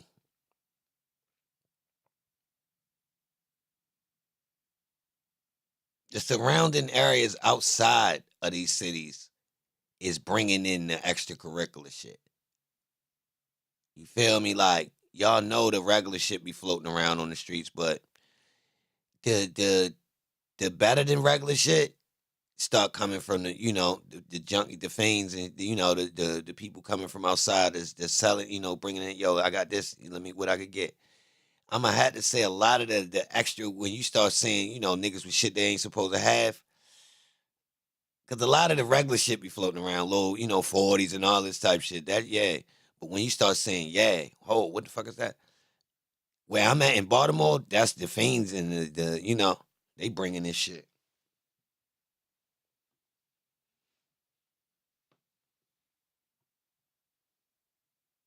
Oh yeah, yeah, military people. I mean, the gun enthusiasts. Put it like this: gun enthusiasts. Period. However they was made, whether they fucking hoard guns because they hunt, or they are military person, or they law enforcement, or they just a regular enthusiast. Like literally, they just love guns. They flooding the market, bro. I ain't gonna lie. I done been outside and people like, yo, you want, somebody want? It's like, yo, come on, bro. What the fuck? I I had to come to the conclusion. Some of these people gotta be the police. Some of these people gotta be the police. Straight like that. But yeah, y'all, it's my time to get out of here. We had fun today, y'all. We did our own thing today. You know what I mean? It was Friday. You gonna get high today. Maddie. Oh shit. Salute to Maddie for the cash app. Salute to Anita Jackson. Straight up. Salute to both of y'all. Maddie, you already know. Straight up. Holla. I ain't see that when you sent it. Sorry. If you still here. Yeah, everybody that hit the cash app or the super chat, I appreciate it. Straight up. Y'all already know. Oh, what's this? Yo, if y'all go through whatever y'all want to go over with the YSL trial, send me a link and tell me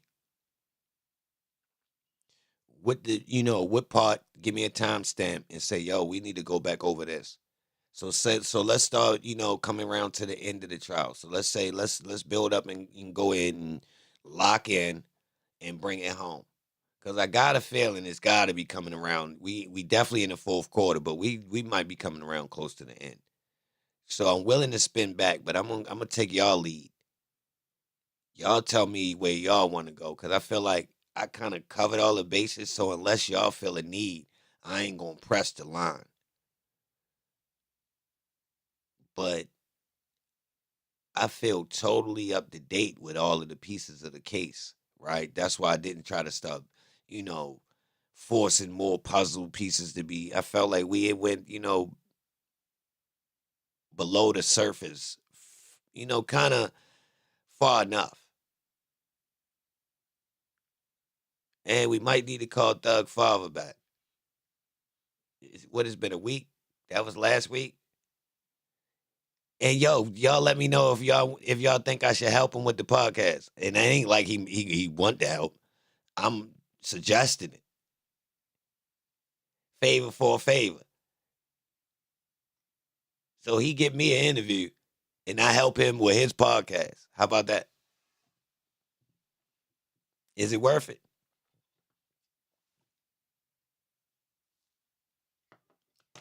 Co-host? Yeah, we could do that.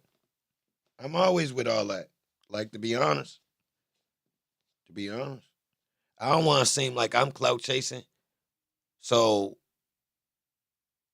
I don't know how to present it, but I'm open to, you know, all types of networking, whatever it is. I ain't bougie with it. Like, I don't believe I'm above it at all.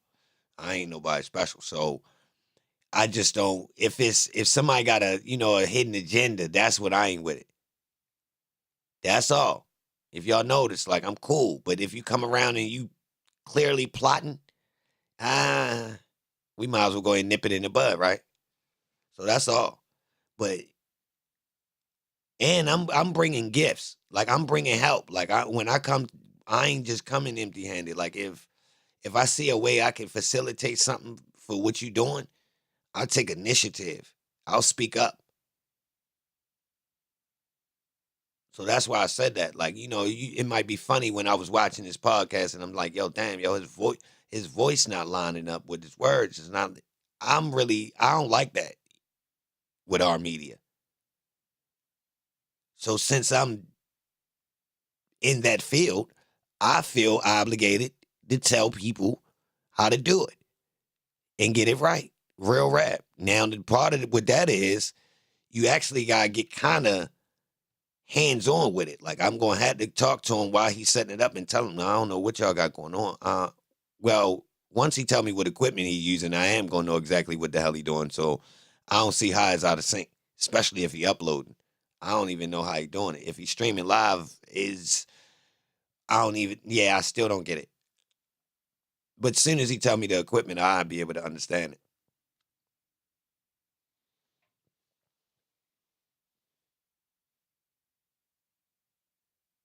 Help him articulate his thoughts better. I could do that. I think, for the style he's using, I could show him how to do it himself, to be honest, without another person. So he kind of doing it, but if you're going to use that style, my opinion is you would have to have your key points lined up. Now, it looked like he's using that style, but it looked like it need to be refined because his co-host ain't pushing him. But on the same token, you got to get used to that type of hosting, to be honest. Like,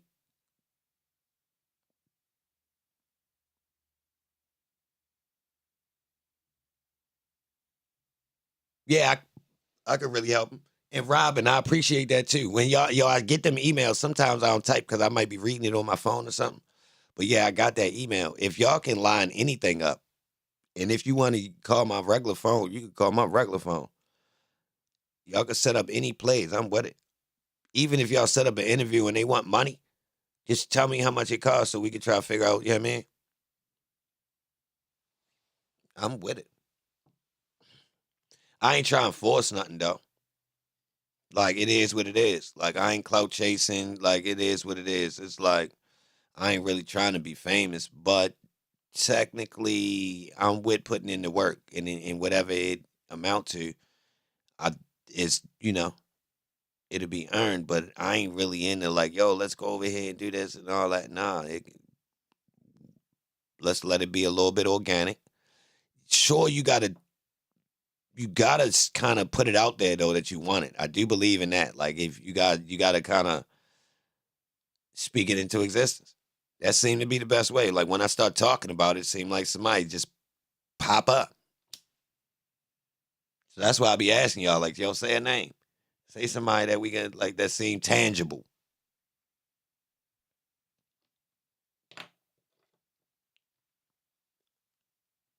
Even if it might cost a couple dollars, if it makes sense, we might be able to make it happen for real. Long as, if I can make the money back off the video, I'm with it off top. Straight up. If the person can actually pull the viewership, I'm with it. Straight like that, because it pay for itself.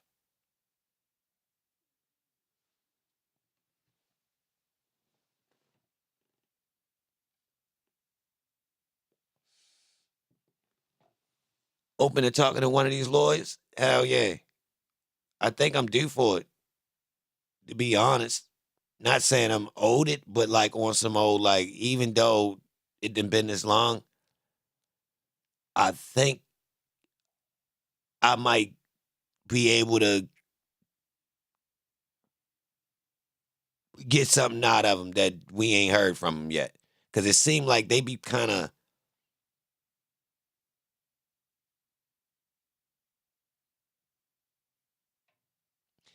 I get what they doing. So let me say this.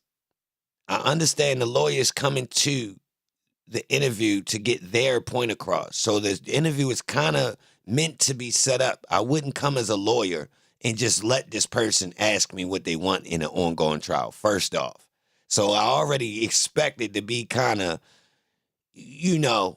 let them rock. Let them give us this, give us what they want to give us, and then you kind of feed off of what they do, what they got going on. You don't want to pry in and just start randomly asking them about different things in the trial because of legal issues and them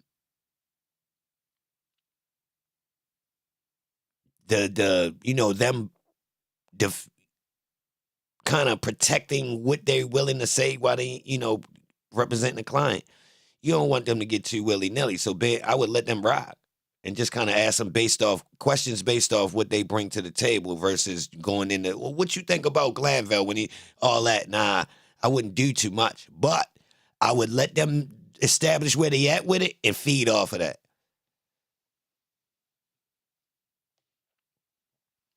Like, so once they open the door, y'all already know what I'm going to do. I'm gonna ask accordingly, but without prying in. It's a way to get information, y'all, without prying. People open the door, then you ask them a question. You see the door, you're like, okay, well, what about this? And it's like, it's simple without having to aggressively try to force what you want. Why? You know what I mean? You presetting that you want to ask this old sticky question, you might as well have sent that through and asked them before they even got there. Yo, I wanted to ask you this wild question.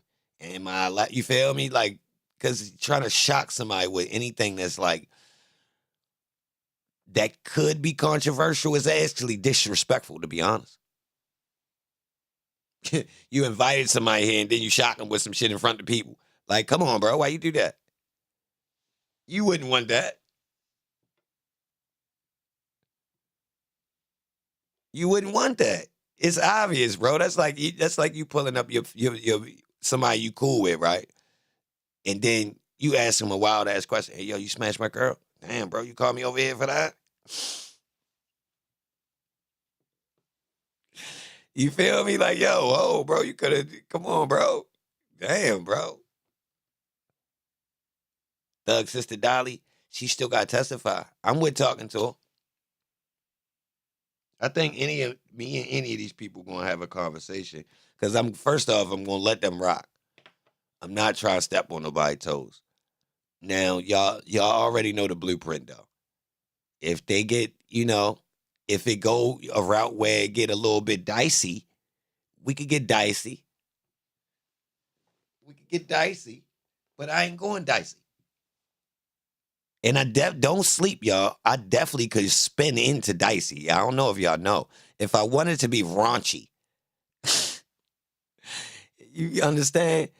Y'all do know I could go that route. I don't get kicks out of trolling people though enough, unless you play with me. You feel me? Like, if y'all notice, I ain't gonna just jump on nobody's heels. I might make a little bit of fun. You feel me?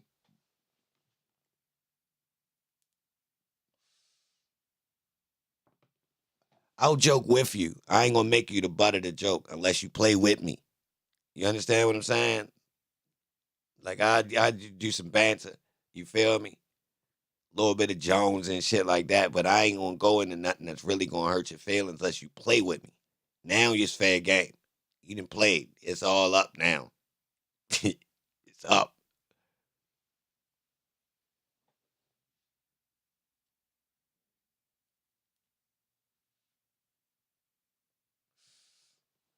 But yeah, I'm willing.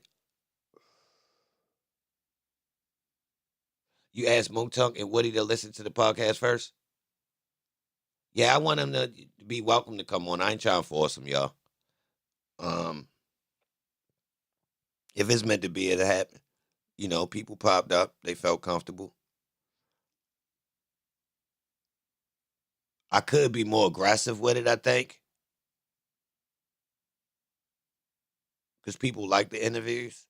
So I think maybe I should be more aggressive with it. Straight up.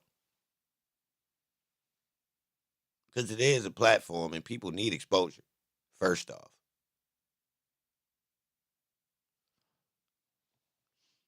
Yeah.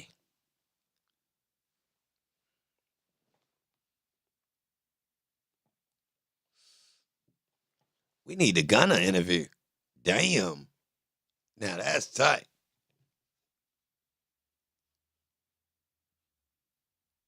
Yup. Now that'll do it.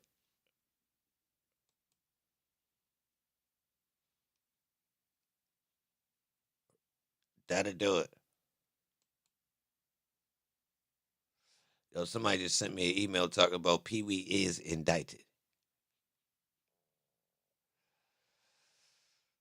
I mean, I mean,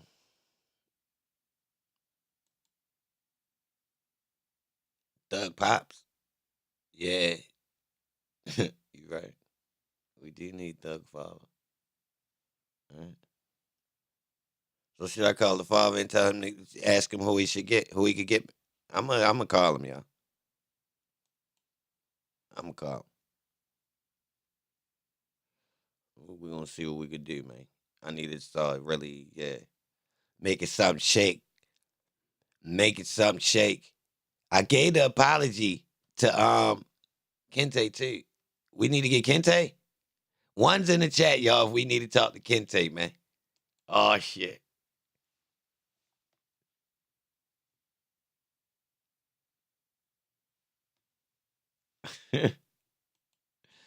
Now that's crazy.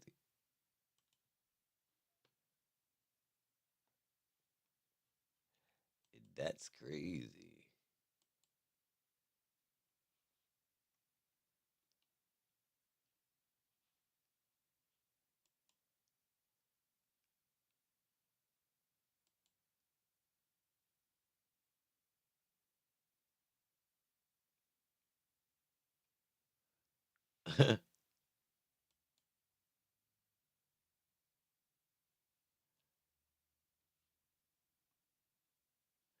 Where Trap Commander at, man? He's supposed to come be a witness, ain't he? We need to get him.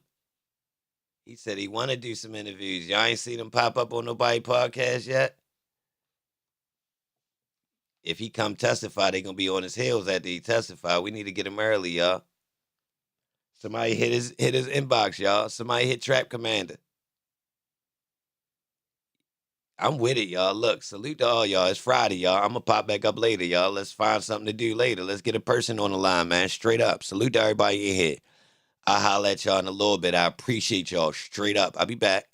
About 7 or 8ish. Let's find something in between, though.